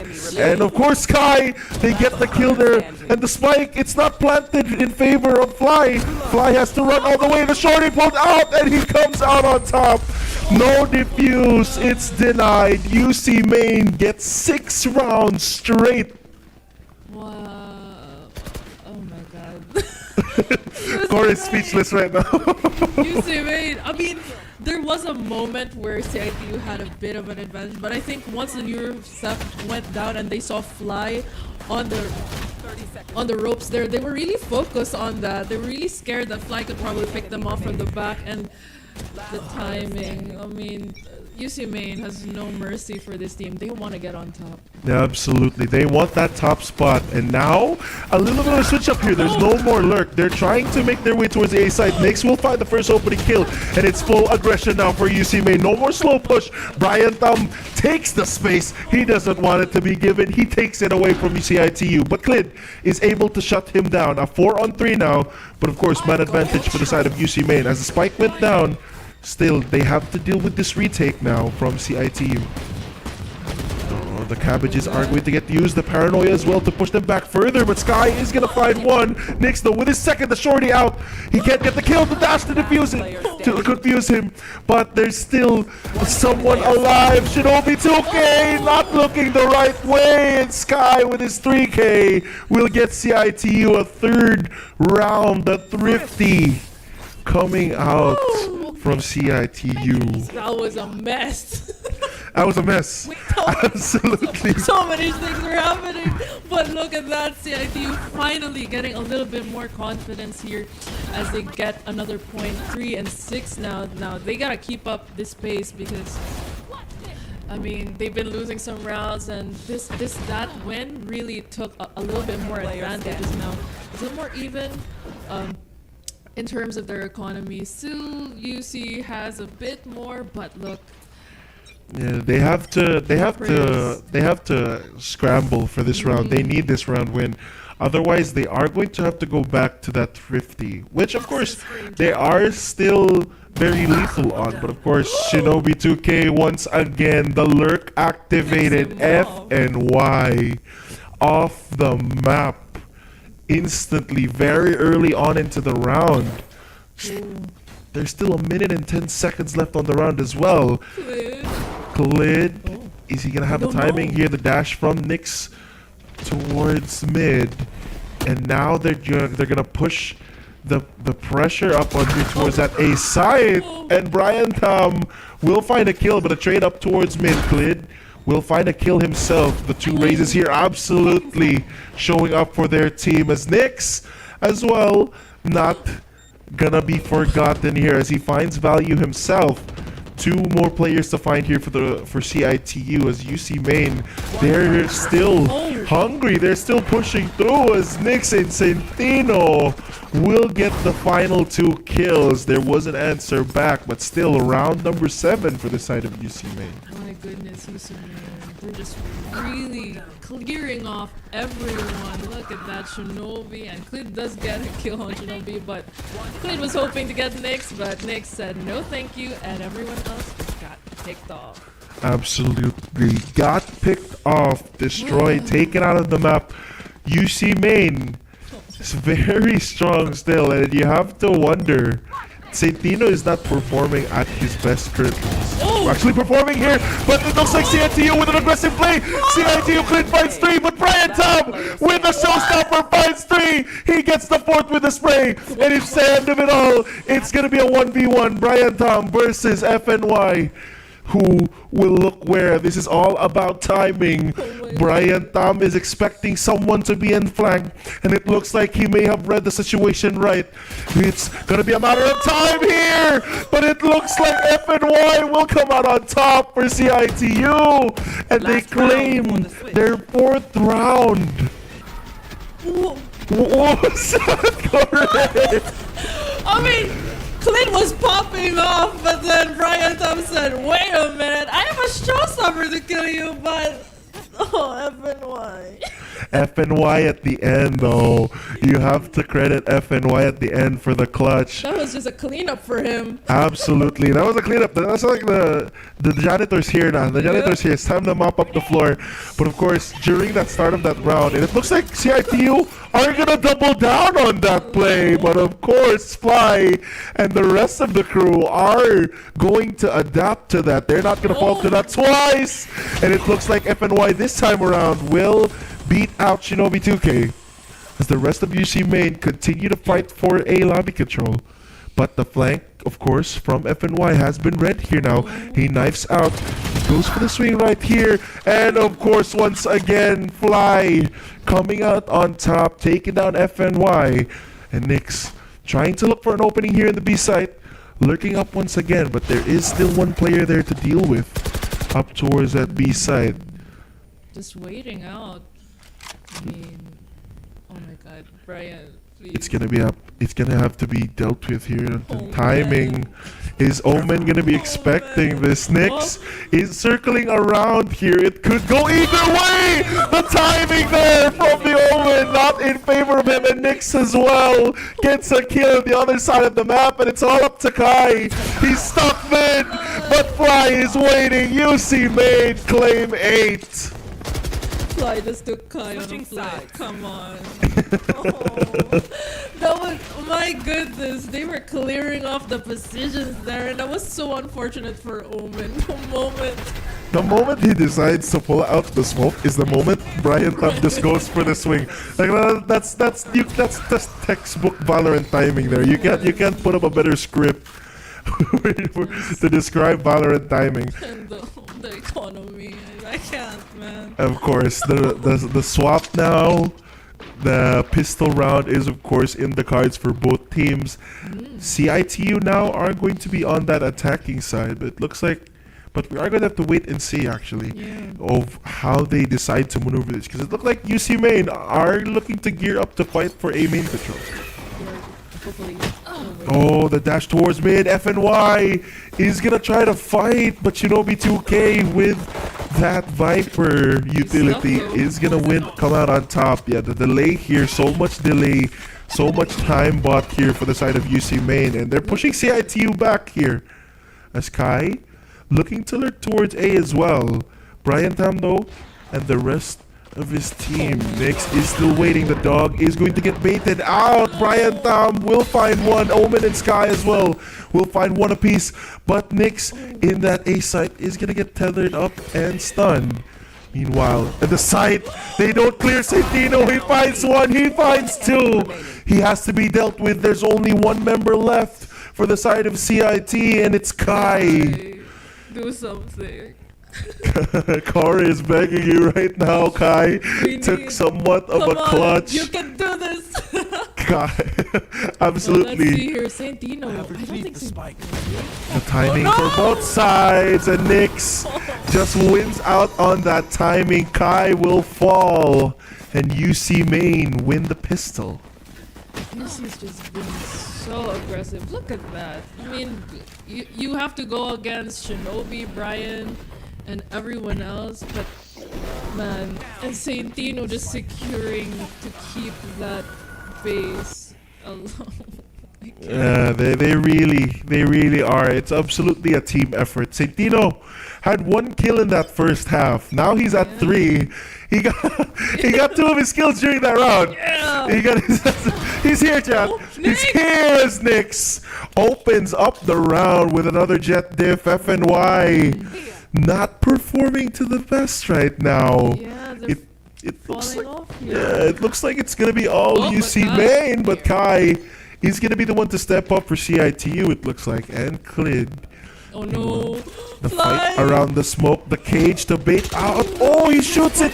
He wasn't cleared as well, but the spray is absolutely perfect there from Shinobi 2K. He will find one as answer back, but Kai is still a threat, but he's stuck in that corner. Santino will find one, and Shinobi 2K will claim Kai as they win their 10th round. Double digits now for UC Main. 10-4, man. The aggression on UC Main rather is really getting into the heads of CIT-U. And look at this, Nix just taking down F1 and FNY. My goodness. Yeah, there was a chance for FNY there too. Nix did not hit his first shot. FNY had time there to make the readjustment, but of course it was just Nix too fast. Now it's CIT-U though, with the weaponry available to them. They are gonna go towards that A site. Already site is gonna be secured. Spike will get planted, and now CIT-U, can they hold here? Can they handle this UC Main retake? And it looks like FNY is going to try to push for an advantage. That's a good start. He will find a pick, but he gets traded out and just immediately like that. The rest of his team answers. They find 3 kills collectively. But an answer from Fly. But of course, it all ends in CIT-U getting their 5th. Yeah, UCMN may have that aggression, but CIT is not backing down. They're so hard to the core. I mean, these Wildcats are wild. Of course, the Wildcats stay true to their name. They are wild, as Corey just said. But of course, CIT-U winning that 3rd round is very crucial. Now we're moving on to the 4th. Whoever wins this round will be setting themselves up to win the following round after, depending on who. Because if you look at the economy right now, for both sides, it's not looking too good. Whoever gets this win will get that advantage. Oh my goodness. Absolutely, and some Sky just randomly dies to Brian Tam's page shells. Meanwhile, the backside, Fly once again making his presence known there in the backside, finds 2.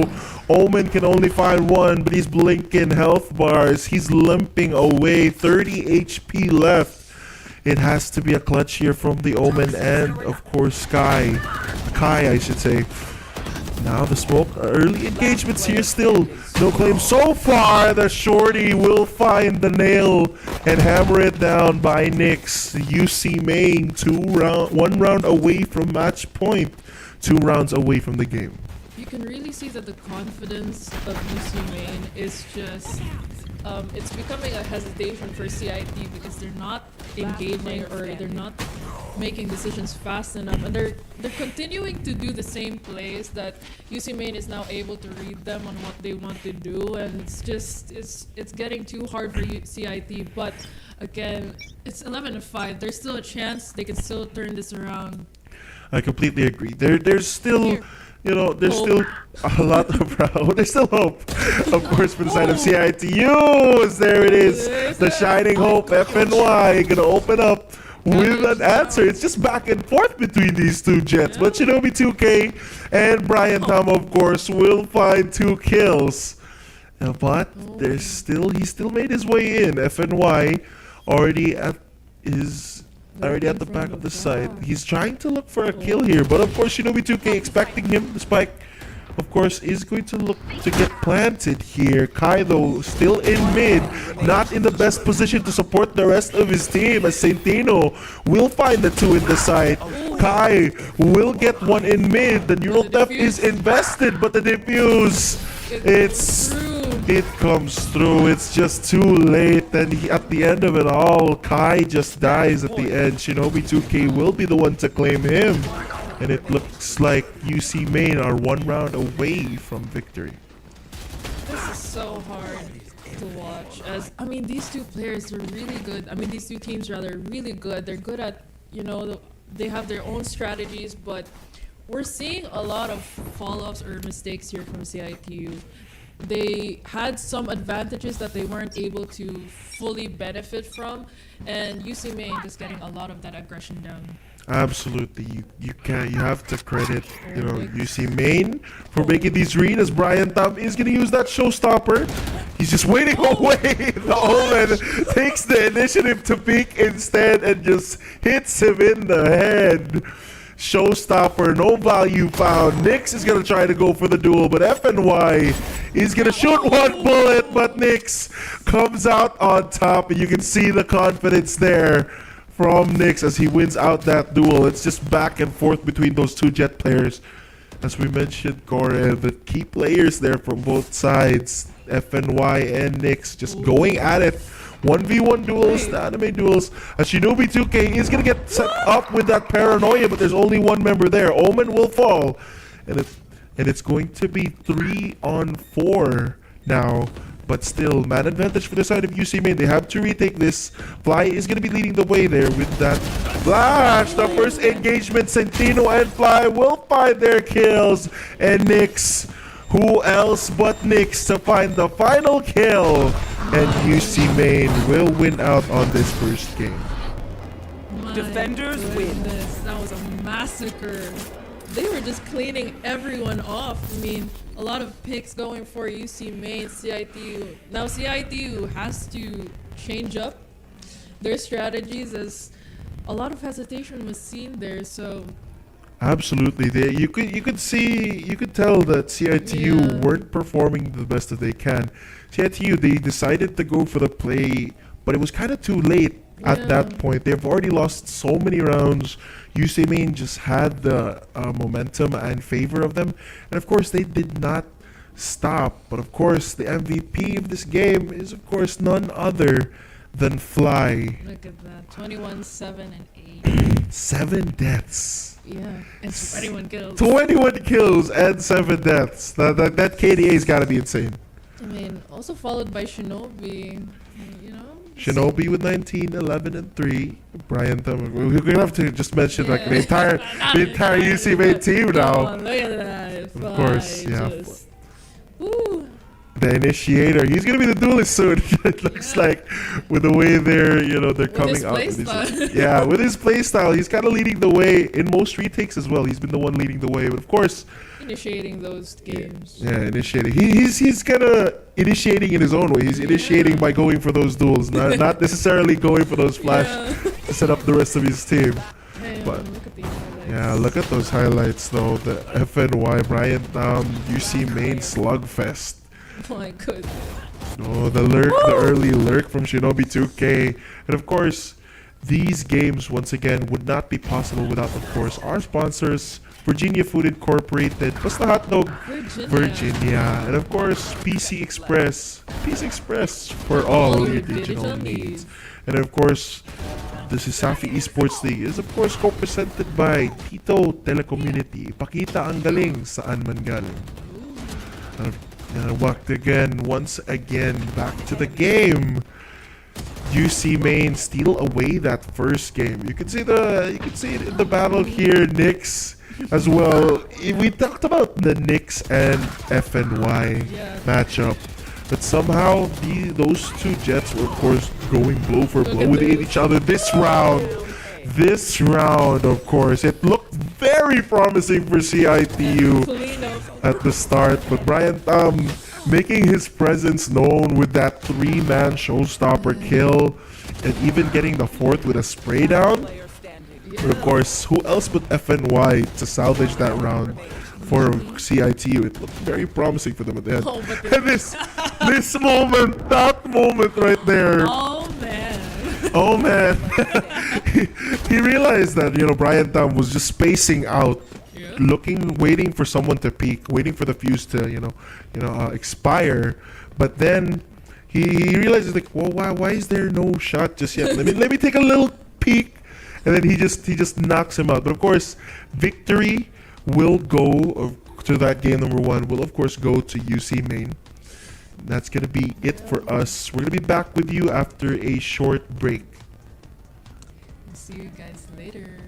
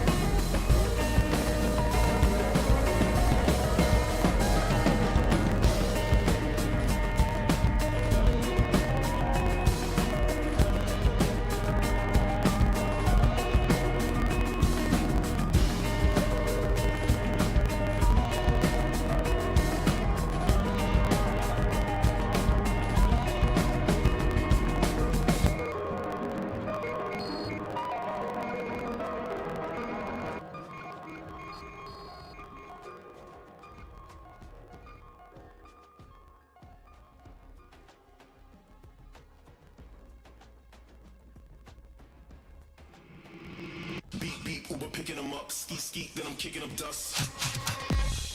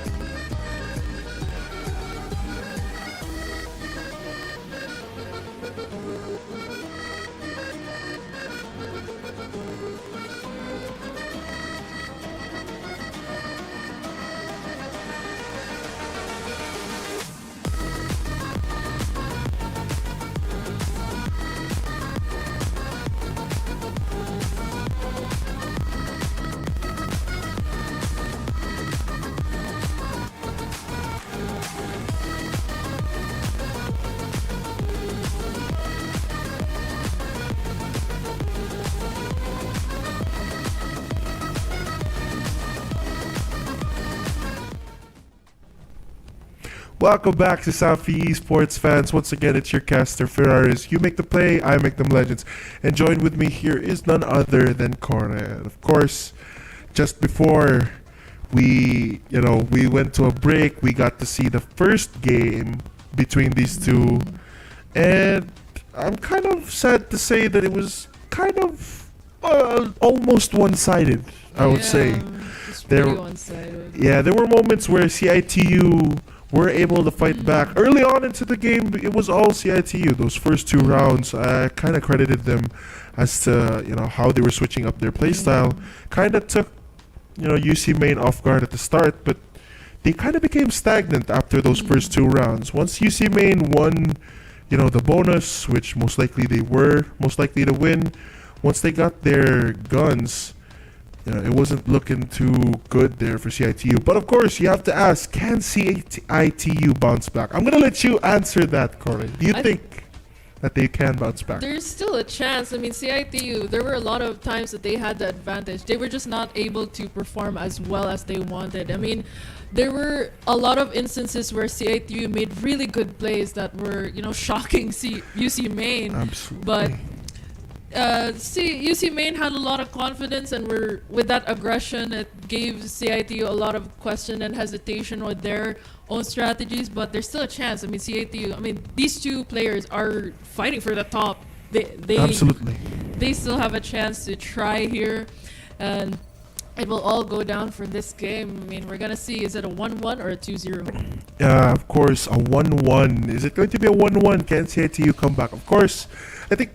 As we mentioned, we were talking before the broadcast came back during that break. We were like, maybe CIT-U still do have a chance, of course. They just need to, I feel like, switch up their plays. Because it was kind of questionable. The first time it went around, they went for the, kind of like the late play during that first half where they paranoid and then paired it up with a satchel aggressive play towards A Main.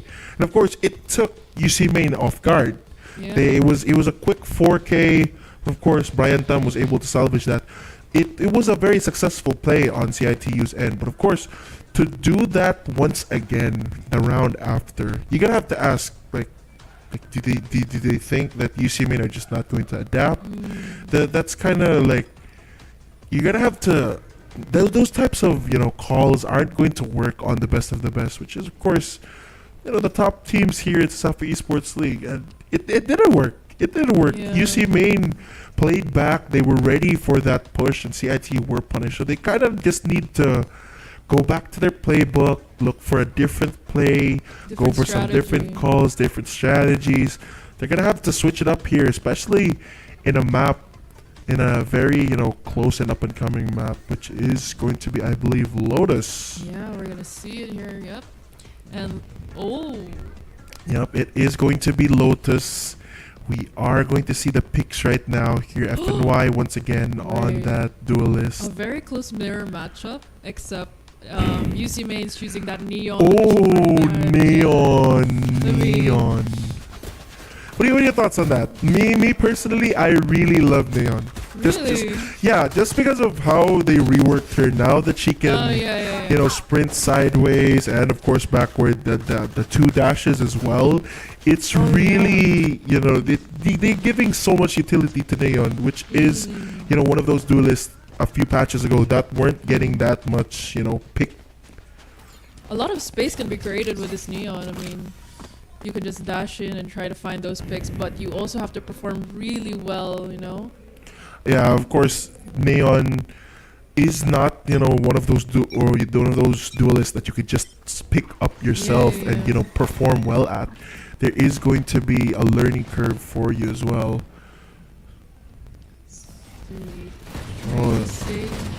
Look at that already. Yeah, they're already making their way towards that A side. Taking their space. UC Main trying to push the pressure here up towards that A side. The first engagement, Nyx will find two with that Neon. The Neon is online. Can he find a third? Yes, he can. Oh my goodness, FNY finally here with the rotate, but Nyx with his fourth. Is this gonna be the ace? Kai Ace has to be ready. Nyx Can he get the timing here? Kai's not looking at the right direction, and so is Nix. He's not looking at the right direction. Can there be a timing here? The swing there. Coming in from Kai, he will find one. He's trying to find the second. Kai will get the second and the third. The ace denied, and it all ends up in a 1v1 just because they gave the ace. Oh my goodness, this is so close. It could go either way. The alarm bot is gonna get used, but Kai gonna tap that spike, gonna bait out the shot. 4 bullets left in the chamber, and Shinobi 2K is just running around, buying the time. Is there gonna be enough time to defuse? I don't think there is. And UC Main pick up the slack. Kai. Oh my god. Almost a clutch there for the side of CIT-U, but Nix almost an ace there. You talked about it. This neon pick. Wow. Yeah, the neon pick, it can catch you off guard. Yeah, it can catch you off guard. Those dashes, the dash, they also upgraded the dash, I believe, where if you dash, there's no more recoil. It's an accurate first shot if you're dashing and you shoot. So that's a really big buff, especially for those neon mains that you don't know how to track when you are dashing. We're really seeing that these two players really want that top spot. Now look, they're playing here in C-side. Yeah, they're looking to go for the entry, already making their way there. Brian Tam once again, and Nix with that neon leading the charge. The paint shells is gonna try to push them back, but there's still no kills found. Saint Tino will be the one to find the opening pick. The paranoia will land onto a few members there, but still, there's no kills to be found.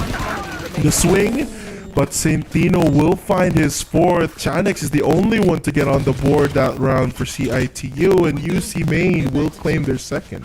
Everyone's getting their 4Ks here. I mean, man. And we're really seeing now that, you know, UC Main, they're trying to continue this confidence up. I mean, CIT-U does need to change it up a bit, and hopefully they can get a score and get a point on the scoreboard at least. I mean, there's still a chance. It's still pretty early. They can still make their plays and change things up. Absolutely, and of course, this is still. Those were the first 2 rounds. Now it is going to be a gun round for both sides, but Fly will be the one to open us up here. You see, Main, that ultimate from Nix can only find one, but Chanex is able to answer back, and then once again, it's falling for CIT-U. There's only 2 members left. Wind, and of course, Kai are the only ones left. Wind will find 1 kill onto Brian Tam.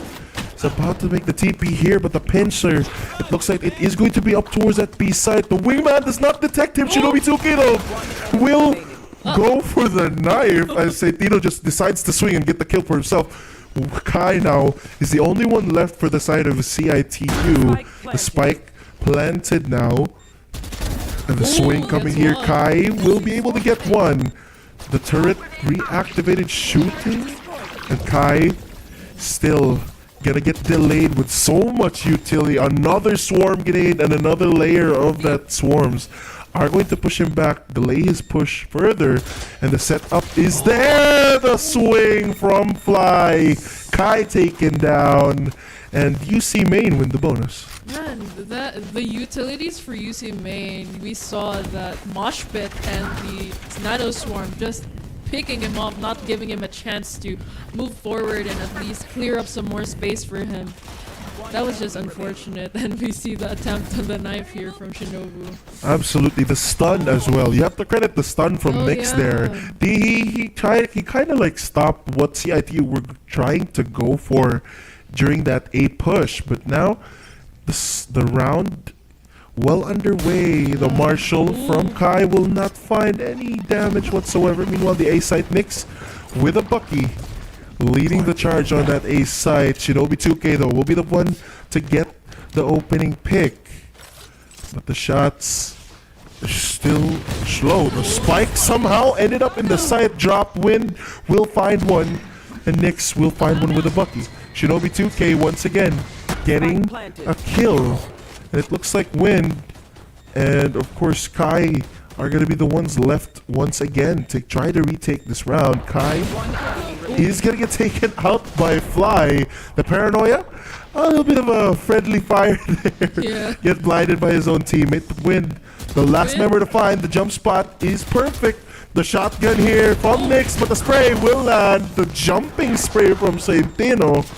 He's going to be the one to claim the kill there at the end, but it's 4 rounds straight for UC Main. CIT has to make something happen here as UC Main, they're just not giving mercy. And look at that, Nyx is becoming really scary even with just a Bucky. I mean, Bucky is pretty good gun with Neon, of course, with a neon. Bucky with a neon, that scares me. Genuinely, that scares me more than enough. That scares me more than enough. I mean, he can just go, hello, bam. Hello. I'm going here. I dash back. I hit you with a Bucky and I'm out. That's it. That's the neon. Ooh. That's the neon. But it looks like UC Main are gonna try to switch their sights now. Shinobi 2K with the lurk though will take out Clid. Meanwhile, they're making their way towards that C site. FNY is gonna be a problem they have to deal with. 2 kills for FNY, and that Thrash will detain Kai, but there's no follow-up here. UC Main and their players can't move forward. They're instead going to rotate towards that A side. Shinobi 2K will lead the way, but there is already movement from CIT-U reading this play. Chanex is in that site waiting. Oh no, Chanex let that chance slip away. He's gonna have to go for the duel again, and he wins it. What a redemption there from Chanex. The stun is going to look to set himself up for a kill, but Centino is going to be covering up for Fly, but still Fly will still go down to Kai though. Meanwhile, the flank, Centino here has to win out the duel. He turns his back, and Funny just gives him the shots. Clean up from Funny there. I mean, finally, CIT is getting a point on the score. I mean, a point on the scoreboard as they were able to perform well, and I guess, you know, the UC Main's aggression is getting punished there, as we saw, and CIT-U being able to read the play was really good for them. Absolutely. I think it was just a case of maybe UC Main having a little bit too much fun. Yeah, a little too confident there. Yeah, Nyx, I don't think that was the best kind of day on entry when your wall doesn't, go up that high anymore. But now moving forward, Clid here has that op available to him. The util already gonna push him back. He is gonna find the first kill there. Brian Tam already taken out this early on into the round. And meanwhile, CIT-U, the players around the map are looking to take it upon themselves to go for that push. The Thrash is gonna get used though, but it does not land onto anyone. Centino. You see FNY lurking here. Yeah, FNY lurking in the flank. Even gonna use the showstopper, but somehow it doesn't kill Shinobi. Oh my goodness, a bit of an error there. And again, another error from the side of CIT-U. Clid falls. No, my goodness. Errors here for CIT-U could cost them. This isn't looking too good for them right now. But still, there's still members here for CIT-U looking to hold this post plant. The wingman plant is denied there. Chanex is going to use that mosh pit to delay it even further as Win will find to TP out, escapes. Chanex is going to get one himself, and CIT-U able to pick themselves up and flip the script. Centino's the only one left. He finds a kill. He tries to TP out, but Chanex able to track him, and CIT-U get their second on the board. That bullet connects right on Chanex as Gecko gets that headshot, I believe, and look at this. I mean, we're now seeing a little bit more of a confident play here for CIT. They're finally finding what works for them, and hopefully they can keep that pace up. As we know, UC Main are really good in turning the tables in favor of them. Absolutely. When they get that, momentum, they're one of those teams that when they get the momentum, they're not really the ones to let that momentum slip at any given point. But once again, UC Main opting to go for that A push, fighting up against Rubble. Those paint shields are going to push him back, but FNY will take out Shinobi 2K. That lurker is out of the picture. Nyx is praying behind the rest of his team as Brian Tam and Centino will get a kill apiece. Oh, the showstopper as well, taking out Chanex. The site is open, but FNY with the flank. And those paint shells gonna give him space to clear up the rest of these angles.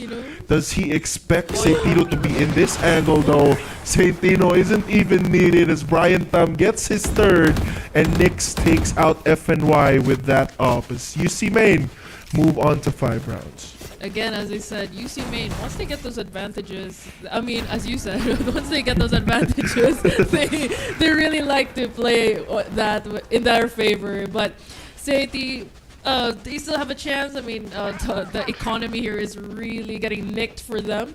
Hopefully they can do something as they've done before with the thrifty round. Hopefully they can make a play here. They're still open to that possibility. The Blade Storm is activated now for, of course, Clid. He will try to go for the pick, but the peek he decided to go for wasn't the best as Nix was waiting up with that up. Not the man you want to peek right now, given the weaponry that he has. I mean, well, up towards C site, that lockdown is available. FNY! No, the timing for the smoke! He sprays them down. He finds 3. Finally, Saintino with an answer. The spike is picked up, but that's not the weaponry to take him out. Kai wastes his opportunity. He doesn't shoot shoot Saintino a second time. It looks like Saintino will get the spike down here. Nix with a change of weaponry on that Vandal. He hears the TP. The lockdown will get committed here for the side of CIT-U. Wind will find the kill. And Nix, he gets 1. But Kai's Outlaw will find him. And it looks like CIT-U are able to get back on the board. 3 now for them. CIT-U not backing down. Looks like they're getting a bit better. And look at that, a thrifty. As I said. You mentioned it before. A thrifty round was still in the cards for CIT-U, and now it looks like they have a little bit more credits to go for this exchange. You see there on the replay, FNY just lining them up a 3K. Huge performance.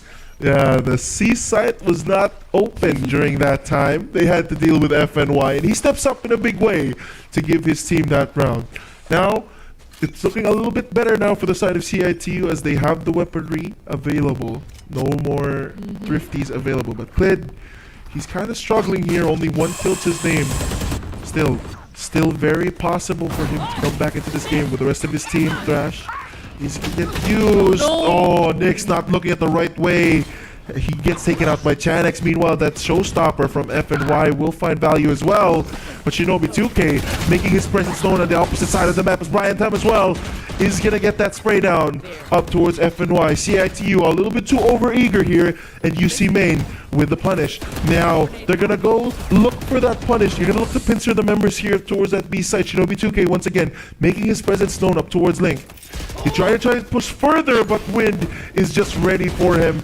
And that spike is in the middle of sight. They have to retake this with no utility left.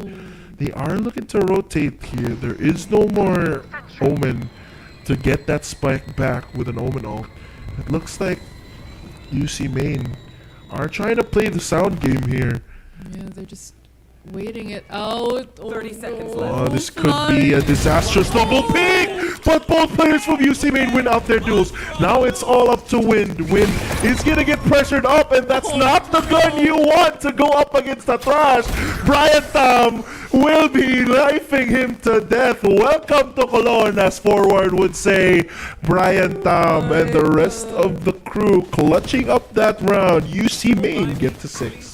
We actually saw the desperation there. I mean, there was an advantage for CIT-U during that round. I mean, but this double peak just costed that. Oh my goodness. And of course, we see Brian Tam and knife to the head. Bam! Knife to the head. Bam, bam, bam. To claim his third in the round. And of course, a great timing there for both players. A Spy now is the one with that operator in hand, but the shots don't land. But still, CIT-U looking to aggress FNY once again. He claims 2 up in the round. Saintino, though, is finally going to shut him down. Saintino going to continue up his killing spree. He gains 2 this round with another elimination. Wind Only with the Sheriff spamming through that wall, trying to get maybe a few shots to connect onto Santino, really low. who is really low, as you mentioned, Corey. With now the Mollies trying to push the members of CIT-U back, they're trying to make sure that their Omen can, of course, retreat. But there's still a halt here, a mirror matchup now. Yeah. It looks like the three people remaining from both teams are going to be identical. Submit here. The OT from Win to give out information, and he got a fair amount there. He knows that there's still members of UC Main out on that A side. CIT-U though, of course, with the weaponry disadvantage, it's only Kai with that Phantom, but he's up over towards that C site. So 30 seconds left. that Phantom not going to come into play unless they do push towards him. 20 seconds now. They got CIT-U. I mean, UC Main needs to make a move. Yeah, they've already crawled their way up towards B, and I don't think Win notices us just yet. Santino with the lurk, he gets the kill. The turret doesn't activate. Thank you, Valorant, for those nerfs. And Chanex with a knife out. Shinobi 2K will be the one to claim that kill. The paranoia doesn't land. Kai though with a knife out almost gets taken out. It's a 1v1 Killjoy versus Killjoy. We've seen this before. Shinobi 2K versus Kai. Can he clutch it up? Shinobi 2K gets his second and gets the round win for UC Main. God.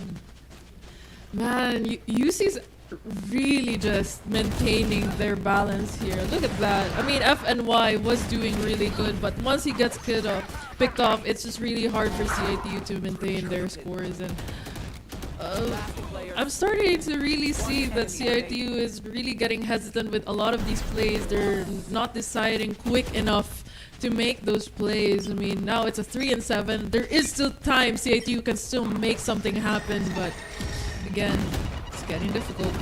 Absolutely, it is getting difficult with just how well UC Main have been able to, maneuver around the map. Once again, this neon wall is going to try to mess with the map a little bit, trying to pressure up towards that A side. Force rotations, it looks like it is working. 4 members now from the side of CIT-U are over there. Sky will find one, but Fly with a trade. And it looks like Nyx is going to get picked off as he tries to retreat. FNY will be the one to pick up the kill. 4v3 now in favor of CIT-U. The spams don't necessarily find when the showstopper is going to get used. But it looks like there isn't anyone towards the back of the site. But if he could reach this, he could find one here. And he does. Brian will take out Clid. Oh no, disaster for CIT-U. The splash is gonna come through, and just like that, the follow-up is there. 2 kills claimed. UC Main pick up 8. It's just UC. This is UC Main's game now. They're really picking up this confidence, making sure that they get those kills. I mean, that was beautiful position for Kai there, but that clean off from Brian Tam and the rest of the team for UC Main was just beautiful. I mean, now they've just really nicked the economy for CIT here. It's getting, it's really getting hard. Yeah, the final round before the swap. It looks like once again CIT-U look to aggress, but Clid still can't hit a shot. FNY will get one, but an answer though from the UC Main. Win is gonna end up that engagement, getting a kill. But still, man advantage for the side of UC Main. Thrash is going to get used towards the link. Even gonna get used on towards side despite not getting an accurate location as Kai peeks up and takes out Nyx. 2-on-2 now. Shinobi 2K and Fly versus Kai and Wind. Once again, it's Kai and Wind. They're partners in crime at this point. They're partners in crime at this point. As how well, I mean, how they've been the two to survive as Shinobi 2K gets another one. As Wind, the only one left, still looking to get that upgrade. The spike is going to get passed around from these two players. Shinobi 2K will be the one to plant, as he will get that lockdown after. Meanwhile, Wind opting to go for the flag, seeing as that Killjoy turret is still inactive.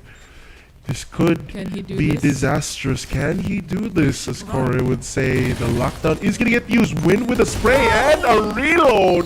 What was that win? Timing was just so bad. A disaster now for CIT-U. But now that there's a switch, maybe there's a chance, since it does seem like the lineup for UC Main is more of the attacker side with the double duelist there. They're gonna be able to get those entries.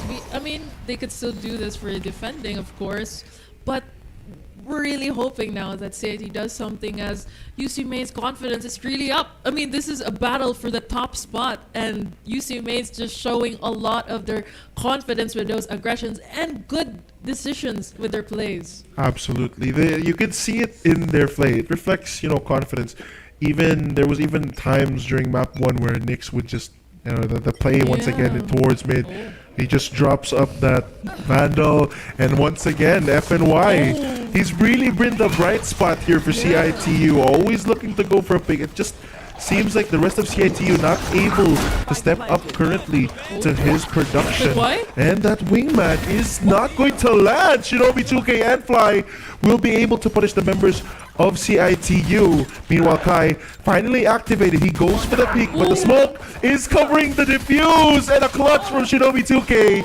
He will find one, but Chanex able to answer back, but still double digits now for UC Main. It's a 10-3 now. Okay, CIT's gonna need like perfect Valorant plays here. Look at that. I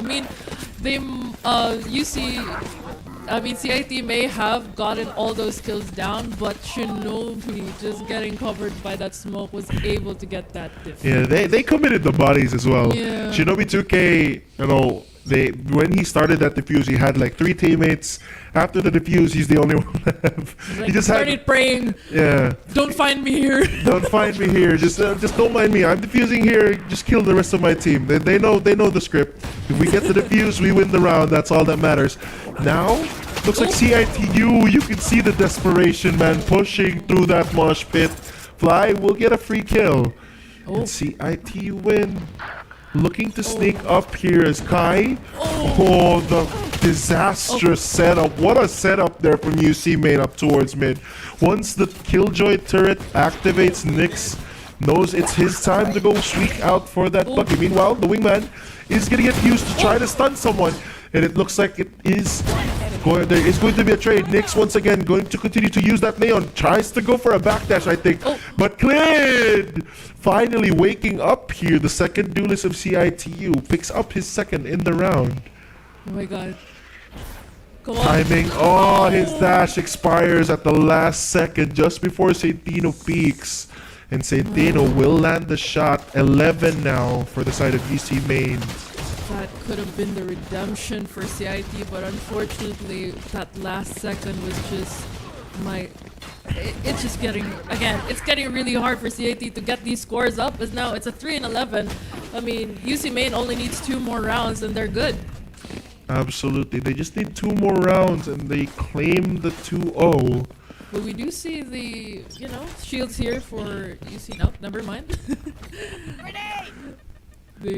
The economy is a little better. No, it's not. It's really not. They still have the Vandals available now, though, for the CIT, for the side of CIT-U. If they're gonna win a round, they should really capitalize on this advantage that they have. Nyx again in that spot. I think he still has the Bucky ready to go. Of course, Nyx. You can see it in Nyx. Oh, the stun. He is going to use the stun this time, but he uses that dash. Meanwhile, Saintino, though, is going to catch out F and Y with that lurk towards C, and UC Main just get an upgrade. And the Bucky, Nyx, still trying to play around here. CIT-U, I don't think it's in your best interest to go for this. But meanwhile, Fly will get 2. Clid gets one back, but the 2 for here. Kai, they're just toying with CIT-U at this point. Win. Ring around the rosy. The final member to find. Can he hit the shot? Yes, he can. He tries to TP up forward to try to get a pick one more. Win keeps being the last man standing. He's starting prayers. He's praying for this. He has a dream. He needs to do this for his team, and hopefully he can. I mean, he's being very sneaky, but the timer. I think he got hurt though. 10 seconds left. He has to go for this plant. Win. There's still a chance for him. Shinobi 2K blinking health bar, 33 HP. Oh, no. And the rest of the team are just gonna look to push him up further. Neon though. Nyx, Oh, no, you can it's hear so his footsteps. scary. It's gonna be a triple peak.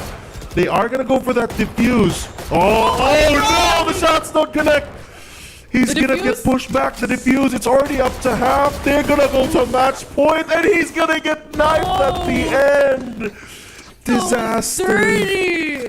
That Nyx though, that was so annoying for them. I mean, That's just rubbing salt in the wounds at that point. looks like UCMN is playing with their food now.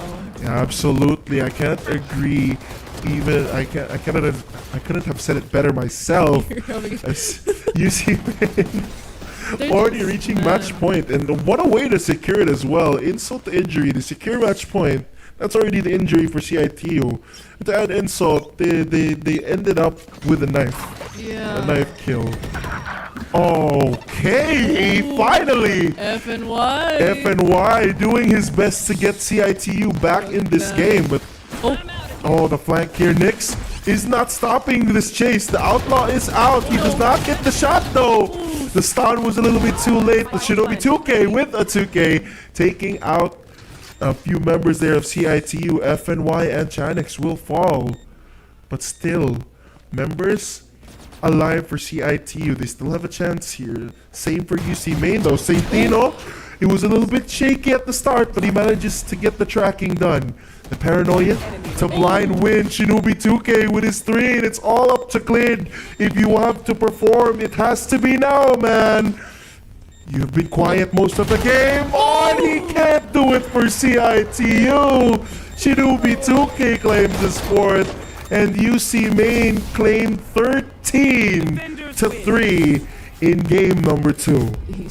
UC Main secures the top spot, and that was a dirty game for them. They were playing with their food and making sure that CIT-U knows that it was their place. It was their game. Absolutely, and of course, you can't forget about the winning moment. Look at Look them. at the players scratching their head. Wait, that happened? That happened. That really happened. That's how it ends. And of course, that. you have to credit the best efforts there of FNY. You can see it. You can reflect it on the scoreboard. He was the top frag. He's the, I would say, match MVP. But of course, you can't win a match all by yourself. Shinobi 2K will be the MVP of this match. 17 kills, 7 deaths, and 4 assists. But of course, all of this, the CESAFI Esports League would not have been possible without, of course, our sponsors, PC Express. PC Express for all your digital needs. And of course, Virginia Food Incorporated, Basta Hot Dog Virginia. And of course, CESAFI Esports League is co-presented by Dito Telecommunity. Pakita ang galing saan raman galing. Can't forget about our minor sponsors, the company Cebu and Crayon Lab Custom Apparel. Now back to the game. The series.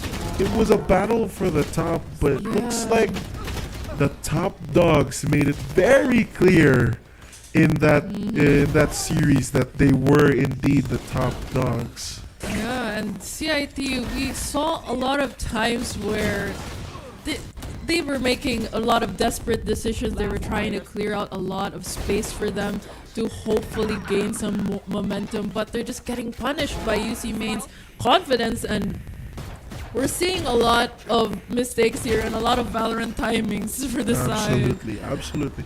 It could possibly just result into CIT-U not being their day.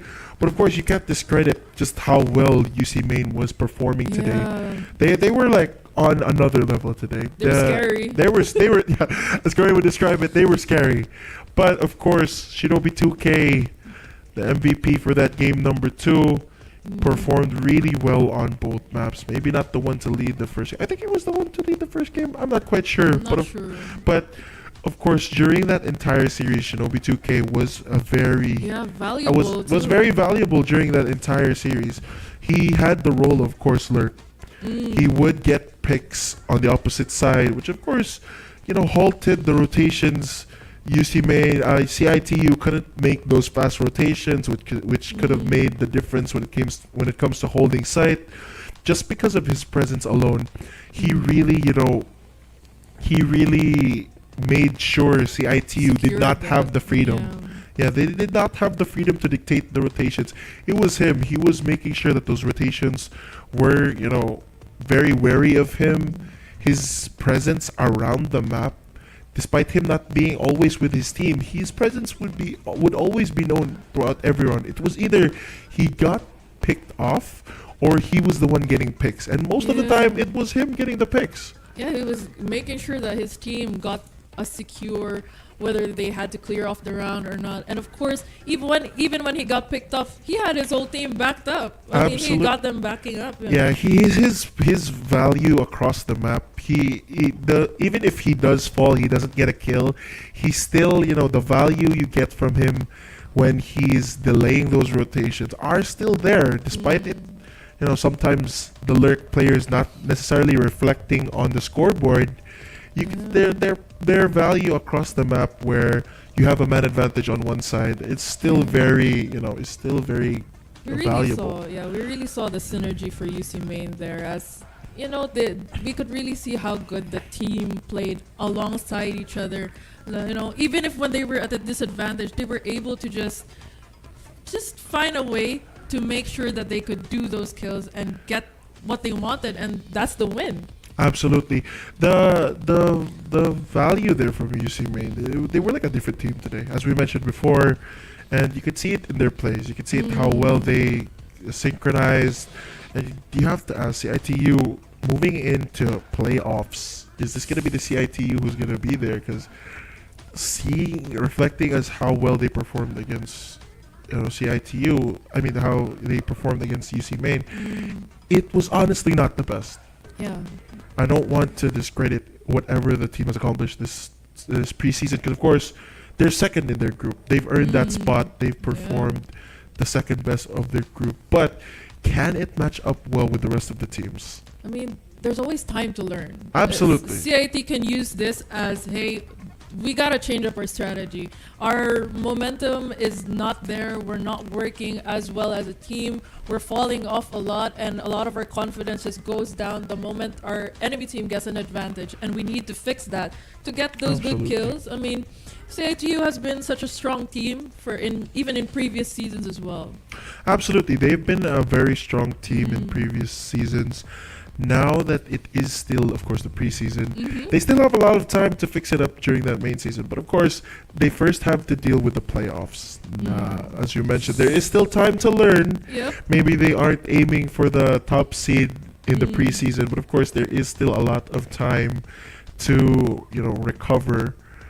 But right now, CIT-U, it's improvement, I would say, compared to the last season.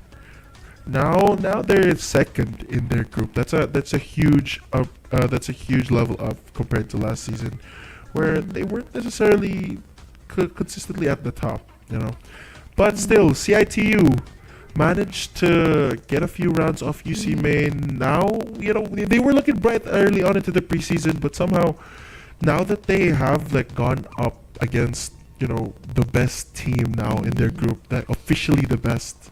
They have claimed the top dog spots.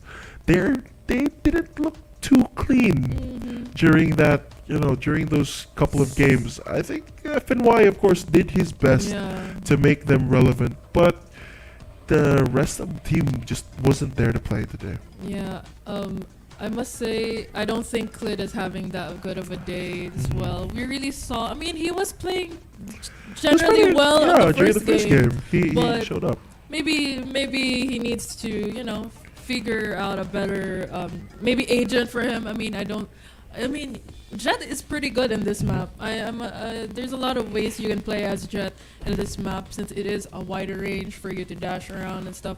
But I guess Clit is just not having a good day, but the rest of the team, I mean, CIT-U still played fairly well. There were a lot of times where they could have won, they could have done something, but they just could not finish the performance as well. There was just no follow-up for the side of CIT. Absolutely, you could tell that CIT-U, I think that the entire most of their round wins have, of course, been coming from individual plays. I haven't been seeing that many,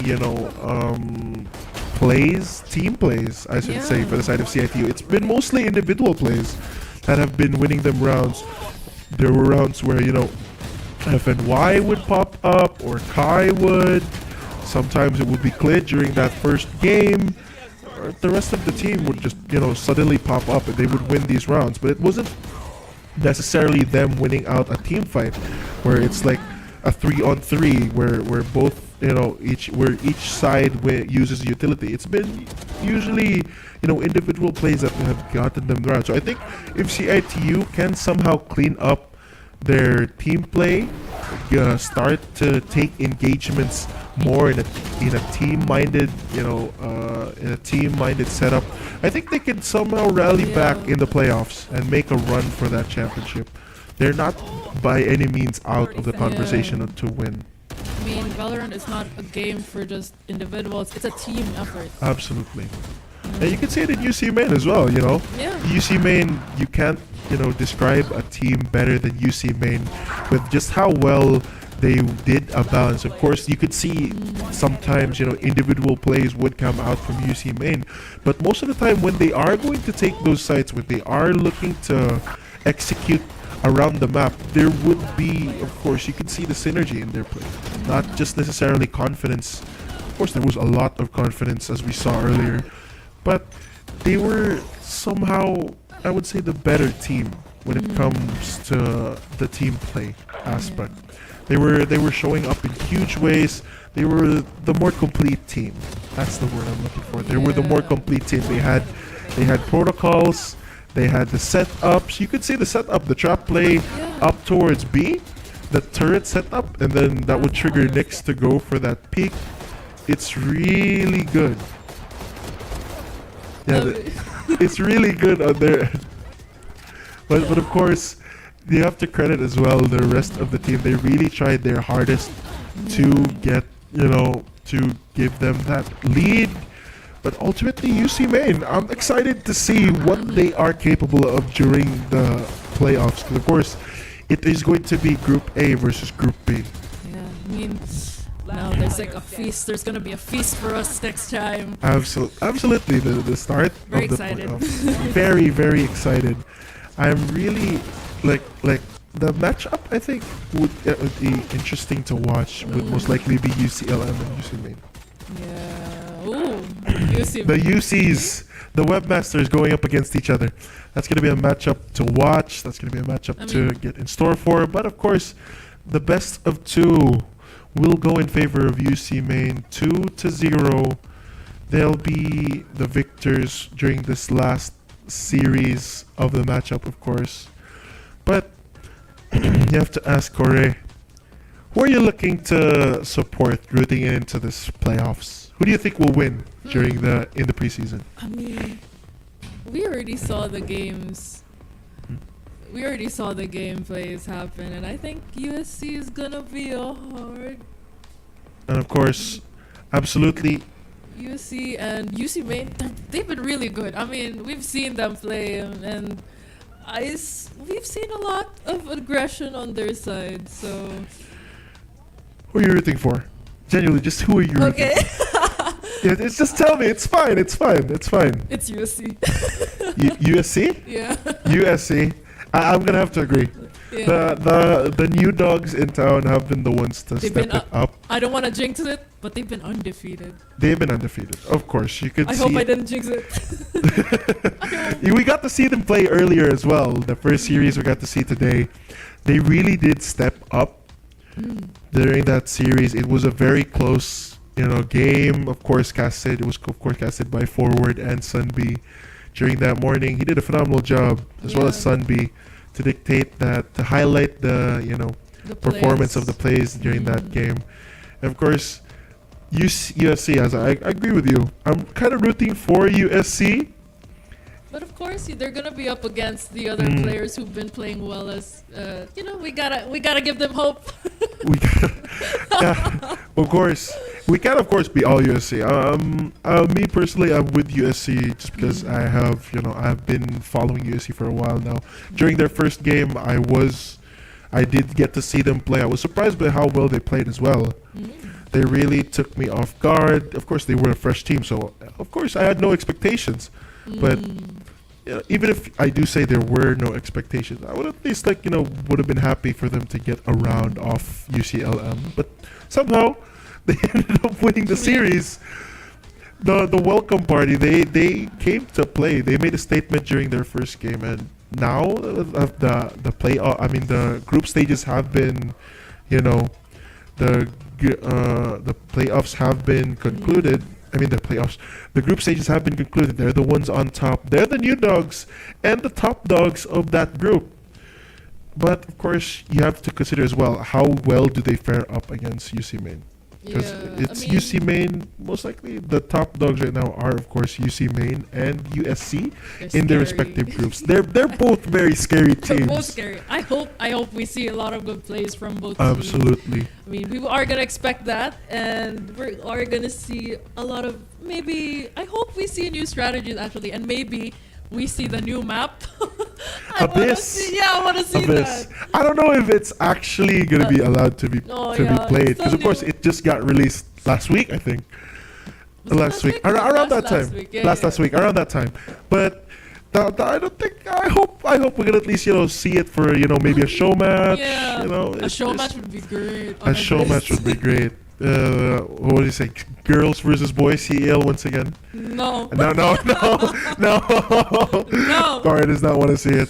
The boys. Too unfair. It's too unfair now. I mean, the girls were playing good. Yeah, of course. I played up against the CEL girls. They did give us a run for our money. I cheered. Yeah, you were cheering. I could. You were in the Discord when that happened. But that is gonna sum up the group stages. UC Main will be the leader in Group 1. UC Main, and then followed by CIT-U. Yeah. And then there's USJR, and then after that, UPC. I think there's UPC. Yeah. And then on the other group, it's USC, UCLM, and then USPF, and then CEC, and then UV. That's gonna be how we sum it up. The number 1 and number 2 seed respectively in Group 1 is going to be UC Main and CIT-U. Meanwhile, in Group number 2, it is going to be USC and UCLM. So those teams are going to be the teams to look out for moving into this playoffs.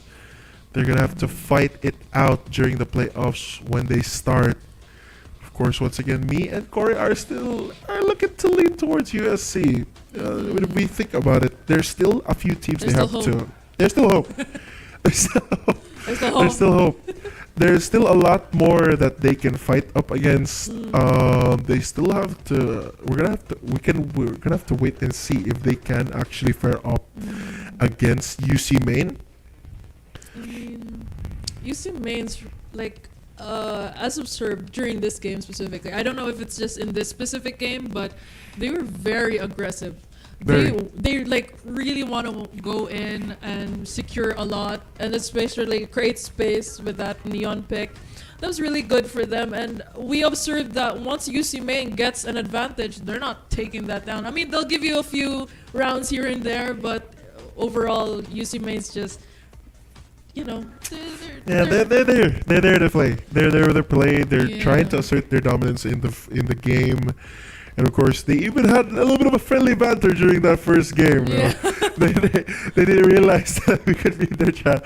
But of course, the series will ultimately go in favor of UC Main. And once again, we would like to credit our sponsors, because none of this would have been possible without, of course, Virginia Food Incorporated. Basta Hotdog Virginia. Number 2, PC Express. PC Express for all your digital needs. And CESAFI Esports League is of course co-presented by Dito Telecommunity. Pakita ang galing! Saan man galing? There we go. And of course, our minor sponsors once again, the company Cebu Mandaue branch. That's where we are right now. Me and Kore Casting are here comfortably. casting comfortably. It's really cold here as well. Yeah. I love it. I love it. I love the cold. It's My nose is really about to comfortable. drip. It was about to drip. It's because of the cold. Hey, I'd rather it be too cold than Than it be too hot. yeah. Right? Right? I'd Who wants rather it to be cold. too hot? You're gonna be sweaty and just imagine casting if it's a hot room. Of course. And you can't forget about Crayon Lab custom apparel. And now, of course, that is going to be it for me and Corey here at the caster desk. That's going to be it. Once again, it's me, Ferraris. You make the plays, I make them legends, and Corey signing out. We're going to pass it on now to Yurika, who will handle the post-game interview.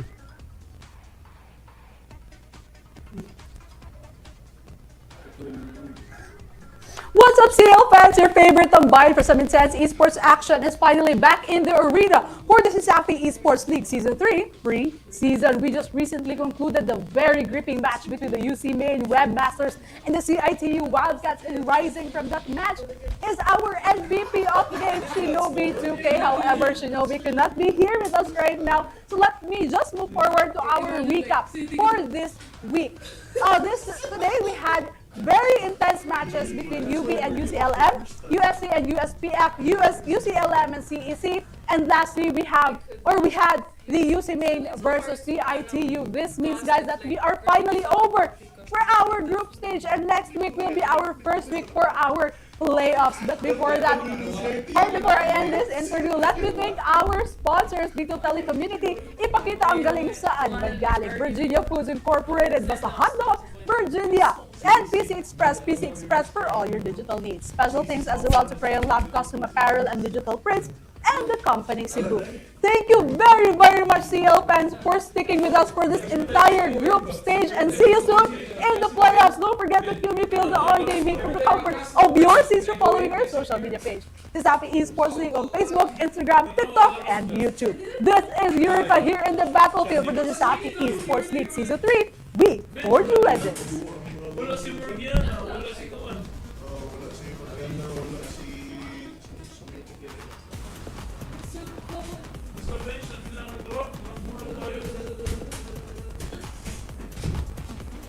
But imagine if the CESAFI Esports League was a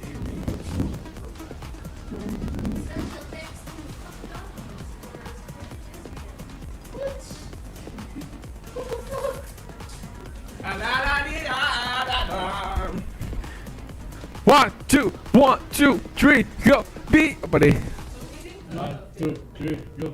Beat by the lover, beat by the lover. Beat